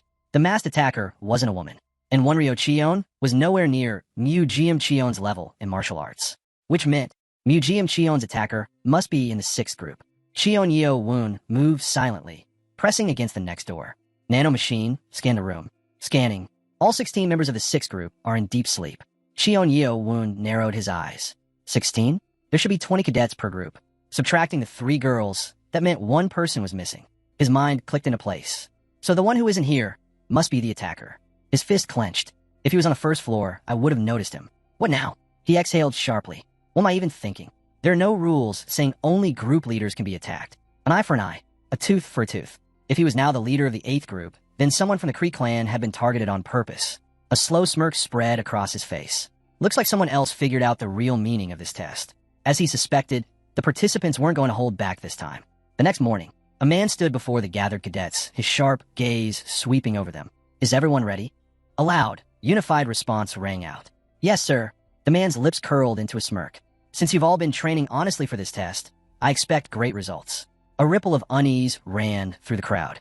Honestly, they exchanged glances. The cadets descended the stairs in formation. Cheon Yeo Woon turned his head slightly, his gaze landing on a particular cadet. Something about him felt familiar. His instincts flared. Those eyes, I've seen them before. Nanomachine, he muttered. Scan him. The silent scan began. A second later, the result flashed in his mind. 100% match. Height, build a perfect match to the masked attacker. Cheon Yeo Woon's lips curled into a smile. Got you. The second test, round 1, Group 1 versus Group 3, was about to begin. Wei Myong Lee's voice rang out, declaring that victory would go to the team that could overpower the other. With that, the battle was on. The fighters clashed instantly, weapons swinging and shields raised. Myung Cheon's voice cut through the chaos as he barked out an order. Formation number 3, attack. One of the opponents narrowed his eyes.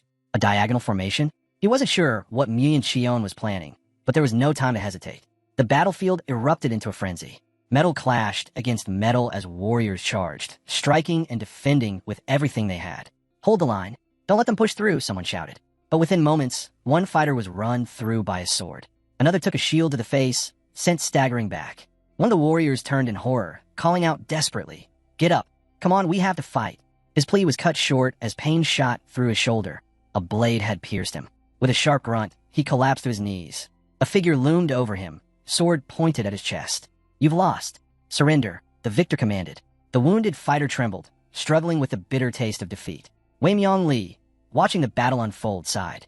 Well, that was dull. His gaze flickered over the losing team before announcing, Group 1 is the winner. That means their leader has passed the test. Cheers erupted as the victors raised their swords high in celebration. Without missing a beat, the next match was called. Group 5 versus Group 8. Step forward. Cheon Yeo Woon's lips curled into a smile. Finally, it was their turn. As he turned to his teammates, his excitement dimmed slightly. Some of them looked shaken, fear evident in their eyes. What's wrong? Are you scared? He asked, his tone calm but firm. One of the cadets clenched his fists. After what happened earlier, everything's changing too fast. He tightened his grip on his sword, determination flaring in his eyes. We either pass this test or get kicked out of the Demon Academy. Cheon Yeo Woon's expression hardened. I don't care what it takes. I'm going to become one of the strongest warriors here. Isn't it your goal too? His voice carried through the group, making them pause. We can't afford to lose today. Then, with a raised sword, he roared, shout with me. Victory will be ours.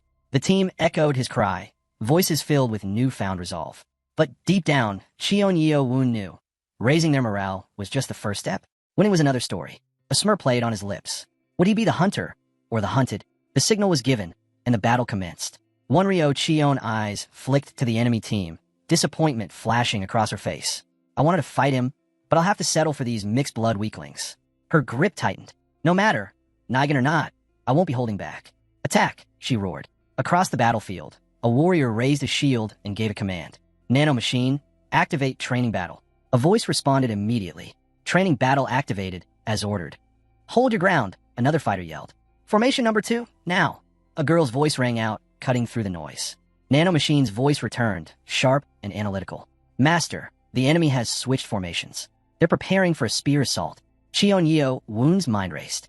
If we charge head-on, we'll be wiped out instantly. Then, without hesitation, he shouted, "Formation number 6. His team immediately fell into position. Onlookers watched in confusion. A linear formation? One of the opponents sneered. Why would he choose that? It only makes sense if the leader is unarmed. And yet, something about Cheon Woon's stance suggested that he wasn't someone to be underestimated. Arms crossed, he scoffed at himself. Was my judgment really that clouded? That kid, training under some old drunk?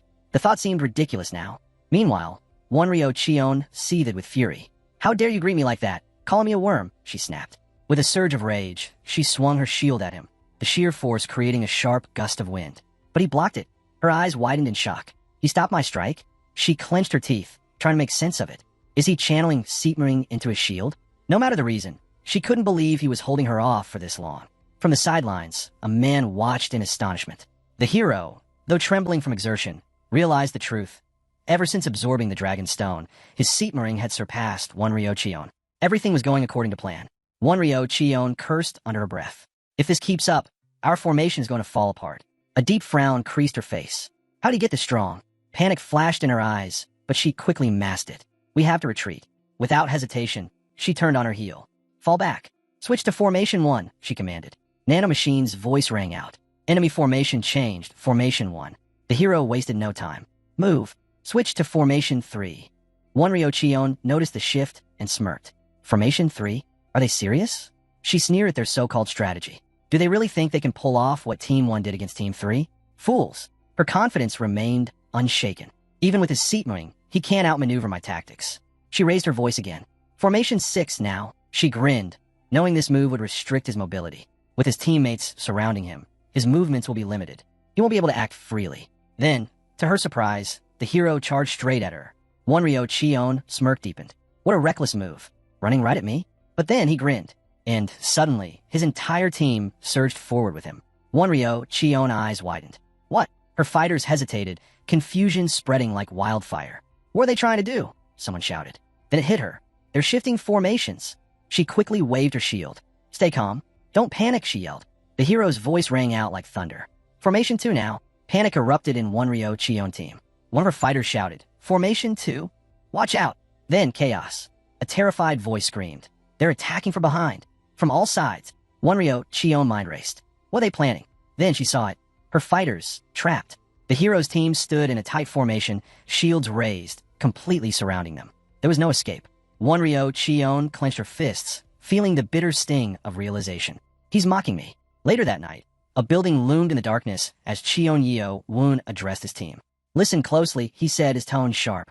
Tomorrow, we'll use every formation we've learned to gain the upper hand. He smirked. When I call Formation 2, they'll be surrounded before they even realize what's happening. They won't have time to react. That's when we strike. Wonryo Cheon's fist tightened as she listened. He tricked me. That mixed blood bastard.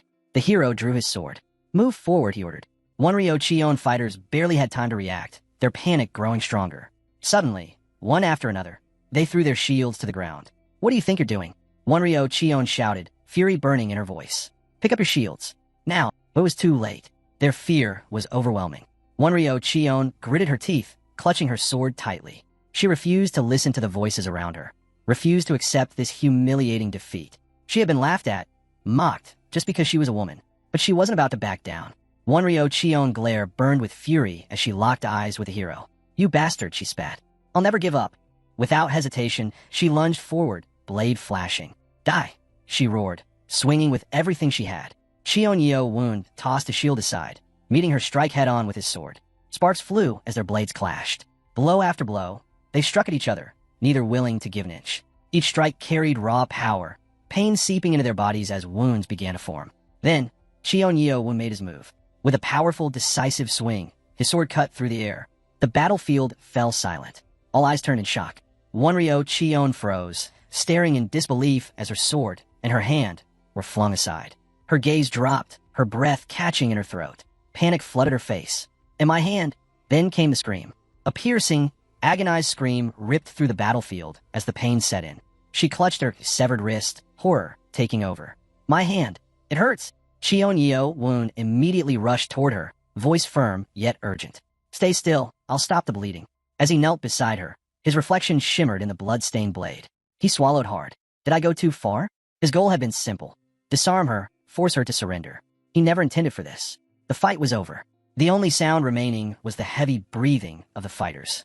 Cheon-Yeo-woon exhaled, gripping his sword tighter. Looks like I still need more training. Wei Myung-lee stepped forward, raising his hand. His voice rang out across the field. This fight is over. The cadets of the 7th and 8th groups, including their leaders, have passed the second stage of the test. A triumphant cheer erupted as Cheon-Yeo-woon's team rushed toward him. We did it, they cried, faces alight with joy. Meanwhile, a man watched the scene unfold with a smirk. Not bad. He had underestimated Cheon-Yeo-woon. The boy's seatming was strong, but more than that, his strategies, his techniques, they were remarkable. Was it really that old drunk who trained him? In such a short time, Cheon-Yeo-woon had mastered seatming, developed brilliant tactics, and executed them flawlessly. A true martial arts genius. For the first time, the man regretted not taking Cheon-Yeo-woon as his own student. As whispers of admiration spread among the crowd, Hyebong stepped forward, eyes gleaming. That was incredible, he said. How far do you think he'll go? Wei Myung-lee turned his attention back to the field. No time for questions. The third fight is about to begin. Teams, step forward. The defeated fighters walked away in silence, frustration written across their faces. Ha-Il-myong clenched his jaw. I never thought he'd dodge my attack, let alone counter it. His fingers twitched over his sword. That bastard. Was he just toying with us the whole time? His gaze locked onto Cheon-Yeo-woon. He wanted nothing more than to wipe that smug look off his face. Then, a voice cut through the tension. Listen up, Baek Ji shouted. If we attack them head-on, we win easy. Without waiting for a response, he surged forward, leading his fighters in a full-speed charge. Formation 6, he commanded. His fighters hesitated. They're coming at us too fast, one of them stammered. Ha-Il-myong's eyes narrowed. Are they insane? He quickly snapped an order. Formation 2, hold your ground. His team rushed into position, bracing themselves. Baek Ji smirked. Formation 2? What a joke. They're just making it easier for us. Keep charging, crush them. Ha-Il-myong's grip tightened. The moment Baek Ji got close enough, Murim Cheon struck. A single, precise slash. Baek Ji's shield flew from his grasp, spinning into the air. His eyes widened in shock. Then, Ha-Il-myong's blade found its mark. Blood sprayed as Baek Ji staggered back, coughing up crimson. Forward! Ha-Il-myong bellowed. His fighters didn't hesitate. They surged ahead, forcing Ha-Il-myong team onto the defensive. They're pushing us back. Ha-Il-myong men cried, scrambling to hold their ground. Don't let them recover, Ha-Il-myong shouted. But something was wrong. Wei Myung-lee's eyes darted across the battlefield. His confidence wavered. What's happening? One of the fighters from the opposing team stood frozen, fear gripping him as he stared at Ha-Il-myong, standing amidst a pool of blood. Ha-Il-myong's gaze lifted, locking on Cheon-Yeo-woon. A dark determination burned in his eyes. Cheon-Yeo-woon let out a nervous chuckle. Great, looks like I've made another annoying enemy. With that, round 3 of the second test continued. The Motto House, main hall. Inside the main hall, the first floor of the Motto House came into view. In the teacher's office, Jin Chang-ho handed a stack of papers to Wei Myung-lee. This is the list of those who failed, Jin Chang-ho stated. It includes their scores, up to Team 5. Wei Myung-lee scanned the documents, sighing. A lot of failures this time, he muttered. Jin Chang-ho nodded, especially from the high clans. Flipping through the pages, Wei Myung-lee shook his head. The clanless work hard to become guards for the middle or high-class clans, so there's no issue there. But the heirs of the high clans? They're bound to notice something's off. He let out a frustrated sigh. If it weren't for the group test, none of this would have happened. Back when we followed the old rules of the Demon Academy, things were much simpler. Jin Chang-ho folded his arms. It's too late for regrets, he said firmly. If we don't reassess the failed participants and their placements based on their performance, the higher clans will revolt against us. Wei Myung-lee exhaled sharply, his expression unreadable. The heirs of the high clans will be fine. They already have their own martial arts systems. But the middle and lower clans, he trailed off, without access to the healing stone in the sacred library, they'd be at a massive disadvantage. Then, his lips curled into a smirk. On the other hand, those who passed the second test should be gathering there right about now. The sacred library, Motto House. Cheon-Yeo-woon walked up to the grand structure before him, eyes scanning its towering presence. So, this is the sacred library, he murmured. It was even more majestic than the main hall. He turned his head slightly, lost in thought. The other candidates are probably already inside, while I was stuck in the infirmary. His gaze drifted toward the upper floors. Today's test is on the second floor, right? A memory flashed through his mind. The teacher, nonchalantly picking his ear as he gave instructions. Listen, the man had said lazily. Devote yourself entirely to swordsmanship and a stream dance breathing method. Don't waste time on anything useless. Cheon Woon had frowned. By useless things, you mean the reserve library? Exactly. The teacher pointed at him. You're already learning techniques from the 4th and 5th floors, thanks to your teacher. Don't bother with the first. His voice was confident, unwavering. Nothing down there even compares to your martial arts. Cheon Woon had nodded at the time, but now, he smirked. That's what you think. After all, he had nanomachine. If there was anything worth knowing in the 1st or 2nd floors, he'd make sure to scan it all. The reserve library, 1st floor. Holding a candle, Cheon Woon stepped into the dimly lit 1st floor of the reserve library. Towering bookshelves surrounded him, stretching into the darkness. He let out a breath. I've never seen this many books in one place before. For a moment, he thought he was alone. Then, shaking off the eerie silence, he refocused. We only have 2 hours on this floor. There was no time to waste. Nanomachine, he said, keeping his voice low. I'll handle the forbidden books. You keep scanning everything else. Nanomachine's response was instant. Understood. Without hesitation, Cheon Woon pulled a book from the shelf, flipping through its pages as Nanomachine's silent scanning continued. Time was running out, and he intended to make the most of it. Nanomachine worked tirelessly, scanning book after book. Cheon Woon grabbed another, flipped through its pages, then carefully placed it back on the shelf. How much time do we have left? He asked. Nanomachine's voice echoed in his mind. 1 hour remaining. Cheon Woon nodded. How many books have we scanned so far? Including sword mastery, blade mastery, breathing techniques, and several others. 55 books. Cheon Woon raised an eyebrow. That many already? Impressive, but there was still more to uncover. Don't send them to my brain just yet, he instructed. Understood. His gaze swept across the shelves. I've only skimmed through the outer row. Should I check the inner shelves? Just as he was about to move deeper into the library, something caught his eye. A man sat quietly in a chair near a massive stone slab. Cheon Woon halted. The way the man carried himself. He looked like an expert.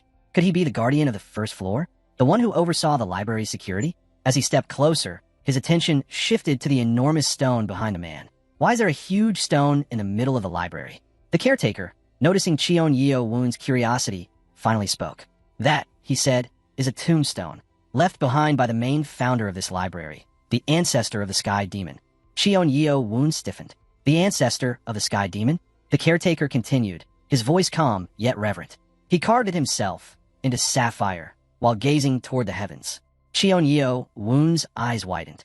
He turned back to the stone, scanning the surface. Is that a poem? Then a thought struck him. His brows furrowed. Wait, was this carved with fingers? As if reading his thoughts, the caretaker chuckled. Surprising, isn't it? The ancestor used his seepming, concentrating all his energy into a single fingertip to carve into sapphire. His gaze remained fixed on the tombstone. Sapphire is nearly impossible to scratch, even with a sword. The level of power required to do this, he trailed off. Cheon Woon exhaled slowly, realization sinking in. The caretaker sighed. Most people are too focused on books to notice this piece of history. But you found the ancestor's mark. He paused, then added, perhaps because this tombstone contains his blood. Cheon Woon's fingers curled slightly. I almost walked right past it, too. The man gave a small, knowing smile. It's expected. Who would waste time staring at a tombstone when they're surrounded by countless books? He leaned back in his chair. I've guarded this place for 20 years, and not once has anyone paid attention to this. Not even the descendants of the heavenly family. He waved a hand dismissively. But I've taken enough of your time. Go on, continue your studies. Cheon Woon bowed respectfully. Understood. Turning away, he took a step, then hesitated. Something fell off. His eyes narrowed as he noticed deep scratch marks on the back of the tombstone, long, jagged lines, as if someone had tried to hide something. His instincts flared. Nanomachine, analyze these marks. A brief silence. Then, Nanomachine's voice returned. Analyzing. Seconds passed. Then, analysis complete. The scratches were made by a sharp sword. Cheon Woon's breath hitched. Who would deface the tombstone of the ancestor of the heavenly demon? Nanomachine continued. Based on the depth and angle of the marks, there are 2 possible individuals who could have made them. Cheon Woon's grip on the candle tightened. 2 people? Leaning in closer, he studied the scratches, but in the dim light, they were difficult to distinguish. Nanomachine, he murmured, display the sword marks in 3D augmented reality. Activating AR mode. In an instant, his vision shifted. The marks lit up in his sight, their depth and direction now vividly clear. His eyes widened. There's a huge difference in the force and angle of the sword strikes. And now it was obvious. These marks weren't random. They were deliberate. Cheonyo Woon's mind raced. They weren't just trying to deface the tombstone. They were trying to hide something. Cheonyo Woon's mind raced as he stared at the chaotic scratches covering the tombstone. He remembered what Nanomachine had said. These marks came from two different people. Nanomachine, remove all the extra markings, he ordered. Show me only the original ones. Understood. As the artificial scratches faded, the true marks were revealed. Cheonyo Woon's breath caught. Standing before the tombstone, he examined the patterns left behind. Just as I thought, these aren't ordinary scratches. They were sword movements, but something was strange. These strikes weren't from any technique he recognized. The flow, the angles, the sheer precision. It was an unknown style, a sequence of attacks forming a mysterious bundle of movements. His brow furrowed. What kind of technique is this? His knowledge wasn't enough to decipher it. Nanomachine, can you analyze these marks and reconstruct the movements in augmented reality? He asked. A brief pause. Then, it is possible, Nanomachine confirmed. However, the hardness of sapphire has traditionally been used to measure a warrior's strength. Cheonyo Woon exhaled slowly. So whoever left these marks had strength beyond comprehension. A voice broke his thoughts. You haven't been reading the books, have you? Cheonyo Woon turned to see the overseer approaching. The older man glanced at the tombstone, shaking his head. Quite a mess, isn't it? He said, voice laced with disappointment. A shame, really. Cheonyo Woon remained silent, waiting. The overseer crossed his arms. There are rumors, he continued, that the ancestor of the heavenly demon left his insight into swordsmanship right here. Cheonyo Woon's eyes sharpened. The insight of the ancestor. The man shook his head. No one knows for sure. What we do know is that someone deliberately tried to erase whatever was left behind. His gaze darkened. Perhaps they wanted to be the only ones to inherit the ancestor's legacy. Cheonyo Woon's fist clenched. So these marks weren't just random vandalism. Someone wanted to bury the truth. The overseer sighed, then turned to leave. I need to finish my rounds. Take your time looking around, he said with a wave of his hand before disappearing into the shadows. Cheonyo Woon let out a quiet breath. Luckily, he's gone. Nanomachine, he said, you mentioned measuring the sapphire's hardness. How do I do that? Place your palm on the surface, Nanomachine instructed. Cheonyo Woon hesitated for a second, then pressed his hand against the cool stone. Measurement in progress. After a moment, Nanomachine spoke again. Analysis complete. If the maximum hardness standard is set at 10, this sapphire is at 7. Cheonyo Woon's fingers tightened slightly. Even at a hardness of 7, this is tougher than steel. He exhaled, his mind returning to the deeper mystery. Nanomachine, based on the hardness analysis, can you recreate the original sword marks? Affirmative. Reconstructing now. A moment later, a 3D simulation materialized before him, revealing the marks exactly as they had been before they were defaced. Cheonyo Woon's eyes widened. Who could have done this? His words were cut off. Dialogue not supported. Nanomachine interrupted. Cheonyo Woon blinked. Did you just... Simulation beginning. Nanomachine cut in again. The digital figure in the simulation raised a sword. Cheonyo Woon could only watch in stunned silence. With terrifying precision, the figure unleashed a single, devastating strike against the sapphire. The sheer power of it made Cheonyo Woon's breath hitch. His hands trembled slightly. Nanomachine, that was one move? Analysis complete. By linking all the marks together, the pattern forms a single sword technique. Cheonyo Woon's pulse pounded in his ears. That can't be. Even the butterfly dance technique, the most fluid, refined style he knew, consisted of 8 linked movements. It took over half a year to master just one. And yet this single move, it was beyond anything he had ever seen. His grip on his sword tightened. Canceling this technique is impossible. A slow, determined smirk spread across his face. I didn't expect much from the first floor of the library, he admitted. But to stumble upon this... He turned to Nanomachine, eyes gleaming with resolve. Save this move. Cheonyo Woon nodded to himself. I'll translate it later. Nanomachine, save the data, he instructed. Understood, Nanomachine replied, following the command without hesitation. Cheonyo Woon exhaled, still in awe. If it weren't for those defacing marks above, I might have missed this entirely. Whoever had tried to bury this technique was no ordinary person. Someone wanted this lost forever. But why? His grip on his sword tightened. Only I discovered this technique. That means I'm the only one who can learn it. A small smirk formed. I should be grateful. As he turned to leave, Nanomachine's voice interrupted him. New analysis results. After removing the surface-level scratches, 45 intertwined movements have been identified. Cheonyo Woon froze mid-step. 45. The analysis confirms that these movements were carved at different times. Nanomachine continued. Cheonyo Woon's mind raced. Wait, if these aren't just cover-up marks, then that means... His eyes darkened with realization. These aren't just random scratches. They're part of the technique itself. A hypothesis formed in his mind. Nanomachine, reconstruct the sword movements in the exact order they were made, he ordered. Nanomachine instantly began generating an augmented reality simulation. One by one, the sword movements played before his eyes. Cheon-Yeo-woon watched, his shock deepening.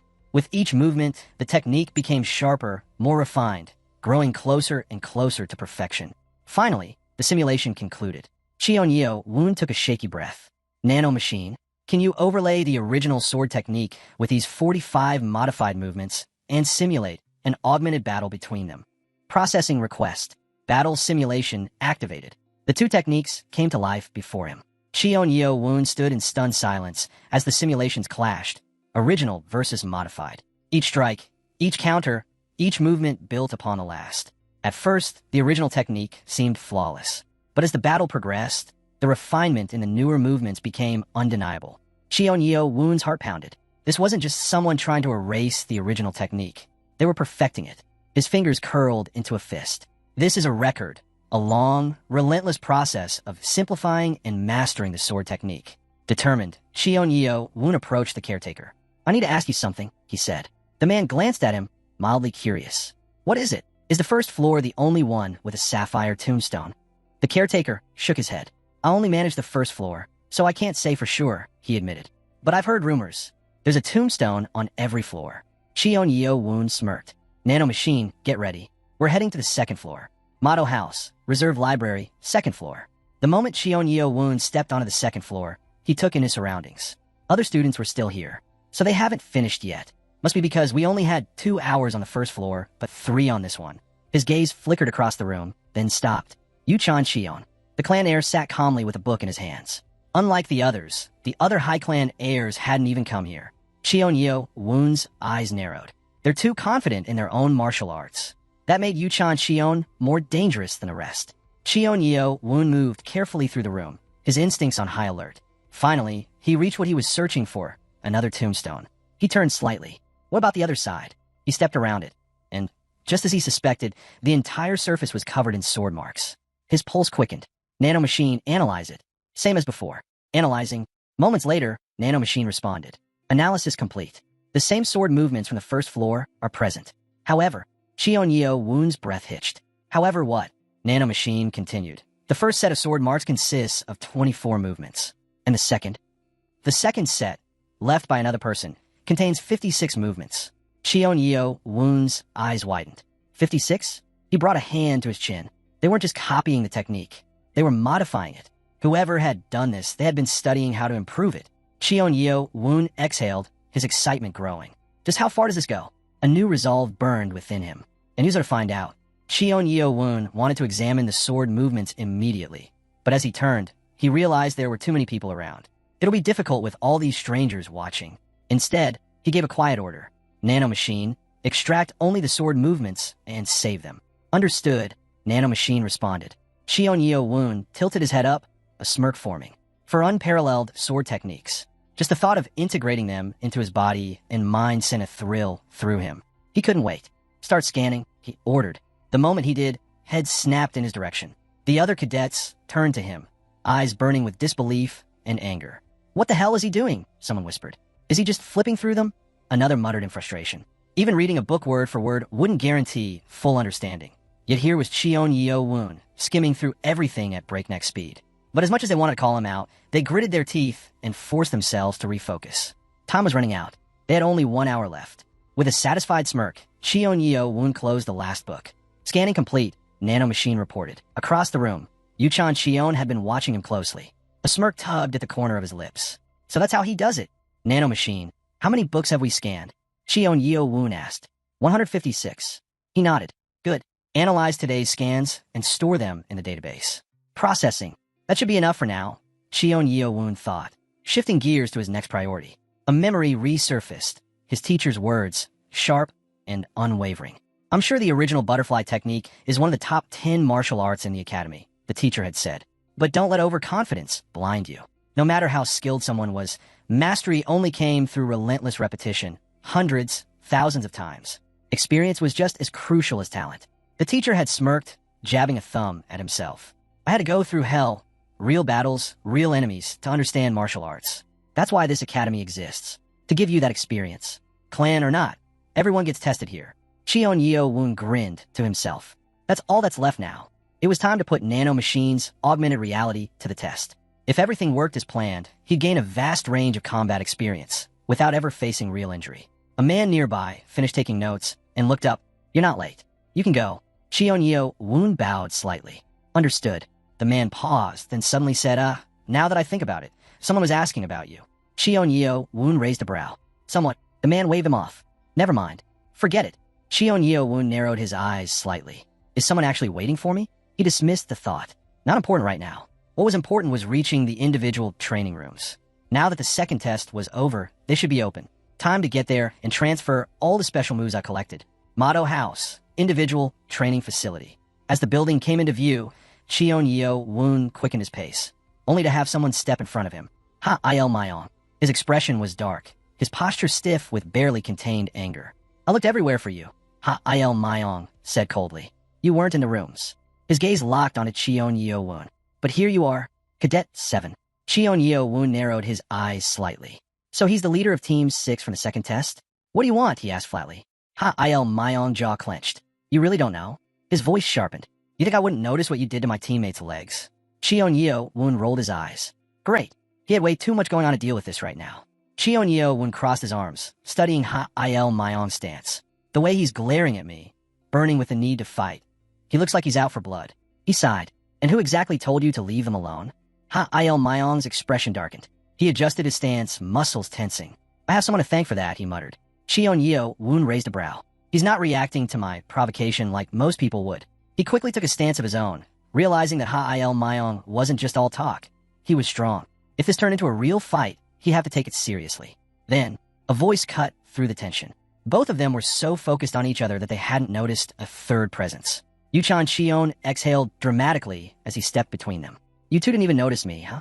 The sudden appearance caught them both off guard. Cheon Yeo-woon's gaze flickered toward the newcomer, recognition settling in.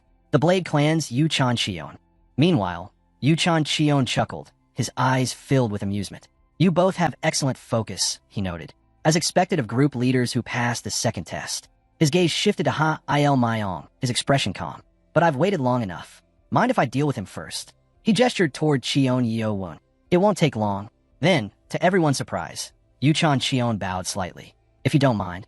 Ha-il Myong stiffened. An heir of the Blade Clan, bowing his head to another cadet, his fists clenched. What the hell do you mean you're first? He growled.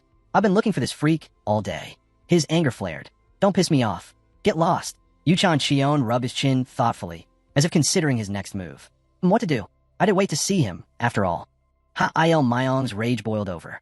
This arrogant bastard. How dare he look down on me? Without thinking, he swung. Yuchan Cheon smirked. Cocky. With a flick of a wrist, he effortlessly stopped Ha-il Myong's punch. Then, in a flash, he countered, his hand snapping forward, stopping just short of Ha-il Myong's neck. A sharp smirk played on Yuchan Cheon's lips. How's that feel?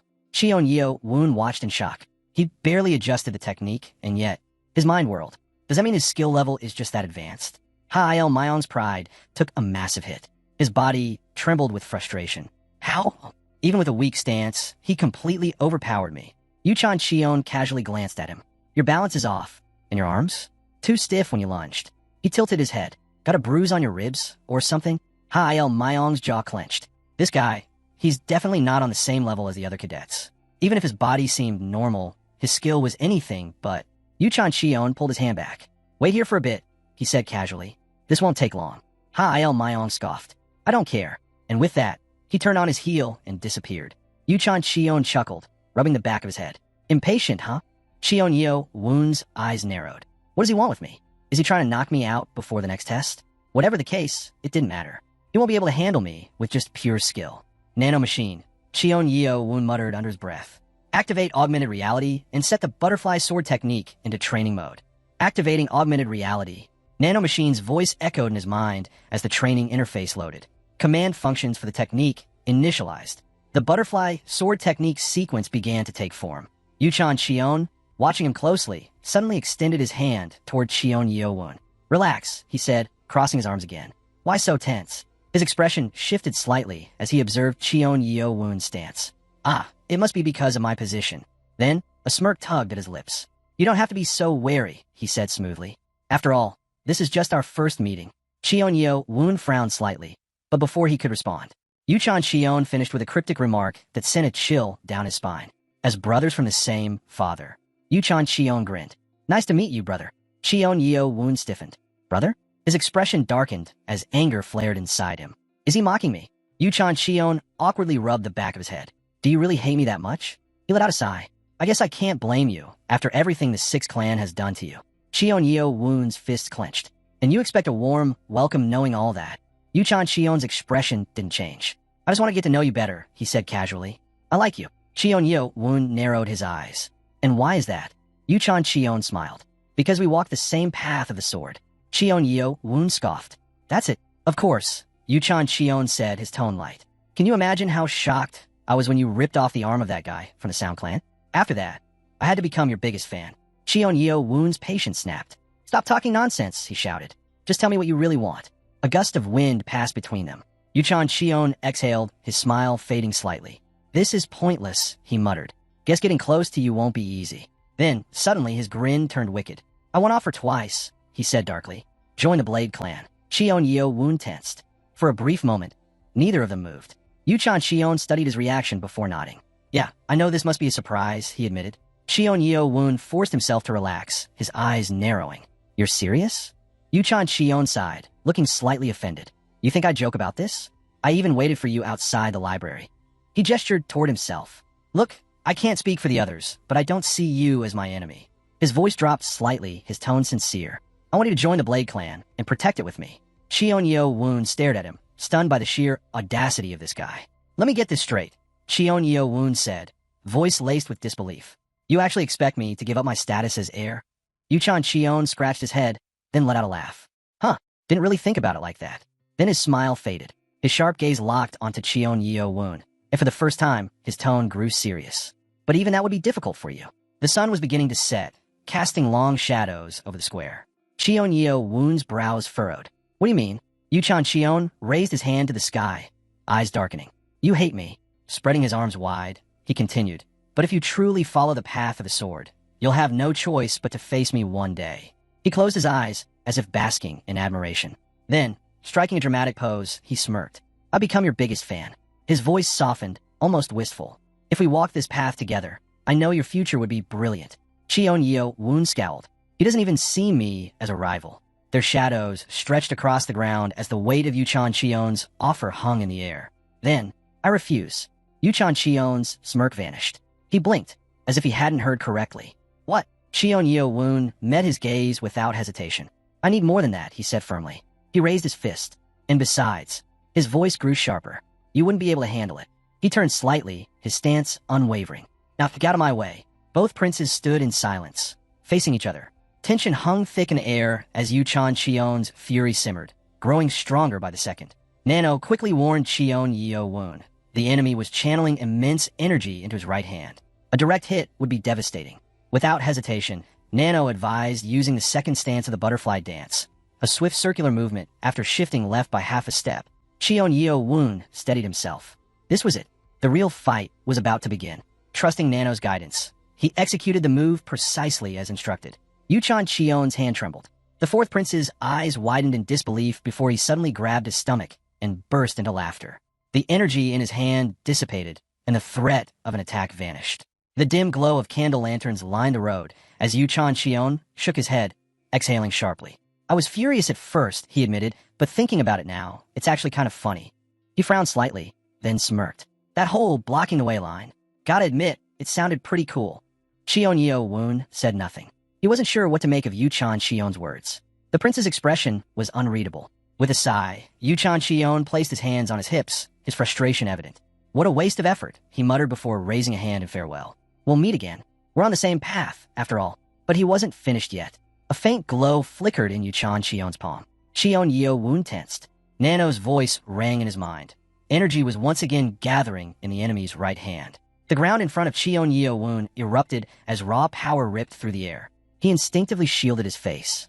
He recognized this technique. Yuchan Cheon's arm extended, forming a shimmering energy blade, the blade's Shi. A sharp, knowing smile tugged at the fourth prince's lips. You're not even close to being a threat to me, he stated flatly. Cheon Yeo Woon stared at the smoking scar left in the earth by Yuchan Cheon's attack. His mind raced. The fact that Yuchan Cheon could extend the blades chi purely from his arms meant one thing. He had fully matured. The rumors had to be true. If Yuchan Cheon was capable of challenging Muyin Cheon from the Dark Clan for the title of heir, he really was on another level. Frustration churned in Cheon Yeo Woon's chest. He clenched his fists, his teeth grinding together. He thought he had finally reached Yuchan Cheon's level. He had defeated Mujium Cheon, expelled Wonryo Cheon from the academy. Hadn't he proven himself? But now, the gap between them was undeniable. Yuchan Cheon let his energy fade, casually waving a hand before turning his back on Cheon Yeo Woon. "We'll meet again," he said, his voice steady as he walked away. Cheon Yeo Woon remained rooted to the spot, fingers tightening into fists. He cursed under his breath. He had been arrogant, too impatient. That night in the square, his goal shifted. No longer was it enough to stand as their equal. He had to surpass them. Meanwhile, Yuchan Cheon walked with his hands tucked behind his back, his thoughts lingering on Cheon Yeo Woon. The kid had predicted his attack. If Cheon Yeo Woon hadn't moved at the last second, Yuchan Cheon would have severed his right arm in a single strike.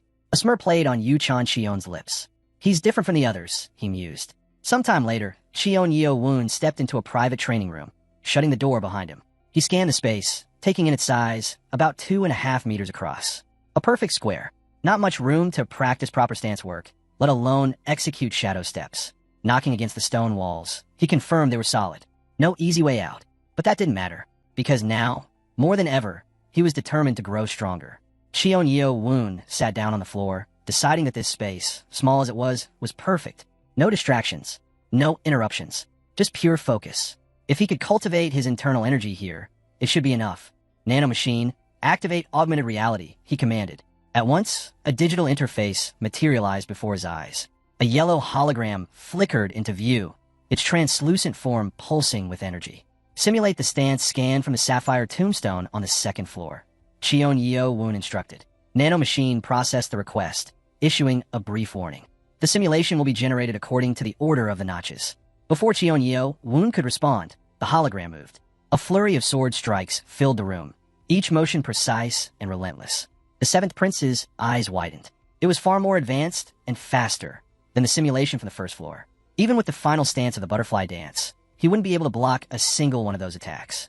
His mind raced. How many people could possibly counter this technique? Was it even possible? Just then, a second hologram, green this time, appeared. Simulation of an alternate stance sequence initiated, Nanomachine reported. The new figure sprang into action, moving fluidly through 56 unique sword positions. Every step, every strike seemed impossibly refined, as though years of mastery had been compressed into seconds. Cheon Yeo Woon gritted his teeth. His whole body trembled, not in fear but in awe. This was insanity. To perfect such a technique, one would have to be utterly consumed by the sword. He had never been more afraid of a technique in his life. Watching a single, rough movement evolve into something so flawlessly deadly by the 56th position sent chills down his spine. Then, both holograms activated at once. Nanomachine, Cheon Yeo Woon called, his voice steady despite the storm raging in his mind. Create a battle between the 56 positions, starting in sequential order. Understood. Battle mode initiated. At the center of the room, the green hologram came to life.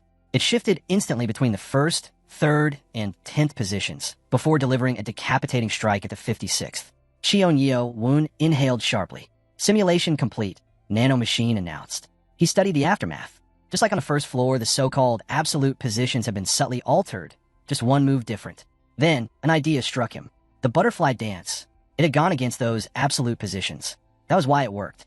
Closing his eyes, he imagined his clone before him, blade raised. If there was a way to counter this deadly sequence, he would find it. Cheon Yeo Woon tightened his grip, visualizing the duel. His clone lunged. He met the strike, stepping into a defensive stance. Their blades clashed, each anticipating the other's next move. They leapt. Collision was imminent. Warning, Nanomachine's voice broke through the intensity. Neural activity spiking.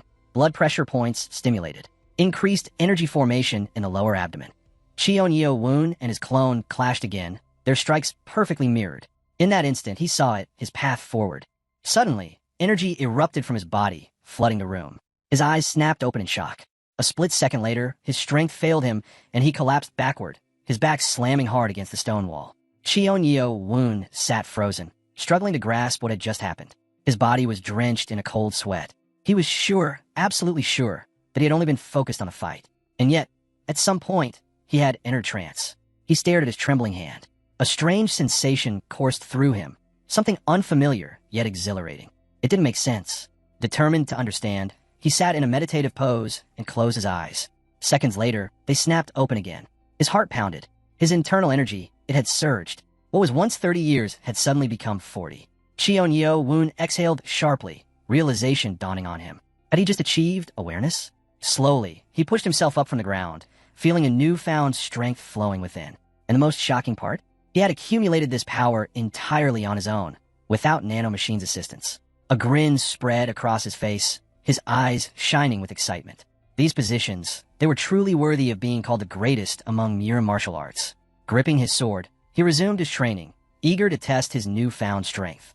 The moment he moved, he noticed the difference. The way his strikes sliced through the air had completely changed. This wasn't just an increase in chi. Something had fundamentally shifted. Cheon-Yo-Woon swung his sword again, and his breath caught. His hand, covered in a shimmering aura of energy. Chi materialized. He clenched his glowing fist, a rush of pride swelling in his chest. He wasn't strong enough to fully manifest it into a solid sword yet, but that didn't matter. Not for long. If he took the medicine stone soon, his energy would reach 60 years. And when that happened, the gap between him and Yuchan Cheon would shrink, fast. But for now, he had to get back. Glancing around the small, closed-off training room, he realized he had lost track of time. "Nanomachine," he called out. "How long have I been like this?" "Approximately 2 hours," the mechanism responded. Cheon-Yo-Woon's eyes widened in shock. 2 hours. He placed a hand on his chin, deep in thought. It would take time to fully integrate this into his body. He had to return to his quarters and refine it properly. "Nanomachine, transfer the positions originally carved on the sapphire stone from the 1st and 2nd floors, as well as the 45th and 56th positions, into my brain." The moment the data transfer began, a sharp pain shot through his head. Cheon-Yo-Woon gritted his teeth, pressing a hand to his temple. The familiar headache struck again. "Ugh, this never stops, does it?" he muttered. Once the process was complete, he leaned against the wall, breathing heavily. "Nanomachine. How long until the positions are fully transferred into my body?" Based on analysis, the process of muscle adaptation and chi flow alignment will take approximately 10 hours. Cheon-Yo-Woon groaned. That was far longer than the butterfly dance had taken. Though, considering the level of these techniques, it wasn't surprising. Glancing outside, he noticed it was already night. There was nothing more he could do for now. He'd just have to get up early. With that thought, he made his way back to the dormitory. The moment he stepped inside, he realized not everyone had returned yet. They were still training. Hyebong, however, was already there. The young man bowed in greeting. "You're back, Your Highness." Cheon-Yo-Woon's gaze fell on the stack of papers in Hyebong's hands. He immediately guessed what they were: study materials from the library. "Did you find anything useful?" he asked. Hyebong's face lit up with a wide grin. Hyebong shook his head. "Not much useful information," he admitted. "It was just a second-grade martial art." Still, he added that he had studied a stepping technique since his strength didn't lie in pure fist combat. Cheon-Yo-Woon smiled, relaxing a little. He had caught his peers in a moment of pure dedication. Everyone was pushing themselves to improve. He couldn't waste these 4 days of rest either. If he wanted to keep up, he couldn't afford to fall behind. The next day, sunset. Cheon-Yo-Woon lay sprawled on the floor of his individual training room, his body still adjusting to the transformation. Muscle adaptation and energy flow process. 100% complete, Nanomachine reported. He canceled sleep mode, and Cheon-Yo-Woon shot up. The moment he moved, nausea hit him like a wave. He staggered, then immediately threw up. Nanomachine activated biological stabilization protocols, working to balance his body's response. Breathing heavily, Cheon-Yo-Woon wiped his lips and leaned against the wall. Damn, that was rough. His gaze shifted to his hands. Even after going through this process so many times, he still wasn't used to it. Then he clenched his fist. A jolt of realization struck him. This strength, it was on a completely different level. Compared to when he had perfected the butterfly dance, he felt leagues stronger now. Curious, Cheon-Yo-Woon pulled off his shirt and examined his body. His eyes widened. His muscles defined, refined, powerful. He ran a hand over his abs, stunned. Is this really my body? Then an idea struck him. Turning toward the stone wall, Cheon-Yo-Woon inhaled deeply. Slowly, he exhaled. Chi surged into his fist. His body tensed as he prepared to strike. Elsewhere, Museum Cheon's training room. Ha-Il Myong sat in deep meditation, frustration etched on his face. He had been arrogant, far too confident in his skills. He had thought he was strong, but Yuchan Cheon had crushed him so easily. That defeat still burned in his mind. The overwhelming difference in strength was undeniable. Il Mayong clenched his fists. He needed to forget about Cheon Yeo Woon for now. His focus had to be on something greater, on regaining his honor. Suddenly, the wall beside him began to crack. His eyes snapped open. A second later, boom, shards of rock exploded in all directions. Il Mayong barely had time to react before debris slammed into him. He let out a strangled yell, shielding his face. For a moment, his mind reeled. An enemy attack? A mercenary? Teeth clenched, he turned toward the gaping hole in the wall. Through the dust and rubble, a shadowy figure stood at the center of the destruction. Il Mayong squinted. Then his eyes widened in disbelief.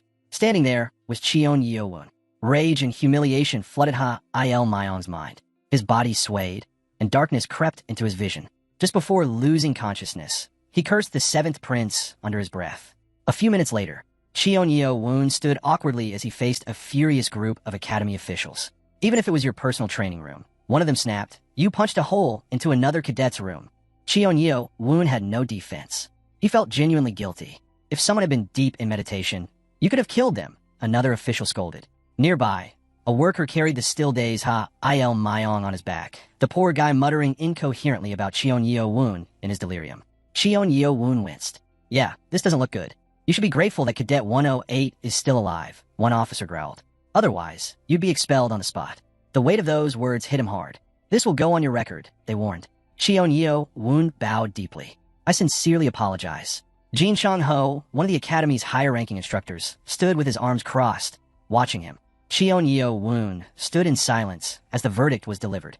As punishment, you are forbidden from using the training rooms on the first and second floors, the instructor announced. From now on, you may only train in the basement facilities. A sharp gaze fixed on him. And if you damage those as well, you'll be permanently banned from all training rooms. Cheon Yeo Woon lowered his head. Understood.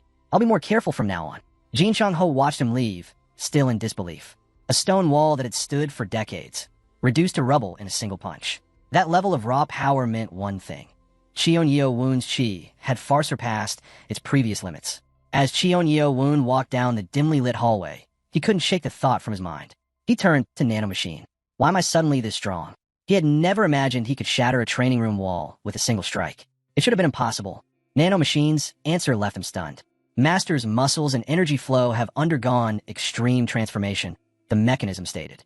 Your strength has reached a level where you can now leave marks on sapphire, one of the most durable materials known. Cheon Yeo Woon stopped in his tracks. His gaze felt his hands. Sapphire? The realization hit him. The simulations have been based on analyzing the marks left on the sapphire stone, not on actually replicating movements.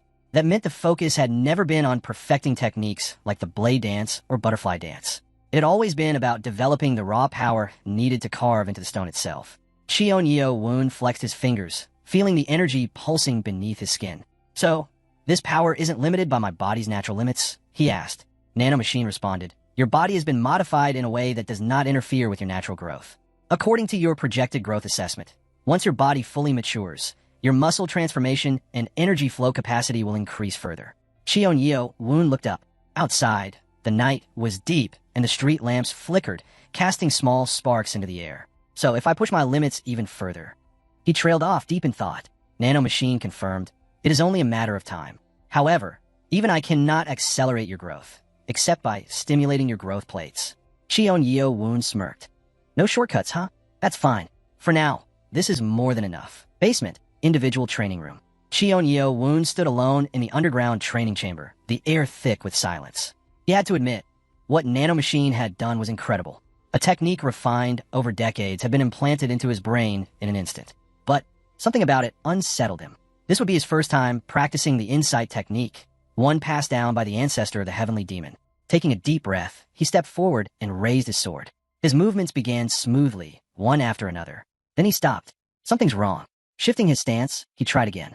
A precise lunge, a sharp cut, a finishing strike, but still fell off. Frustration crept in. He was executing the forms perfectly, but it wasn't giving him the result he expected. Cheon Yeo Woon exhaled slowly, trying to shake the doubt from his mind. He extended his palm, slicing through the air. Then, he lunged forward and delivered the final strike. This time, he smiled. The first and second positions, perfect, but something nagged at him. His mind flickered back to the green and yellow holograms. Why does this technique feel incomplete? It wasn't the same as what he had seen in augmented reality. Something was missing. Nanomachine, he said, his voice firm. Compare my movements in 3D with the recorded simulations. A holographic projection flickered to life before Cheon Yeo-woon's eyes. One figure was green, the other his own. Launching augmented reality program, Nano Machine announced, simulating based on user data. The two projections moved in sync, pulling their attacking hands back before slicing through the air. At first, they seemed identical. Then, the differences became glaring. Cheon Yeo-woon's technique looked off. His movements were stitched together instead of flowing naturally. His rhythm wavered, especially at the finishing strike. Frustration surged through him. His jaw clenched, fists tightening at his sides. What's wrong? Cursing under his breath, he dropped to the floor. Why isn't this working? He chewed at his nail in frustration. Even if my breath control is weak, the techniques should still function on their own. It hit him. His hand froze mid-motion, and his face fell into his palm. Of course, even the final secret of the martial arts method wouldn't work properly without energy rotation. If that was missing, then everything was meaningless. A deep sigh escaped him as his gaze drifted toward the far wall. He was exhausted, mentally and physically. He had been so fixated on the sword technique that he had completely neglected his breath control. Then a thought crossed his mind. The tombstone inscriptions. Cheon Yeo-woon slowly raised his head. Nano Machine, he said, a new urgency in his voice.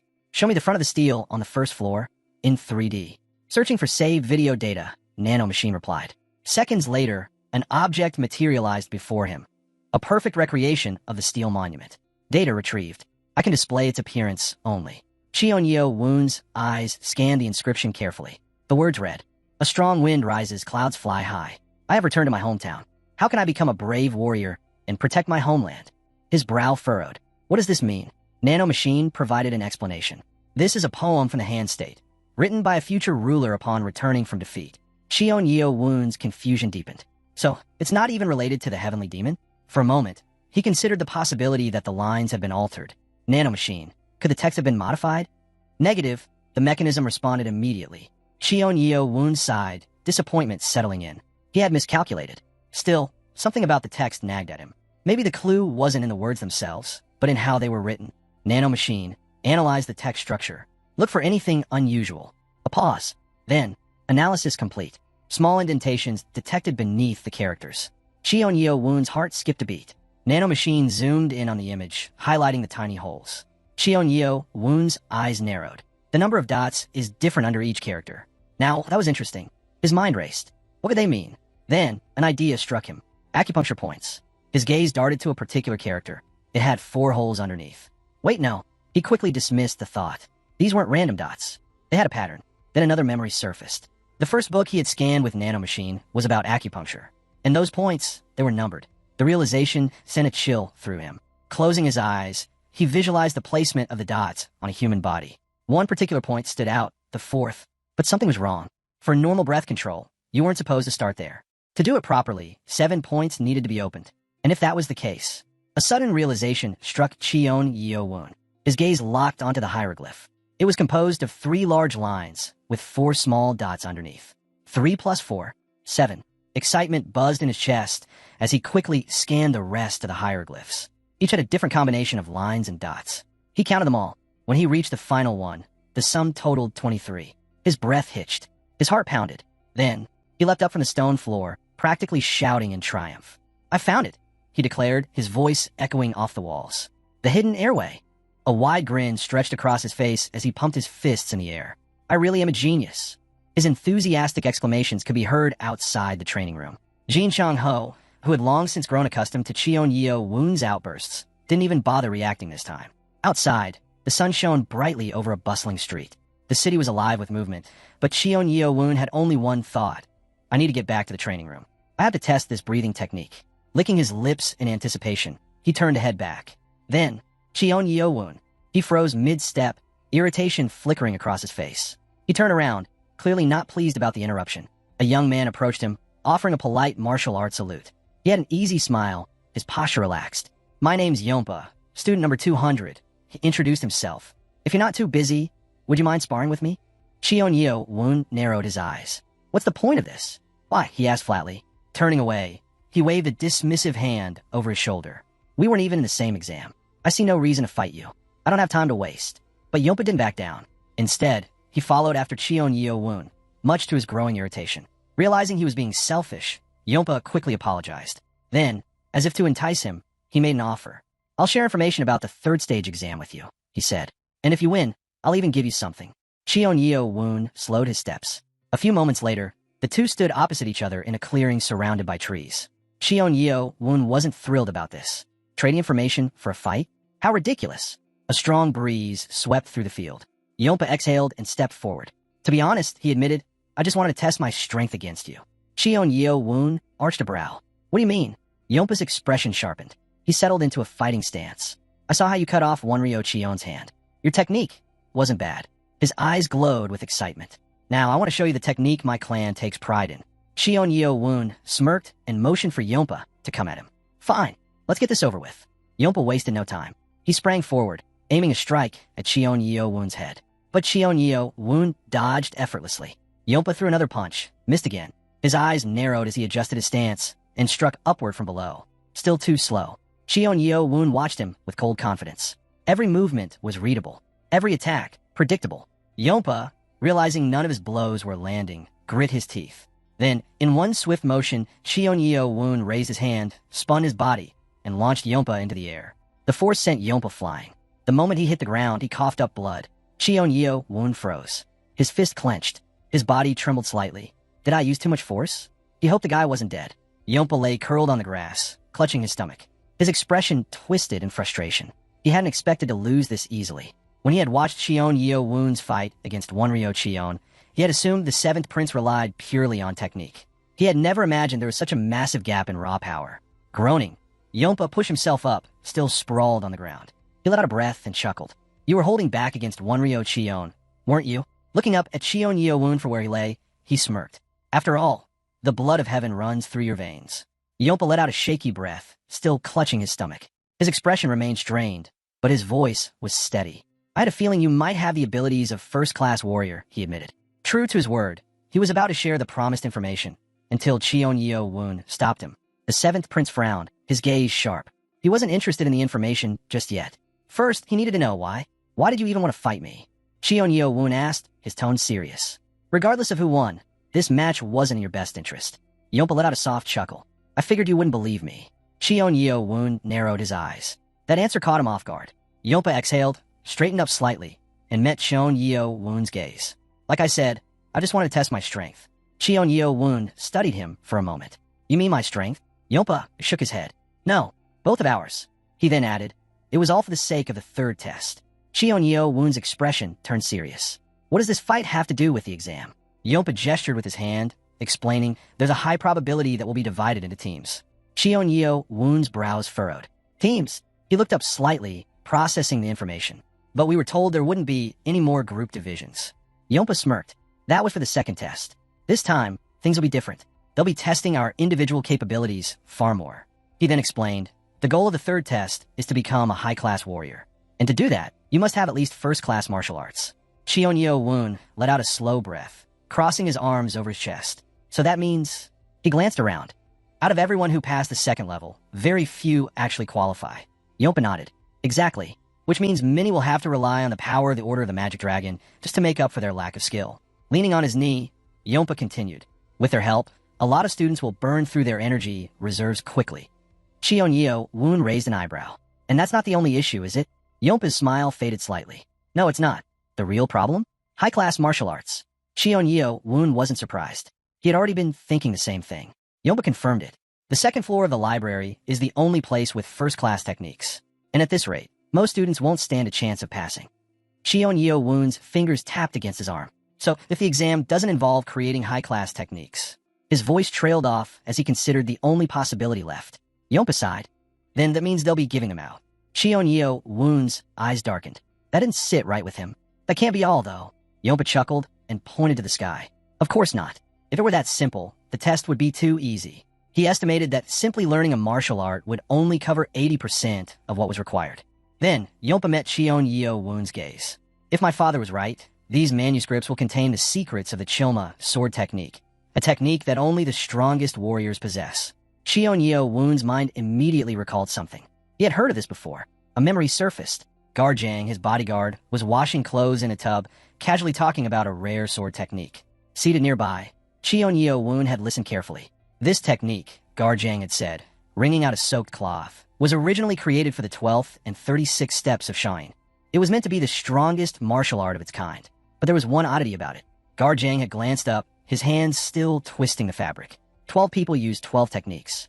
36 people used 36 techniques. And if 108 people used the... Garjang continued wringing out the soaked fabric as he spoke, his voice calm but firm. If 108 people master the technique, it evolves into the 108 sword fighting technique. He glanced at Cheon Yeo-woon with a knowing smirk. Cool, isn't it? How an ordinary martial art can transform into something that dangerous. Cheon Yeo-woon remained silent, staring ahead in deep thought. A martial artist gains the power to resist, and to master this technique is called 7 Demon Sword when it's the 12 technique version. But if it's the full 108 technique version, that's Hwani. Yompa casually waved his hand. My father once told me that, back then, each group had exactly 12 members. They were the ones who managed to master the 7 Demon Sword technique. Cheon Yeo-woon's curiosity piqued. That number, is it significant? Yompa grinned. It's a standard formation in martial arts sword techniques. But even those who did master 7 Demon Sword still struggled to perfect the sword technique itself. He sighed.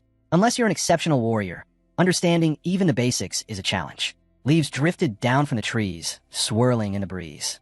Cheon Yeo-woon glanced at him. So that's why you wanted to test my abilities? Yompa nodded. Exactly. One technique alone doesn't show the whole picture. Cheon Yeo-woon raised an eyebrow. Meaning? Yompa pointed a finger upward, as if just remembering something important. All right, I haven't told you the most crucial part yet. Cheon Yeo-woon held his gaze, listening intently. In this test, cadets will be acting entirely on their own discretion, starting with mastering their martial arts. Cheon Yeo-woon tensed slightly. Acting on our own? Yompa continued. However, based on the results of the second test, a group leader can give guidance to their team members. Cheon Yeo-woon's expression darkened. So, does that mean the established leaders choose their team members? Yompa nodded. That's right.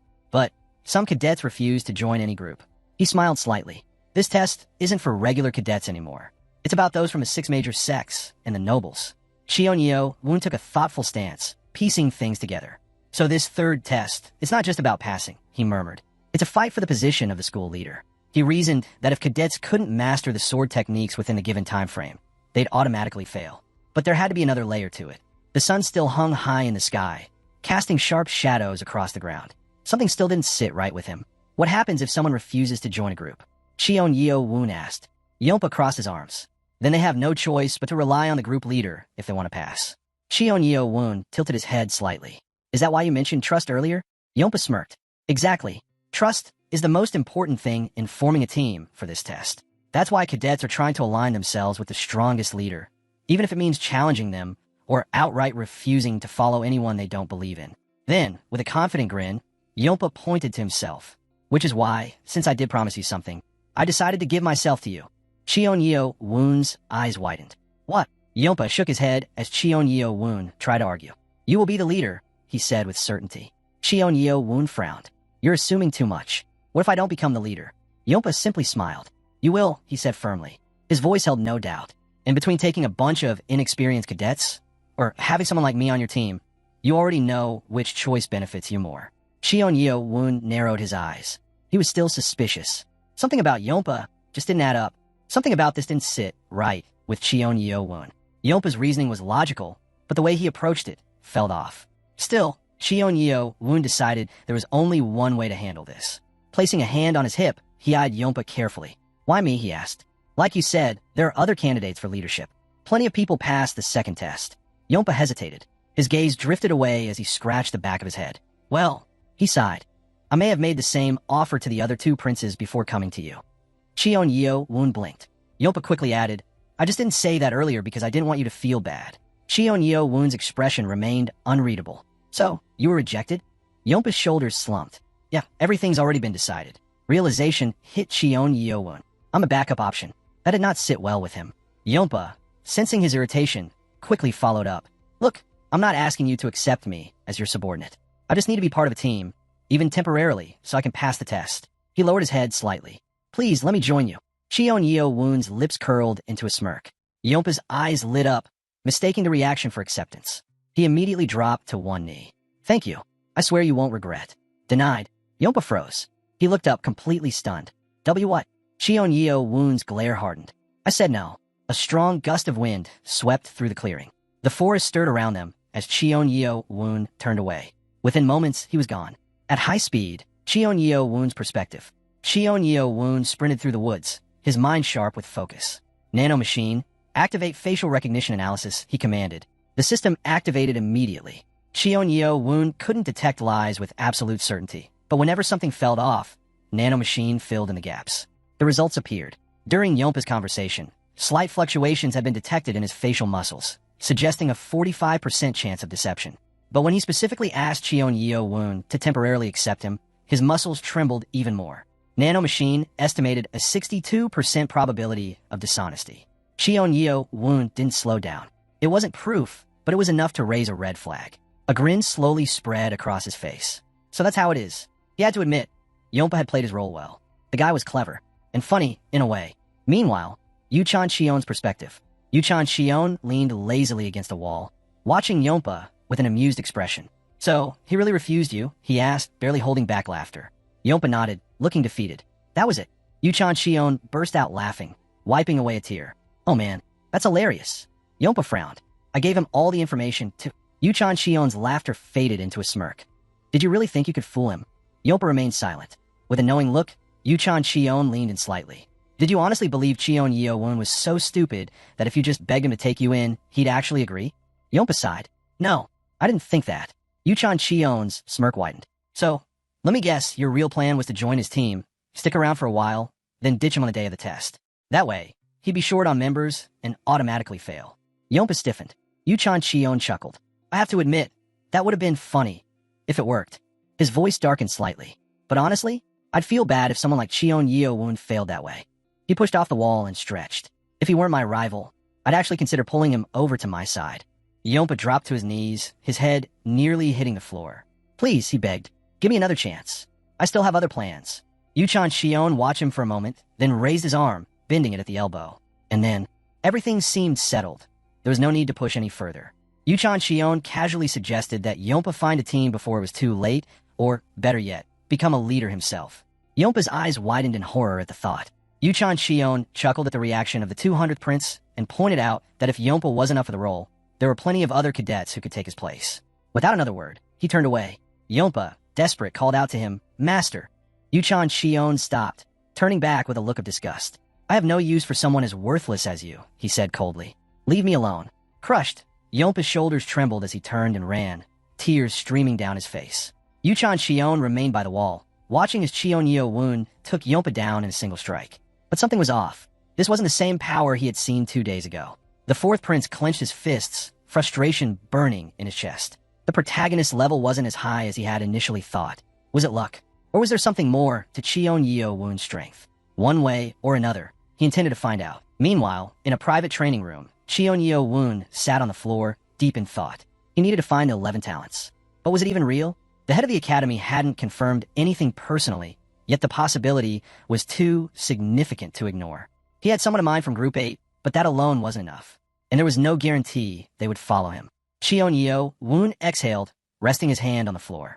There was no point in overthinking. He needed to finish training for the day and figure out on the way back to the dorm. Standing up, he asked Nanomachine if it had completed analyzing the martial arts books they scanned yesterday in the library's first and second floors. Nanomachine responded affirmatively. Analysis complete. 55 beginner-level martial arts books from the first floor, 156 intermediate-level books from the second. Cheon Yeo Woon remained expressionless, but his mind was already working. Nanomachine, can you create a hologram of someone by analyzing their Kain body movements, and then have the hologram demonstrate the results? Nanomachine confirmed. It is possible. Select a person for the avatar and specify the martial art style. Cheon Yeo Woon didn't hesitate. 5 sword arts. As soon as he visualized it, a blue virtual figure began materializing in augmented reality. The avatar took shape, an exact replica of Murim Cheon. The hologram smirked arrogantly. A low-born bastard like you thinks he can challenge me? Cheon Yeo Woon's eyes darkened. Attack me. The hologram lunged, blade flashing. Someone like you who doesn't know his place must die. Murim Cheon swung his sword in a sweeping motion. Cheon Yeo Woon dodged effortlessly, countering with blinding speed. His fist shot forward, colliding with the avatar's head. A sickening crack echoed through the room. Murim Cheon's hologram froze. Then, in an instant, his neck twisted unnaturally, and he vanished. Cheon Yeo Woon blinked, stunned. Nanomachines, voice cut through the silence. The avatar has been defeated. Fatal damage sustained in battle. Cheon Yeo Woon stared at his own hand, realization dawning on him. 4 days ago, the same attack had merely knocked the hologram back. Now it had shattered completely. Before disappearing, Mujeom Cheon's voice rang out one last time. Not bad, lowborn bastard. But you'll regret that. Then he was gone. Nanomachine's explanation followed immediately. The avatar was unable to withstand the... Cheon Yeo Woon stared at his own hand, his mind racing. He hadn't expected this, hadn't planned for it. Had he really surpassed Mujeom Cheon in ability? The thought unsettled him. Even if the avatar had been assigned an intermediate level of martial arts, it shouldn't have made much of a difference, right? Taking a deep breath, he looked up, his gaze sharpening. He needed to test this further. Nanomachine, generate 5 holograms of Mujeom Cheon. He ordered, assigning each a different intermediate martial art. Then, on second thought, he smirked. No, make it 10. A dozen virtual figures materialized in the room, their presence overwhelming. Nanomachine quickly designated them as targets, listing the martial arts each had been assigned. Cheon Yeo Woon took in the sight before him, suddenly wondering if he had gone too far. Before he could adjust the number, the jacks pointed at him, their voices dripping with mockery. Pathetic. Lowborn trash. You think you belong here? The words sliced through the air, relentless, taunting. Cheon Yeo Woon clenched his fists, veins bulging as anger surged through him. Nanomachine's voice chimed in. Would you like to reduce the number of avatars? Cheon Yeo Woon exhaled sharply. No, just start the training. His eyes darkened. I'll kill them all. With a battle cry, the holograms charged from all directions. Cheon Yeo Woon didn't flinch. He knew exactly what to do. His movements were lightning fast, delivering precise strikes that took down several avatars instantly. Their bodies flickered and disappeared, but there was no time to celebrate. The second wave came harder. Mujeom Cheon's sword slashed toward him from multiple angles. Cheon Yeo Woon dodged swiftly, leaping into the air, only to crash headfirst into the ceiling with a sickening thud. The impact sent him sprawling back to the floor. The room spun. Nanomachine paused the simulation. The avatars froze. Cheon Yeo Woon groaned, rubbing his head, realizing too late that he had miscalculated. The augmented reality had made him forget just how small this space really was. A sharp crack echoed above. His gaze snapped up. There, in the ceiling, a deep fracture spread ominously. Jin Chang-ho is not going to be happy about this, he muttered under his breath. As if summoned by the disaster, Jin Chang-ho appeared moments later. He stared at the cracked ceiling, then at Cheon Yeo Woon, then back at the ceiling. Slowly, he turned to the prince. Cheon Yeo Woon quickly looked away. Jin Chang-ho dragged a hand down his face. What the hell did you do this time? Cheon Yeo Woon winced, massaging his sore head. Miscalculated? The instructor let out an exasperated sigh. Unbelievable. Crossing his arms, he added, I warned you about this before. That's it. You're banned from using private training rooms. Cheon Yeo Woon immediately straightened and bowed. I'm truly sorry. Jin Chang-ho sighed again, rubbing his temples. Follow me. The two walked out of the gate, heading toward a new building. Cheon Yeo Woon's eyes narrowed as they approached. It was smaller than the private training facility, but something about it seemed different. The doors were much wider. Jin Chang-ho stopped in the doorway, holding up a lantern. From now on, this is where you'll be training. Cheon Yeo Woon blinked. Wait, seriously? Jin Chang-ho smirked. What, surprised? You think I'll let you keep breaking down walls in those private rooms? Cheon Yeo Woon stepped inside, his curiosity piqued. The space was significantly larger than the previous training area, with a more open, comfortable layout. This place, he mused. What is it? Jin Chang-ho leaned against the doorway. This is the training faculty. Normally, only those who've reached expert level and passed the 4th test are allowed in. Cheon Yeo Woon turned to him, stunned. But I haven't passed the test yet. The instructor smirked. No, you haven't. But after this little incident, he motioned to the cracked ceiling. The head of the academy made an exception. Cheon Yeo Woon's expression darkened. How did Jin Chang-ho know he had reached the expert level? The instructor smirked. Simple. Breaking through the walls of a private training room takes chi strength at least on par with an expert. He knocked on the nearby wall. These walls are reinforced. They shouldn't have broken, no matter how frustrated you were. Cheon Yeo Woon bowed, offering a rare, sincere thank you. Jin Chang-ho waved a hand dismissively. Don't worry about it. Just focus on your training. With that, he left, leaving Cheon Yeo Woon alone in the massive training hall. Glancing around, Cheon Yeo Woon felt a surge of satisfaction. A space this big meant he could train without limitations. Nanomachine, what time is it? 9 p.m. The mechanism responded. Cheon Yeo Woon smirked. Good. I've still got time. He considered continuing his fight against the 10 Mujeom Cheon avatars, but the thought felt uninspiring. He had already proven he was beyond that level. Then, an idea struck him. Lowering his gaze, he asked, "Nanomachine, can you simulate Seepming's avatar?" Nanomachine responded, "Yes. I can generate an avatar based on the movements of the butterfly dance technique Seepming demonstrated in the infirmary." A wide grin spread across Cheon-Yeo-Woon's face. Now, this will be interesting. As the simulation loaded, a matrix field flickered in front of his eyes. The virtual environment formed around him, and Nanomachine prompted him to select a martial art. Without hesitation, Cheon-Yeo-Woon chose the butterfly dance. The air shimmered. Seepming's avatar began to materialize before him. The right-hand bodyguard of the demon cult twirled a flask lazily on his finger, smirking. "You serious about taking on your sensei?" He chuckled, shaking his head in amusement. "Kid, you crack me up." Cheon-Yeo-Woon's stance tightened. "Nanomachine, next time, mute him." Nanomachine acknowledged the request. But for now, Seepming was free to talk, and clearly enjoying himself. Cheon-Yeo-Woon knew exactly who he was up against. One of the 10 greatest warriors of the demon cult. The weight of that fact only fueled his determination. Without hesitation, he lunged forward, launching a piercing strike aimed at Seepming's weak points. The bodyguard didn't move. No, he moved just enough. Each of Cheon-Yeo-Woon's attacks was effortlessly parried, as if Seepming was toying with him. Gritting his teeth, Cheon-Yeo-Woon refused to accept how easily his technique had been countered. Then, wham! A backhand strike snapped his chin upward. Pain exploded through his jaw as blood filled his mouth. He had bitten his tongue. Before he could recover, Seepming's sword flashed. Still midair, Cheon-Yeo-Woon saw the blade closing in. Seepming's expression was all too familiar. He was enjoying this. Then came the real attack. Seepming executed the third position of the butterfly dance. 7 flutters of the butterfly. A flurry of strikes descended upon Cheon-Yeo-Woon in rapid succession. 1, 2, 3. He couldn't counter. 4, 5, 6. His body was already numb. 7. The final hit sent him flying. Cheon-Yeo-Woon slammed into the wall, the impact rattling his bones. His breath came in ragged gasps as he struggled to steady himself. He had known he was no match for Seepming, but to be completely overwhelmed in one technique? Pushing himself up, Cheon-Yeo-Woon stared at the back of the hologram, realization settling in. This is what it means to be one of the greatest warriors of the demon cult. And yet a small, determined smirk played on his lips. Because no matter how outclassed he was, he would close the gap. Nanomachine suggested switching the avatar's martial arts, but Cheon-Yeo-Woon shook his head. "No, keep it as is." Pushing himself off the ground, he gave a simple order. "Continue the fight." Seepming's avatar rested his sword on his shoulder, amused. "You still want more?" He let out a chuckle, clearly entertained by his student's stubbornness. Cheon-Yeo-Woon didn't respond. Instead, he raised his hand, extending only his index and middle fingers, the stance for his ultimate technique. The bodyguard's smirk widened. In an instant, he vanished from his previous position, appearing elsewhere in a blur.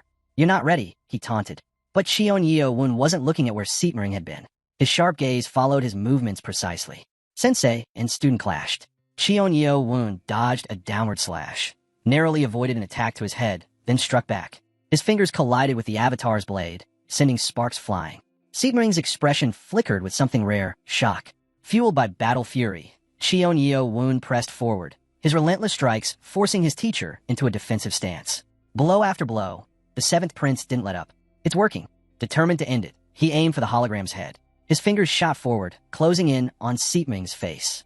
But before he could land the final hit, slash, slash, Seepming's sword moved twice in a blink. A sharp pain tore through Cheon-Yeo-Woon's back, and before he could react, his body slammed into the wall. Gravity dragged him down, leaving him sprawled on the floor.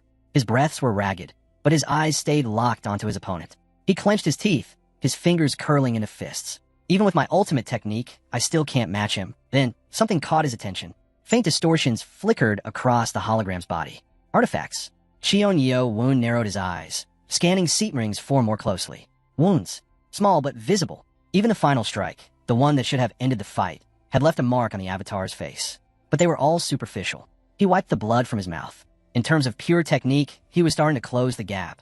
But combat experience? That was an entirely different battlefield. An absolute technique alone wouldn't be enough to defeat a true master. Frowning, Cheon-Yeo-Woon ran the numbers in his head.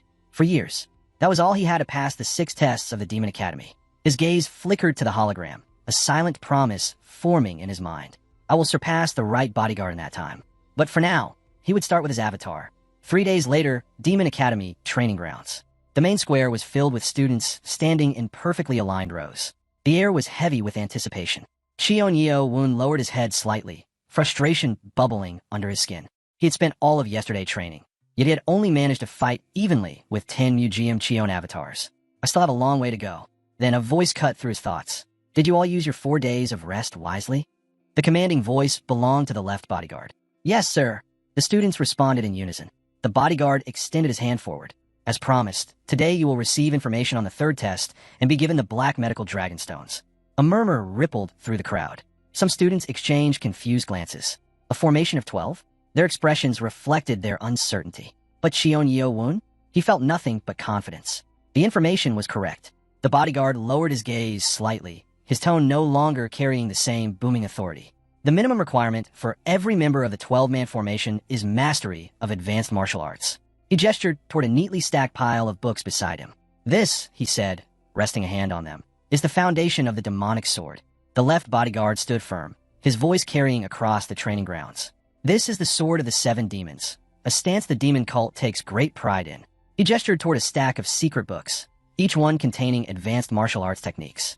The students, including Cheon Yeo-woon, listened intently. Wei Myung-lee smirked. If we take the medical stone and dedicate ourselves to this technique, reaching the advanced level shouldn't be a problem. Cheon Yeo-woon remained still, arms crossed. Too easy. Something about all this fell off. Then, with a sly smile, the left bodyguard dropped the real challenge. The 3rd test will take place on the 28th. The countdown starts today. A murmur spread through the crowd. The tension thickened as martial arts instructors stepped forward, lining up in front of the students. The rules are simple, the bodyguard continued. Each formation of 12 will have to face off against one of these instructors. A wave of disbelief rippled through the trainees. Fight instructor? The students turned to one another, whispering anxiously. These weren't just any opponents. Each instructor was an expert-level warrior. Some were rumored to have even reached the master level. Cheon Yeo-woon stayed calm, watching the growing unease around him. They're panicking. Of course they are. Yonpa, standing nearby, folded his arms. First things first, we need to assign group leaders. The left bodyguard smirked. This time, things will be different. Unlike the 2nd test, your leaders won't be chosen based on rankings. The murmurs grew louder. The bodyguard pointed toward the instructors. Each of them wore a yellow nameplate. There are 17 nameplates, he said, his grin widening. If you want to become a group leader, you have 7 days to take one from an instructor. The crowd fell silent for a split second. Then chaos erupted. Wait, what? Take a nameplate from instructor? Are they serious? Realization sank in. This wasn't just about selecting leaders. It was a brutal elimination game. Cheon Yeo-woon tensed, processing the numbers. 17 groups of 12 means 204 students get a place, but there are 207 of us. That meant 3 people were destined to be left behind. A cadet nearby whispered, if we can't take enough nameplates, the number of groups shrinks and more of us get cut. Another student clenched his fists. They want us to start fighting before the test even begins. The bodyguard, sensing the unease, raised a hand. No need to panic. The instructors with yellow nameplates won't be using special techniques. Only the 7 demon sword. The whispers died down, only to be replaced by open complaints. You call that easier? Someone shouted. We're still up against experts, another groaned. Cheon Yeo-woon remained silent, lost in thought. There was a hidden layer to this challenge. Mastering the 7 demon sword in such a short time required more than just raw talent. It demanded a deep understanding of its movements, its flow, its weaknesses. The higher-ups weren't just increasing the difficulty. They were forcing the cadets to adapt or fail. And Cheon Yeo-woon? He had no intention of failing. Cheon Yeo-woon frowned. 7 days. That was barely enough time to scratch the surface of the 7 demon sword, let alone master it. The higher-ups knew exactly what they were doing. This wasn't just about learning. It was about pushing the cadets into a state of stress and desperation. Wei Myung-lee scanned the restless crowd and smirked. Just as he expected, the students were nervous. But he wasn't done shaking them up yet. Then, with a sharp voice, he asked, does anyone want to challenge an instructor right now? Silence. The entire square went dead quiet. Wei Myung-lee's smirk faded. Seriously? He had hoped someone would step up. Sure, it was risky. Winning could skyrocket their reputation, but losing in front of everyone? That would be humiliating. Even so, he had expected at least one volunteer. Then, a hand went up. Wei Myung-lee's gaze locked onto it, his lips curling slightly in amusement. It was Mian Cheon, leader of Group 1 from the Dark Clan. A moment later, another hand. Cheon Yeo-woon. Wei Myung-lee raised an eyebrow. Interesting, but what truly caught him off guard was the 3rd volunteer. Cadet Baek Ji-ai. Wei Myung-lee's grin widened. He hadn't expected these 3. Mian Cheon was no surprise, but Baek Ji-ai? The same cadet who defeated Jong Seum Cheon heir of the Poison Clan, to become the leader of Group 12, and Cheon Yeo-woon, the one everyone was already watching closely. Now, this was getting interesting. Cheon Yeo-woon, meanwhile, glanced at the other volunteers, scanning for any familiar faces. Standing next to him was Baek Ji, his expression unreadable. Something about him left a strong impression on Cheon Yeo-woon. Wei Myung Lee let out a chuckle, folding his arms. All right then. His voice boomed across the square. The instructors accept your challenge. The cadets stirred, exchanging wary glances. The atmosphere had shifted. Some weren't sure whether to admire the volunteers or think they were insane. Among the instructors, Jin Chang-ho stood with an impassive expression.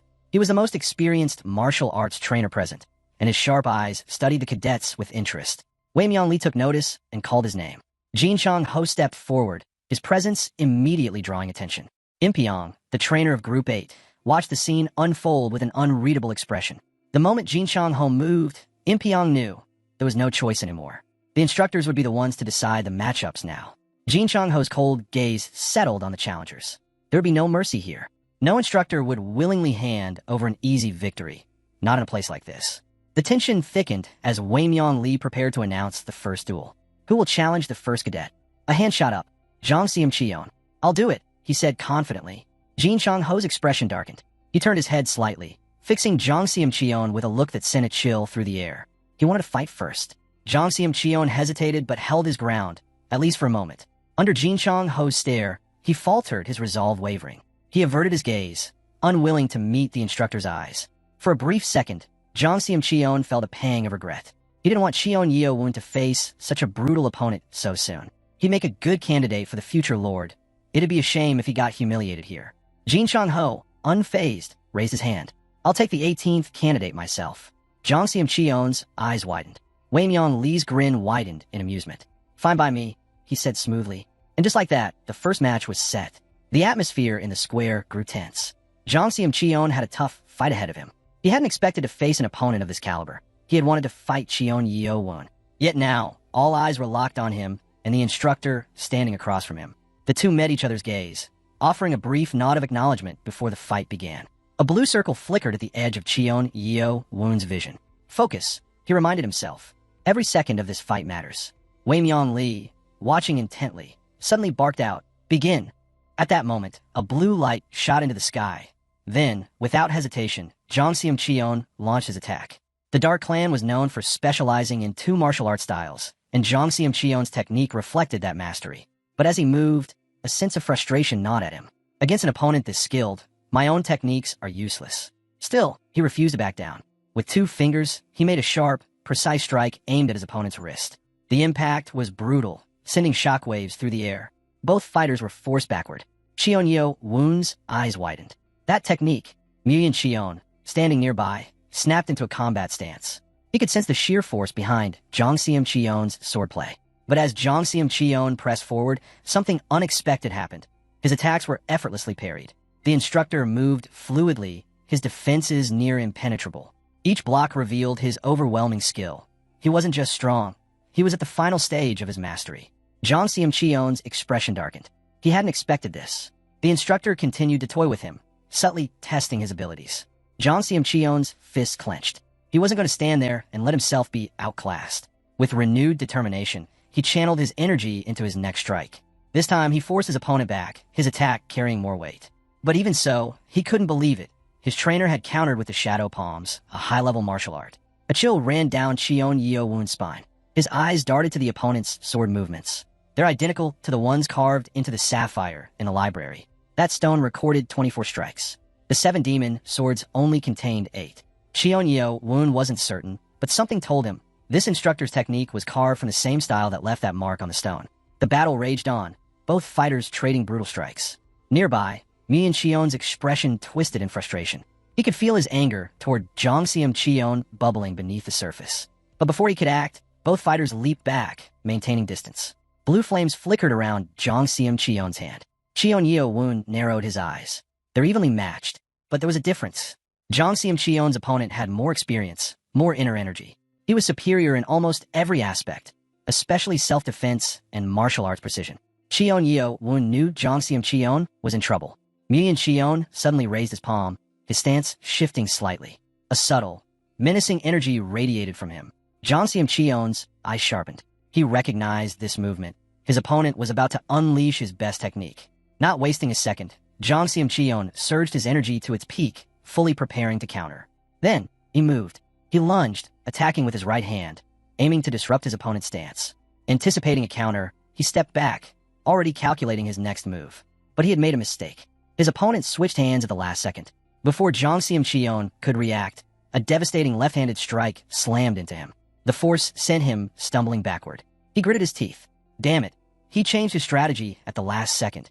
John Cheon quickly extended his right hand, determined to retaliate. But he missed. His opponent had already moved, and now he was wide open. John Cheon clenched his fists, frustration boiling inside him. His focus remained locked on the battle unfolding before him. Cheon had wounded his opponent's shoulder, and the instructor collapsed to the ground, writhing in unbearable pain. Cheon, still in his attack stance, stood tall, exuding an air of dominance. The moment the duel ended, the crowd erupted. Cadets cheered, their voices rising in waves of excitement. Their ally had just proven himself as a top contender, someone undeniably fit to stand at the throne. Among them, one cadet muttered, "He's second only to the cult's leader." Another added, "His dual-hand combat technique and ability to shift attacking positions mid-fight. It's insane." Wei Myung Lee watched intently, his smirk growing. This kid trained under the first elder, no doubt about it. A true genius. John Cheon stepped forward, flipping a bronze coin between his fingers before handing it to Cheon. "Congratulations," he said, his voice calm but firm. "You're the leader of your group for the third test." Cheon Yeo-woon, standing among the crowd, couldn't hide his shock. His trainer had willingly surrendered his badge? Doubt gnawed at him. Could someone only have one of these badges? Before he could dwell on it further, he stepped forward. His own battle was next. Cheon Yeo-woon now stood face to face with Impyong. He pushed aside all other thoughts. This was his moment, a turning point in his path. He locked eyes with his opponent, studying him carefully. Impyong, in contrast, seemed utterly relaxed. Suspiciously so. They exchanged greetings, though Impyong's tone carried an air of amusement. "Let's see if you can overcome this test," he mused. Cheon Yeo-woon narrowed his eyes. He's underestimating me. But he wasn't about to make this fight easy. Taking a deep breath, he shifted into his fighting stance, muscles coiled like a spring. Impyong smirked. "Go on then. Your move." Cheon Yeo-woon tensed. "I know I'm not strong enough to go toe-to-toe with an experienced opponent. Not yet." Even though he had reached the initial master level, there was still a gap between them. But that didn't mean he couldn't bridge it. Without hesitation, Cheon Yeo-woon lunged. His speed caught Impyong off guard. A blur of motion, Cheon Yeo-woon was already airborne, preparing to unleash a strike 10 times stronger than before.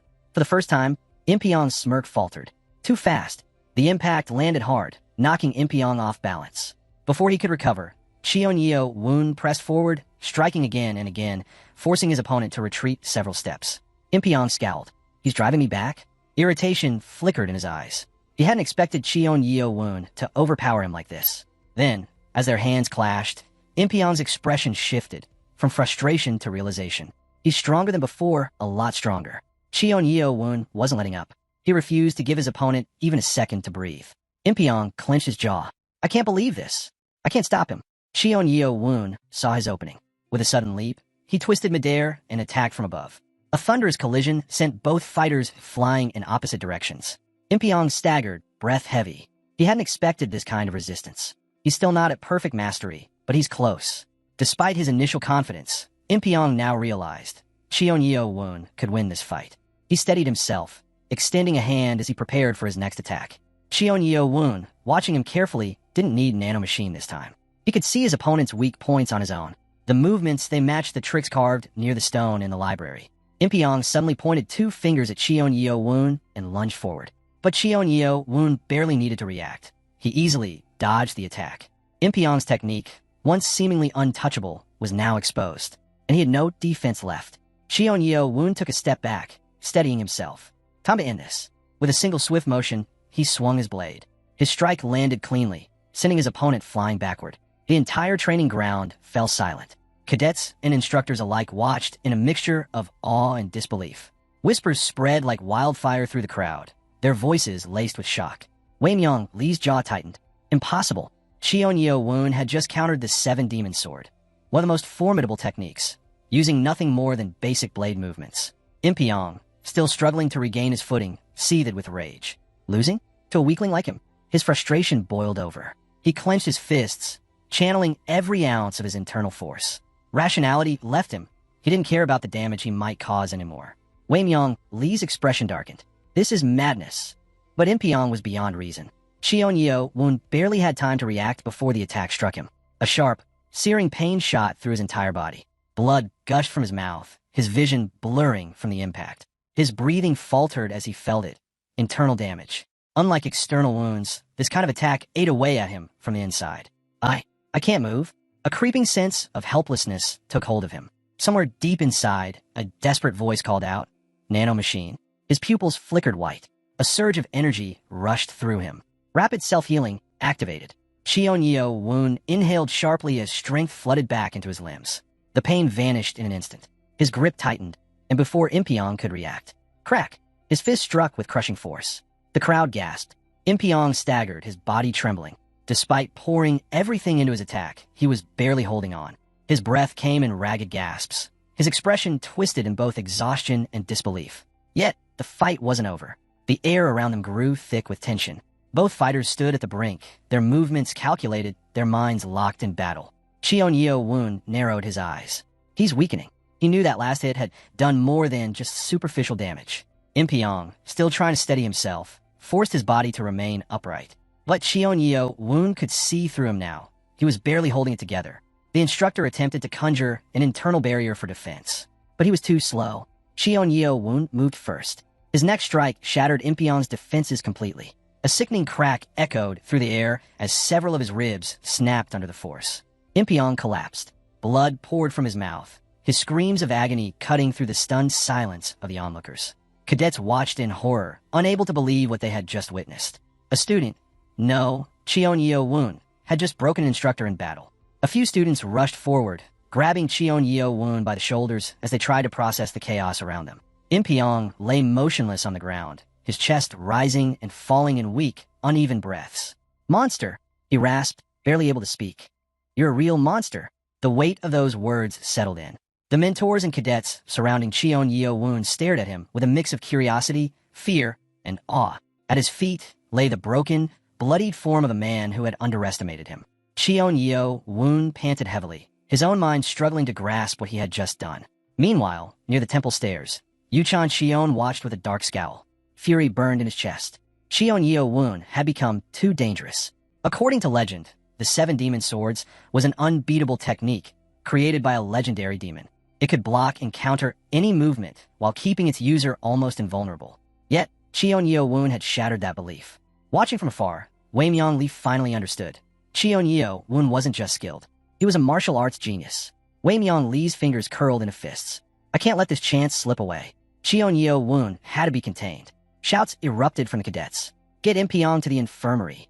He has broken ribs. 3 of them are sticking out. Wei Myong Li remained still, his sharp eyes locked on Cheon Woon, studying every movement. What he had just witnessed was only the beginning. Wei Myong Li gave Impyong one last glance before signaling for his assistants. "Take him to the infirmary," he ordered. As they carried the injured instructor away, something nagged at him. The missing report. His mind flashed back to the incident in the private training hall. One of the 7 cadets had destroyed the walls. Now, after watching this battle, the pieces were starting to fit together. I should have warned the instructors earlier this could have been avoided. Shaking the thought aside, Wei Myong Li reached into his robes, pulling out a medal. Without hesitation, he handed it to Cheon Woon. Cheon Woon stared at the medal in his palm, his breathing still heavy. He hadn't expected this. Did I really just win? Meanwhile, the remaining instructors exchanged uneasy glances. Jin Chang Ho's sharp eyes flickered toward them, and immediately, they averted their gazes, ashamed. 2 instructors had already been defeated. With each victory, their authority weakened.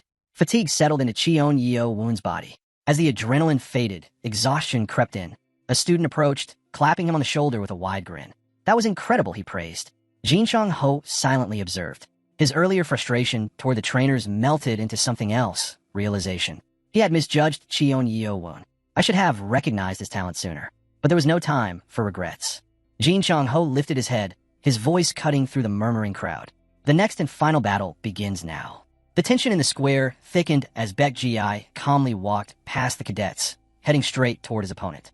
All eyes followed him. The students knew if Baek Ji won this fight, it would shatter Jin Chang Ho's reputation completely. The instructor had chosen this battle voluntarily. He could not afford to lose. The other instructors watched closely, silently hoping for Jinchong Ho's victory.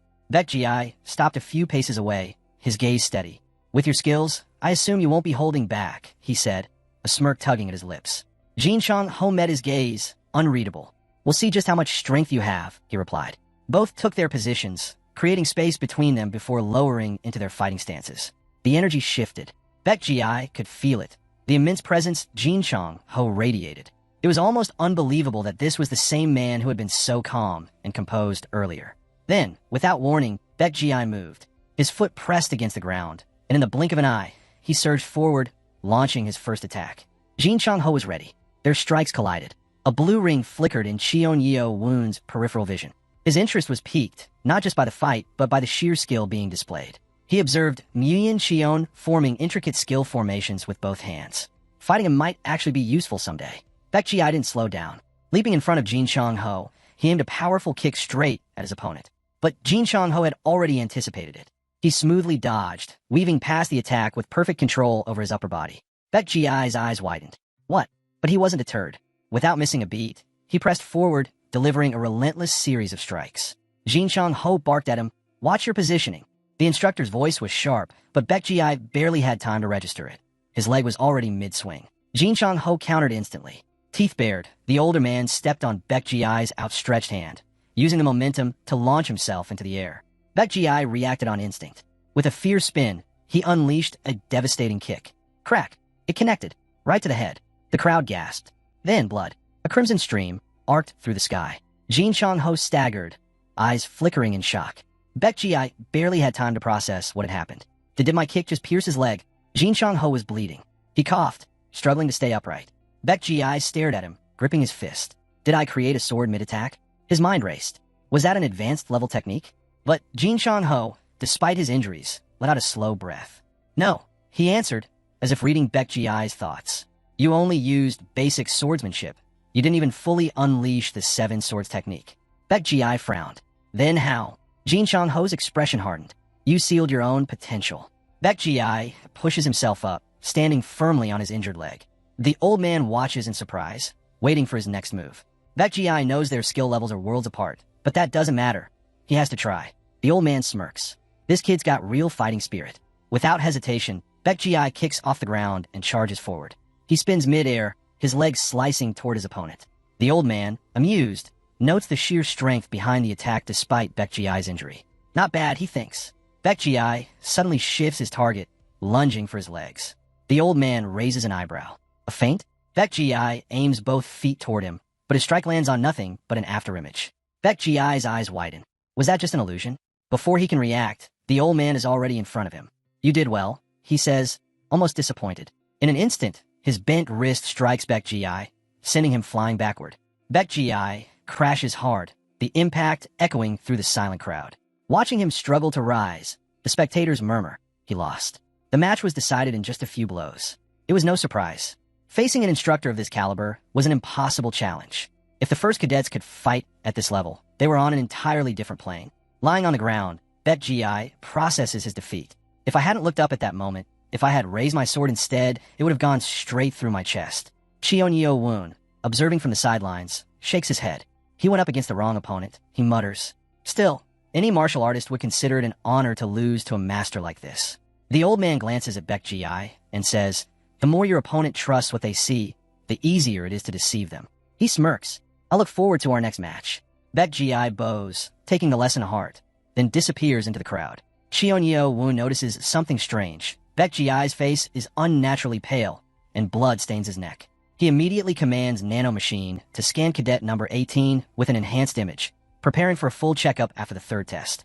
Meanwhile, the officials open large boxes. For the 3rd test, one announces, each of you will receive a wooden sword. Do not break it. Use it wisely. Another adds, whoever manages to claim a yellow tag will be named the leader. The crowd buzzes with anticipation. Cheon Yeo Woon debates his next move. Should I take the pill first? Or check something else first? He holds 2 packages in his hands, hesitating. A man nearby studies him, but Cheon Yeo Woon only frowns in response. A voice suddenly cuts through the chatter. Master! The crowd turns toward the speaker, while a boy smirks. The scene shifts to the previous night inside the 8th group's dormitory. We thought maybe he could change things, someone says.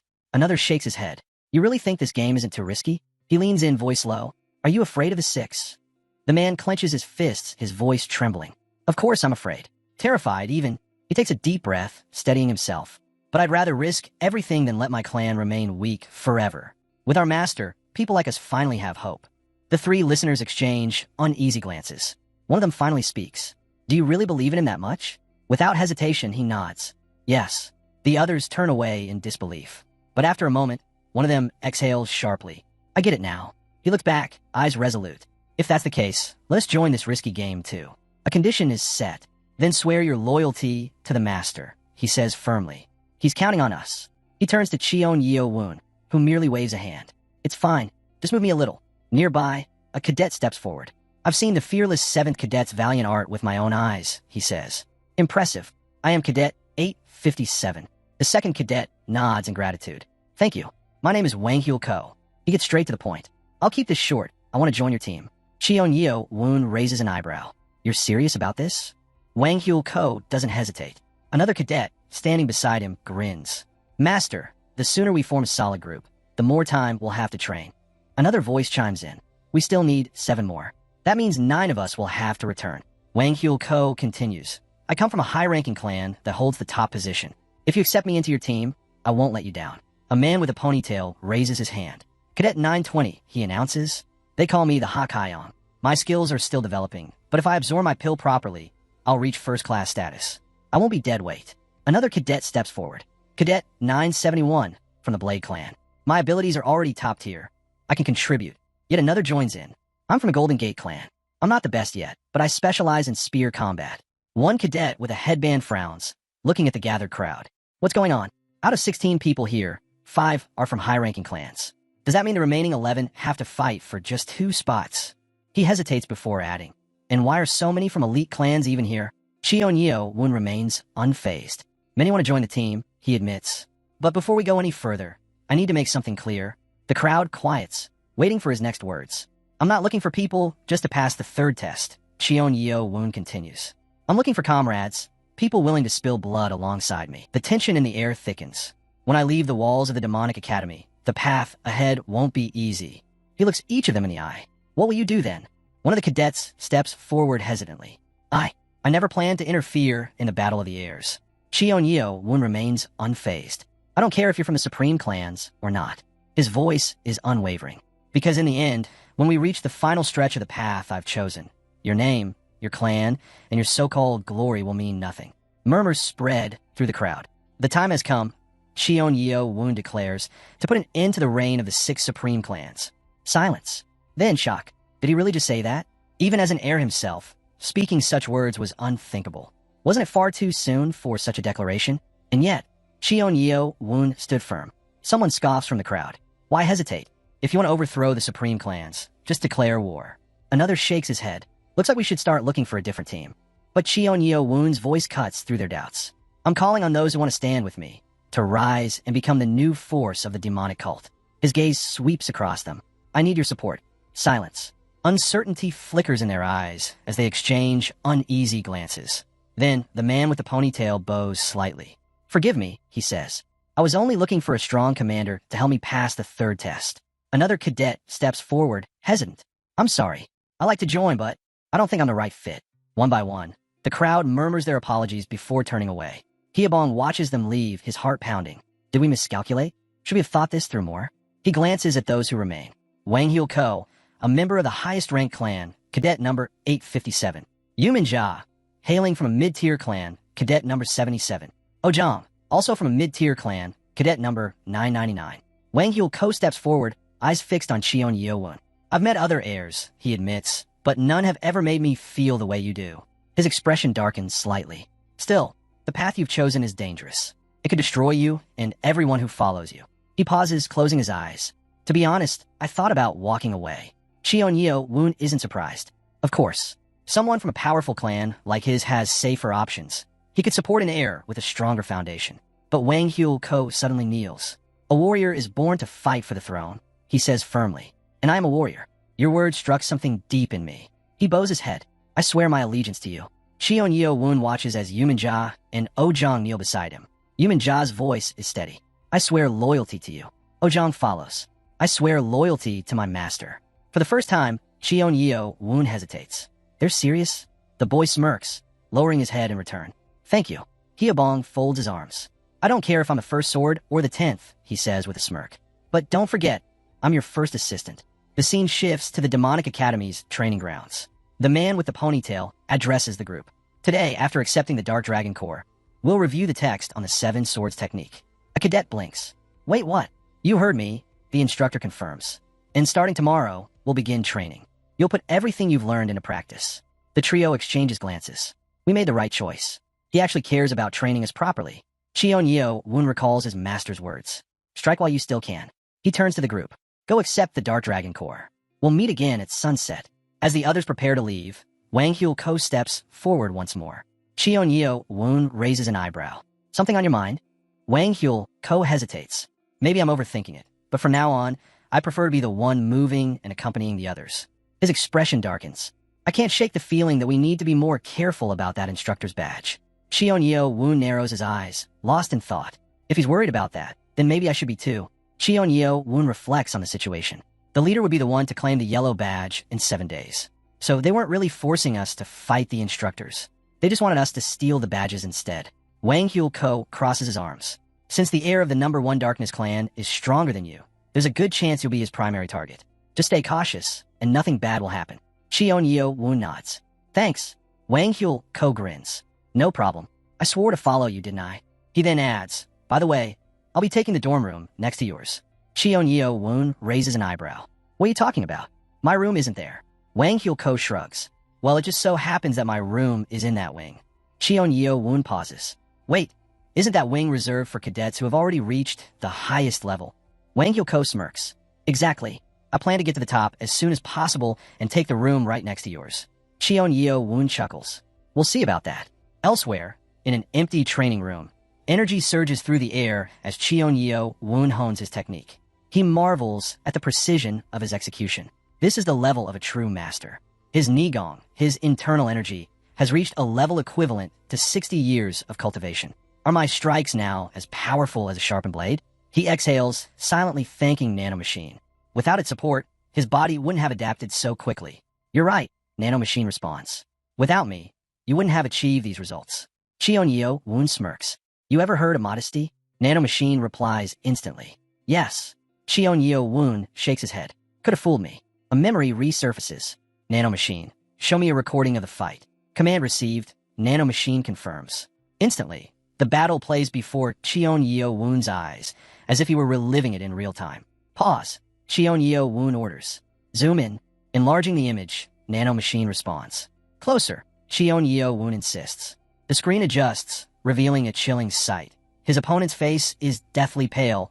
The capillaries in his eyes have burst, and red blotches cover his neck. Cheon Yeo Woon frowns.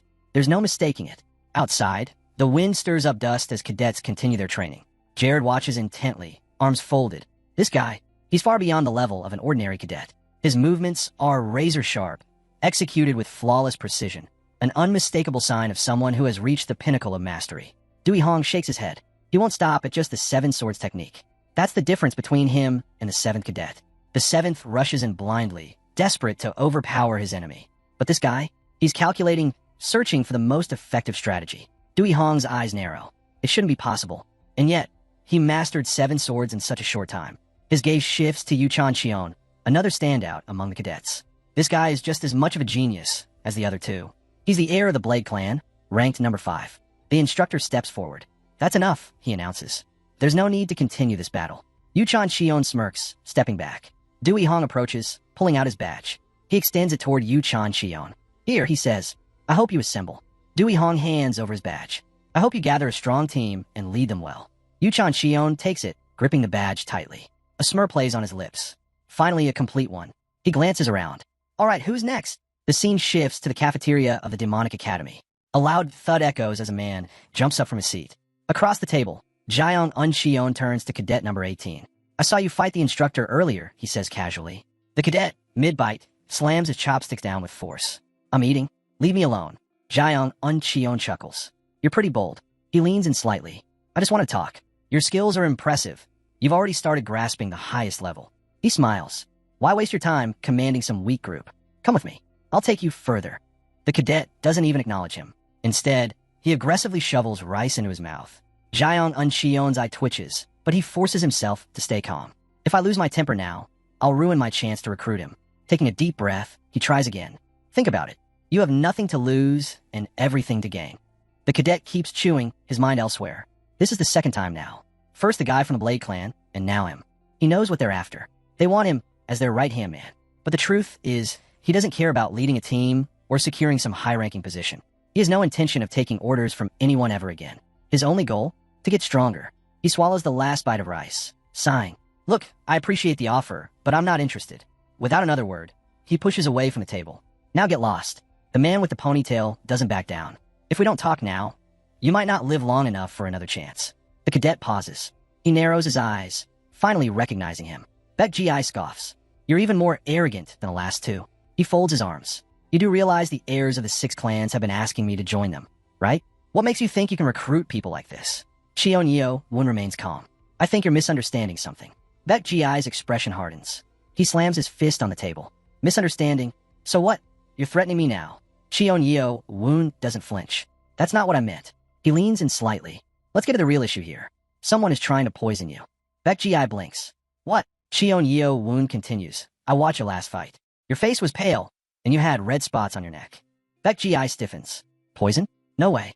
Ever since becoming commander of the 12th group, he's been extremely careful, especially around members of the Poison Clan. His gaze sharpens. And why exactly are you telling me this? Even if someone was trying to poison me, why would you care? Cheon Won stays silent. Baek Ji sighs, running a hand through his hair. Fine. Maybe I overreacted. He thinks for a moment, then shakes his head. If I was poisoned, I would have noticed it during breakfast. Cheon Won doesn't look convinced. Are you sure? Did you feel anything strange while eating? Baek Ji raises an eyebrow. Feeling the eye while eating? That's a thing. Cheon Won's mind races. He has no idea. It's clear now. These are textbook symptoms of Mocene poisoning. Meanwhile, the cafeteria hums with chatter, oblivious to the truth Cheon Won just uncovered. And somewhere in the distance, the wind shifts, carrying whispers of something far more dangerous. As Cheon Won prepares to leave, a familiar voice calls out. Hey, it's been a while. He turns to see Jangmyeong Baek approaching with a grin. Has it really been that long? Jangmyeong Baek chuckles. I'm glad to see you again. Have you eaten yet? Cheon Won shakes his head. Not yet. Without hesitation, Jangmyeong Baek scoops more rice onto Cheon Won's plate. Good. I hate eating alone. Cheon Won hesitates for a moment before speaking. Actually, I need to check something first. His tone shifts, serious. I think you've been poisoned. Jangmyeong Baek blinks in confusion. What? The scene shifts to the second-floor infirmary of the Demonic Academy. Breathe it in, through your mouth, Jangmyeong Baek instructs. Baek Ji furrows his brows. Wait, what? The more, the better, Jangmyeong Baek repeats. Still confused, Baek Ji follows the instructions. As he inhales, his face twists in discomfort. A violent cough escapes his throat. His eyes widen in horror as he stares at the floor, saliva dripping from his lips. Jangmyeong Baek watches him closely. It's definitely microtoxins. Baek Ji stares at him, stunned. So, I was poisoned? Jangmyeong Baek nods. Without a doubt. Baek Ji clenches his fists. But that doesn't make sense. I was fine during breakfast. I eat alone. I always eat alone. How could I have been poisoned? Jangmyeong Baek sighs. This poison works differently. It doesn't spread through the bloodstream like most. Instead, it accumulates in the stomach and lungs over time. Baek Ji tenses. The lungs. Jangmyeong Baek nods. It can be ingested through food, but it's just as effective when ground into a fine powder and inhaled while you sleep. A cold realization settles over Baek Ji. If used in small amounts, it's nearly impossible to detect. Jangmyeong Baek studies his reaction carefully. Is there anyone in your dorm with knowledge of poisons? Baek Ji's expression darkens. Flashback, the first day in the 12th group's dormitory. The room is filled with chaos, cadets shouting, fists flying. Master, please stop this, one of them yells. Another voice snarls. Who the hell does this freak think he is? How dare you go against the Poison Clan's master? Someone else shouts. Baek Ji stands firm, unwavering. Does it really matter who he is? His eyes sweep over the furious crowd. This is the Demonic Academy. Strength is the only thing that matters. He crosses his arms. And I won. That means I take command of the 12th group. A man steps forward, clearing his throat. He smirks. Enjoy your little victory while it lasts. He flexes his fingers. Just remember, Every inch of me is soaked in poison, and the longer time passes, the thicker it gets. Baek Ji freezes. What did he just say? His expression twists with fury. You bastard. Back in the infirmary, Cheon Woon exhales. It's a good thing we caught this early. Zhao Myung-baek frowns. Will he be okay? If he takes the antidote regularly for the next 7 days, the poison will clear out. Cheon Woon crosses his arms. But looking at the red spots on his neck, it's already spread quite a bit. Zhao Myung-baek recalls something. Wait, Baek Ji, didn't you say you were hit in the chest during a fight? Baek Ji nods slowly. That would explain the lung irritation. That's why your neck turned red. Zhao Myung-baek's expression darkens. If symptoms start showing up in daily life, then it's already too late for most victims. A chill runs down Baek Ji's spine. The doctor narrows his eyes. How do you know so much about this, anyway? Cheon Woon's gaze sharpens. Cheon Woon's voice remains calm, but there's a weight behind his words. My mother died from mycotoxins poisoning. Then, they tried to poison me too. Baek Ji's eyes widen. He quickly kneels, bowing his head. I haven't even introduced myself properly, and yet, you saved my life. He lifts his gaze, sincerity shining through. I owe you everything. Cheon Woon weighs him off. No need for that. Zhao Myung-baek folds her arms, nodding. I'd already heard about this from the teacher. The man with the ponytail, still deep in thought, finally speaks. I didn't want anyone else to die from such a vile poison. Baek Ji tries to finish his thought, but suddenly pauses, a look of confusion crossing his face. Cheon Woon watches him, a knowing smirk tugging at the corner of his lips. You were expecting someone to come after you, weren't you? Baek Ji swallows. That grin, it's almost unsettling. Zhao Myung-baek quickly steps in. How about you rest in the infirmary today? The doctor nods in agreement. If you go back to the door now, that guy will probably try again. Do you really want to risk it? Zhao Myung-baek glances at Baek Ji. Are you planning to track him down right now? Get revenge. Baek Ji stiffens. No, he replies immediately. But deep down, he knows it's a lie. Cheon Woon shakes his head. First, we need to get rid of the poison completely. Stay here and recover. His expression darkens. Leave the poison master to me. Zhao Myung-baek frowns. And what exactly are you planning? Cheon Woon's smile sharpens. Just a friendly chat. Baek Ji watches him go, a sudden realization hitting him. That guy is in trouble. A voice echoes in the distance. Looking for someone? A long-haired man steps forward, smirking. If it's the guy you're after, he'll be in the forest across from the 5th building. Cheon Woon raises an eyebrow. Is that so? He smirks. Then I'll make sure to send you somewhere close to him. Zhao Myung-baek and Baek Ji exchange confused glances. The doctor furrows his brows. What's wrong with this guy? The long-haired man simply grins mischievously. Did he say something? The doctor asks. Baek Ji shakes his head. Not about you. The long-haired man chuckles to himself. Honestly, I'd love to see that lunatic from the Poison Clan go up against someone just as crazy. The doctor sighs. Let's hope they finish each other off. The scene shifts to a shadowy forest path. Jongseum Cheon walks with confidence, a smug grin on his face. The instructors live in the 5th building, he mutters to himself.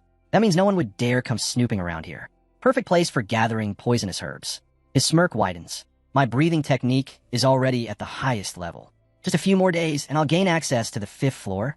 That'll take my strength to a whole new level. His expression twists into a sneer. That freak, he'll be on his knees soon. And I won't even need poison to do it. A chuckle escapes his lips. No, I'll finish him off with my own hands, before Microdoxins has a chance to. A voice suddenly cuts through the darkness. What's got you smiling like that? Jongseum Cheon freezes. His eyes dart around, struggling to see through the dim light. Who's there, he demands. That voice. He's not an instructor. A figure steps forward, barely visible in the shadows. Cheon Woon. You enjoy poisoning people with microdoxins, don't you? Jongseum Cheon's eyes widen in shock. He knows. His breath catches. Where did you hear that name? Cheon Woon tilts his head. You mean microtoxins? His tone is casual, too casual. Jongseum Cheon stares, his thoughts racing. Did I hear him wrong? Or does he actually know? Cheon Woon's voice drops lower. I saw the red spots on Baek Ji's neck. He takes a step closer. Did you really think no one would notice? Jongseum Cheon's blood runs cold. Jongseum Cheon scoffs. So what if they noticed? His confidence wavers slightly, but he quickly masks it. How do you know about microtoxins? His voice is sharp, but there's an underlying hint of unease. Then it clicks. Jongseum Cheon's eyes widen. Wait, he lets out a nervous chuckle. I should have realized it sooner. His laughter grows louder, more erratic. Of course, it all makes sense now. His voice drips with mockery. Your mother was poisoned too, wasn't she? He doesn't even see the punch coming. Crack! Cheon Woon's fist slams into Jongseum Cheon's jaw with devastating force. Blood sprays into the air as his head snaps to the side. Before he can recover, Cheon Woon grabs him and hurls him into the bushes. Jang Cheon barely has time to react before. Thud! Another punch crashes into him. The impact framed perfectly against the crescent moon. And then another. And another. Jang Cheon is sent flying backward, his body tumbling uncontrollably. He barely manages to look up before a brutal strike to the solar plexus slams him into a rock. Crack! The stone shatters beneath him. Blood drips down his face from a fresh wound on the back of his head. His vision blurs. A piercing scream echoes through the forest as half a liter of blood spills onto the ground. His body convulses. His mind struggles to make sense of what just happened. He trembles, drenched in his own blood. This isn't real. Cheon Woon steps forward. His voice is cold. Don't start acting pathetic now. His eyes glint darkly. We're just getting started. Jang Cheon stares at him, horror creeping into his features. This guy, his breathing grows ragged. He's a monster. Cheon Woon raises his fist again. Jang Cheon grits his teeth. No, he won't kill me. He forces himself to focus. He can't. The Academy's rules won't allow it. He's bluffing. Then he tries to move. His body doesn't respond. Panic sets in. Cheon Woon cocks his head. What's wrong? You were talking big a moment ago. Jang Cheon stammers. Wait. He watches in terror as Cheon Woon's fist inches closer. His voice is barely a whisper. This is insane. Cheon Woon's expression darkens. You dare to speak my mother's name with that filthy mouth of yours? The realization sinks in. Jang Cheon is screwed. His instincts scream at him to fight back. He lunges forward, swinging desperately. Cheon Woon catches his fist effortlessly. Jang Cheon's eyes widen. No way. Cheon Woon's grip tightens. Crunch. Jang Cheon howls as Cheon Woon twists his hand, his nails digging into the skin beneath. Jang Cheon gasps. What the hell is happening? He grits his teeth. Fine. If brute force won't work. His free hand shoots up, palm glowing with a sinister hue. Let's see how you handle this. A thick cloud of poisonous vapor erupts from his palm. Cheon Woon quickly steps back, shielding his face as the noxious fumes spread. Jang Cheon grins. This is his chance. His poison is 4th level. It allows him to wield 7 different deadly toxins. And this one melts through flesh. I was warned not to use this on cadets. Jang Cheon sneers. Said it could kill them instantly. He smirks. But you? You made the mistake of picking a fight with me. Cheon Woon remains silent. Jang Cheon's smirk widens. What's the matter? Feeling it now. Then, Cheon Woon stands up. Jang Cheon's confidence shatters. What? His voice is barely a breath. Nanomachine activates. Warning. Highly acidic toxic substance detected. Activating emergency defense mode. Jang Cheon watches in disbelief. Regeneration complete. Cheon Woon tilts his head, completely unharmed. Jang Cheon stares in horror. His mind races. What the hell? The Poison Clan heir stumbles back. His hands tremble. What are you? And for the first time in his life, Jang Cheon feels true fear. Jang Cheon stares in disbelief. That poison should have dissolved everything. Even the strongest masters can't just neutralize it instantly. He stumbles backward, landing on the ground with a thud. His breath is ragged as he points at Cheon Woon, voice shaking. What the hell are you? Cheon Woon's expression darkens. A monster? Is that what you see? Jang Cheon bares his teeth in frustration. It's always the same, he growls. Every damn problem leads back to poison. And no matter what happens, you're kind. He glares at Cheon Woon. Always blame us. His voice rises. I'm sick of it. Watching my clan poison whoever they want, and then slithering away from the mess they created. His words barely leave his mouth before. Crack. Cheon Woon's boot slams into Jang Cheon's jaw. The poison master is sent flying, landing hard on his side. The dirt beneath him turns dark with blood. He gasps, trembling, a sharp pain ripping through his mouth. He instinctively reaches up, and nearly screams when half his front teeth fall out into his hands. A wretched, agonized shriek echoes through the forest. Cheon Woon watches him coldly. Jang Cheon wheezes, his voice a broken whisper. Please don't kill me. His body trembles violently as he slams his forehead against the ground, blood trickling from his lips. I'll do anything. Just stop. Cheon Woon grips his shoulder, forcing him upright. Jang Cheon's breath hitches. The man with the ponytail tilts his head. Why do you want to live so badly? His grip tightens. Should I kill you? Jang Cheon shakes his head frantically, his bloodied mouth stammering. Why you don't understand? It's not like that. Cheon Woon's gaze sharpens. You, a man who helped murder someone I loved. You dare beg for mercy? Jang Cheon's mind races. I'm gonna die. He's going to kill me. I'll never be forgiven. He turns his head, panic surging through him. Master, before he can move, thwack, a brutal kick slams into the back of his skull. Jongseom Cheon chokes on his own breath. His voice is gone. Cheon Yeo Woon leans in, his words chilling. Were you hoping to scream for help? Jongseom Cheon trembles. Cheon Yeo Woon grinds his boot into Jongseom Cheon's fingers. A sickening crunch fills the air. Was it this hand? Cheon Yeo Woon asks, pressing harder. The one that threw the poison? Jongseom Cheon gasps, barely able to process the pain. Nanomachine's voice hums in Cheon Yeo Woon's mind. Based on his lip movement and muscle spasms, his next line would have been, wasn't this hand? Cheon Yeo Woon picks up his bloodstained boot. He tilts his head. Wrong hand. Jongseom Cheon watches, barely able to keep his eyes open. Cheon Yeo Woon sighs. You're lucky. Jongseom Cheon blinks in confusion. I'll be merciful today, Cheon Yeo Woon says. Because getting expelled over trash like you? His lips curl into a smirk. Not worth it. Jongseom Cheon's heart pounds. I'll live. A flicker of relief crosses his broken face. Then Cheon Yeo Woon speaks again. But don't get ahead of yourself. His voice drops to a near whisper. I won't have to go to extreme measures. He leans in, because under the weight of suffering, you'll beg for a quick death. Jongseom Cheon barely registers the words before. Snap! His arm shatters. Snap! Snap! His legs follow. A wet, strangled scream barely leaves Jongseom Cheon's throat. His body convulses in pure agony. His mind reels. What did I do to deserve this? His thoughts blur. Blood spills onto the ground. His body refuses to move. His consciousness begins to fade. Flashback, 6 years ago. Inside a poison sect apothecary pharmacy. A quiet voice speaks. How long will it take for the poison to take effect? A young girl, standing behind the counter, smiles. Within 1 year. A satisfied hum follows. Good. The girl continues, her voice calm and assured. If they've never practiced martial arts before, they won't even suspect they were poisoned. She tilts her head slightly, her smile never fading. Everything will go smoothly. Then she asks, shall we proceed? Her name, Lady Beck, and she was the beginning of it all. Flashback, 6 years ago.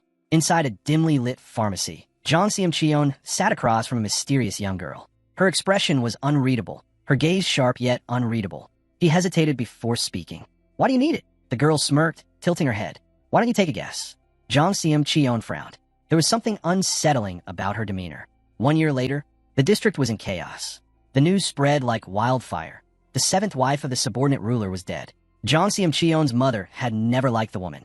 She was of low status, and her misfortune had amused her at first. But when it was revealed that the cause of death was poisoning, the household's mood shifted drastically. His father flew into a rage. Panic set in. If not for Healer's knowledge, the entire family would have been condemned. The poison had been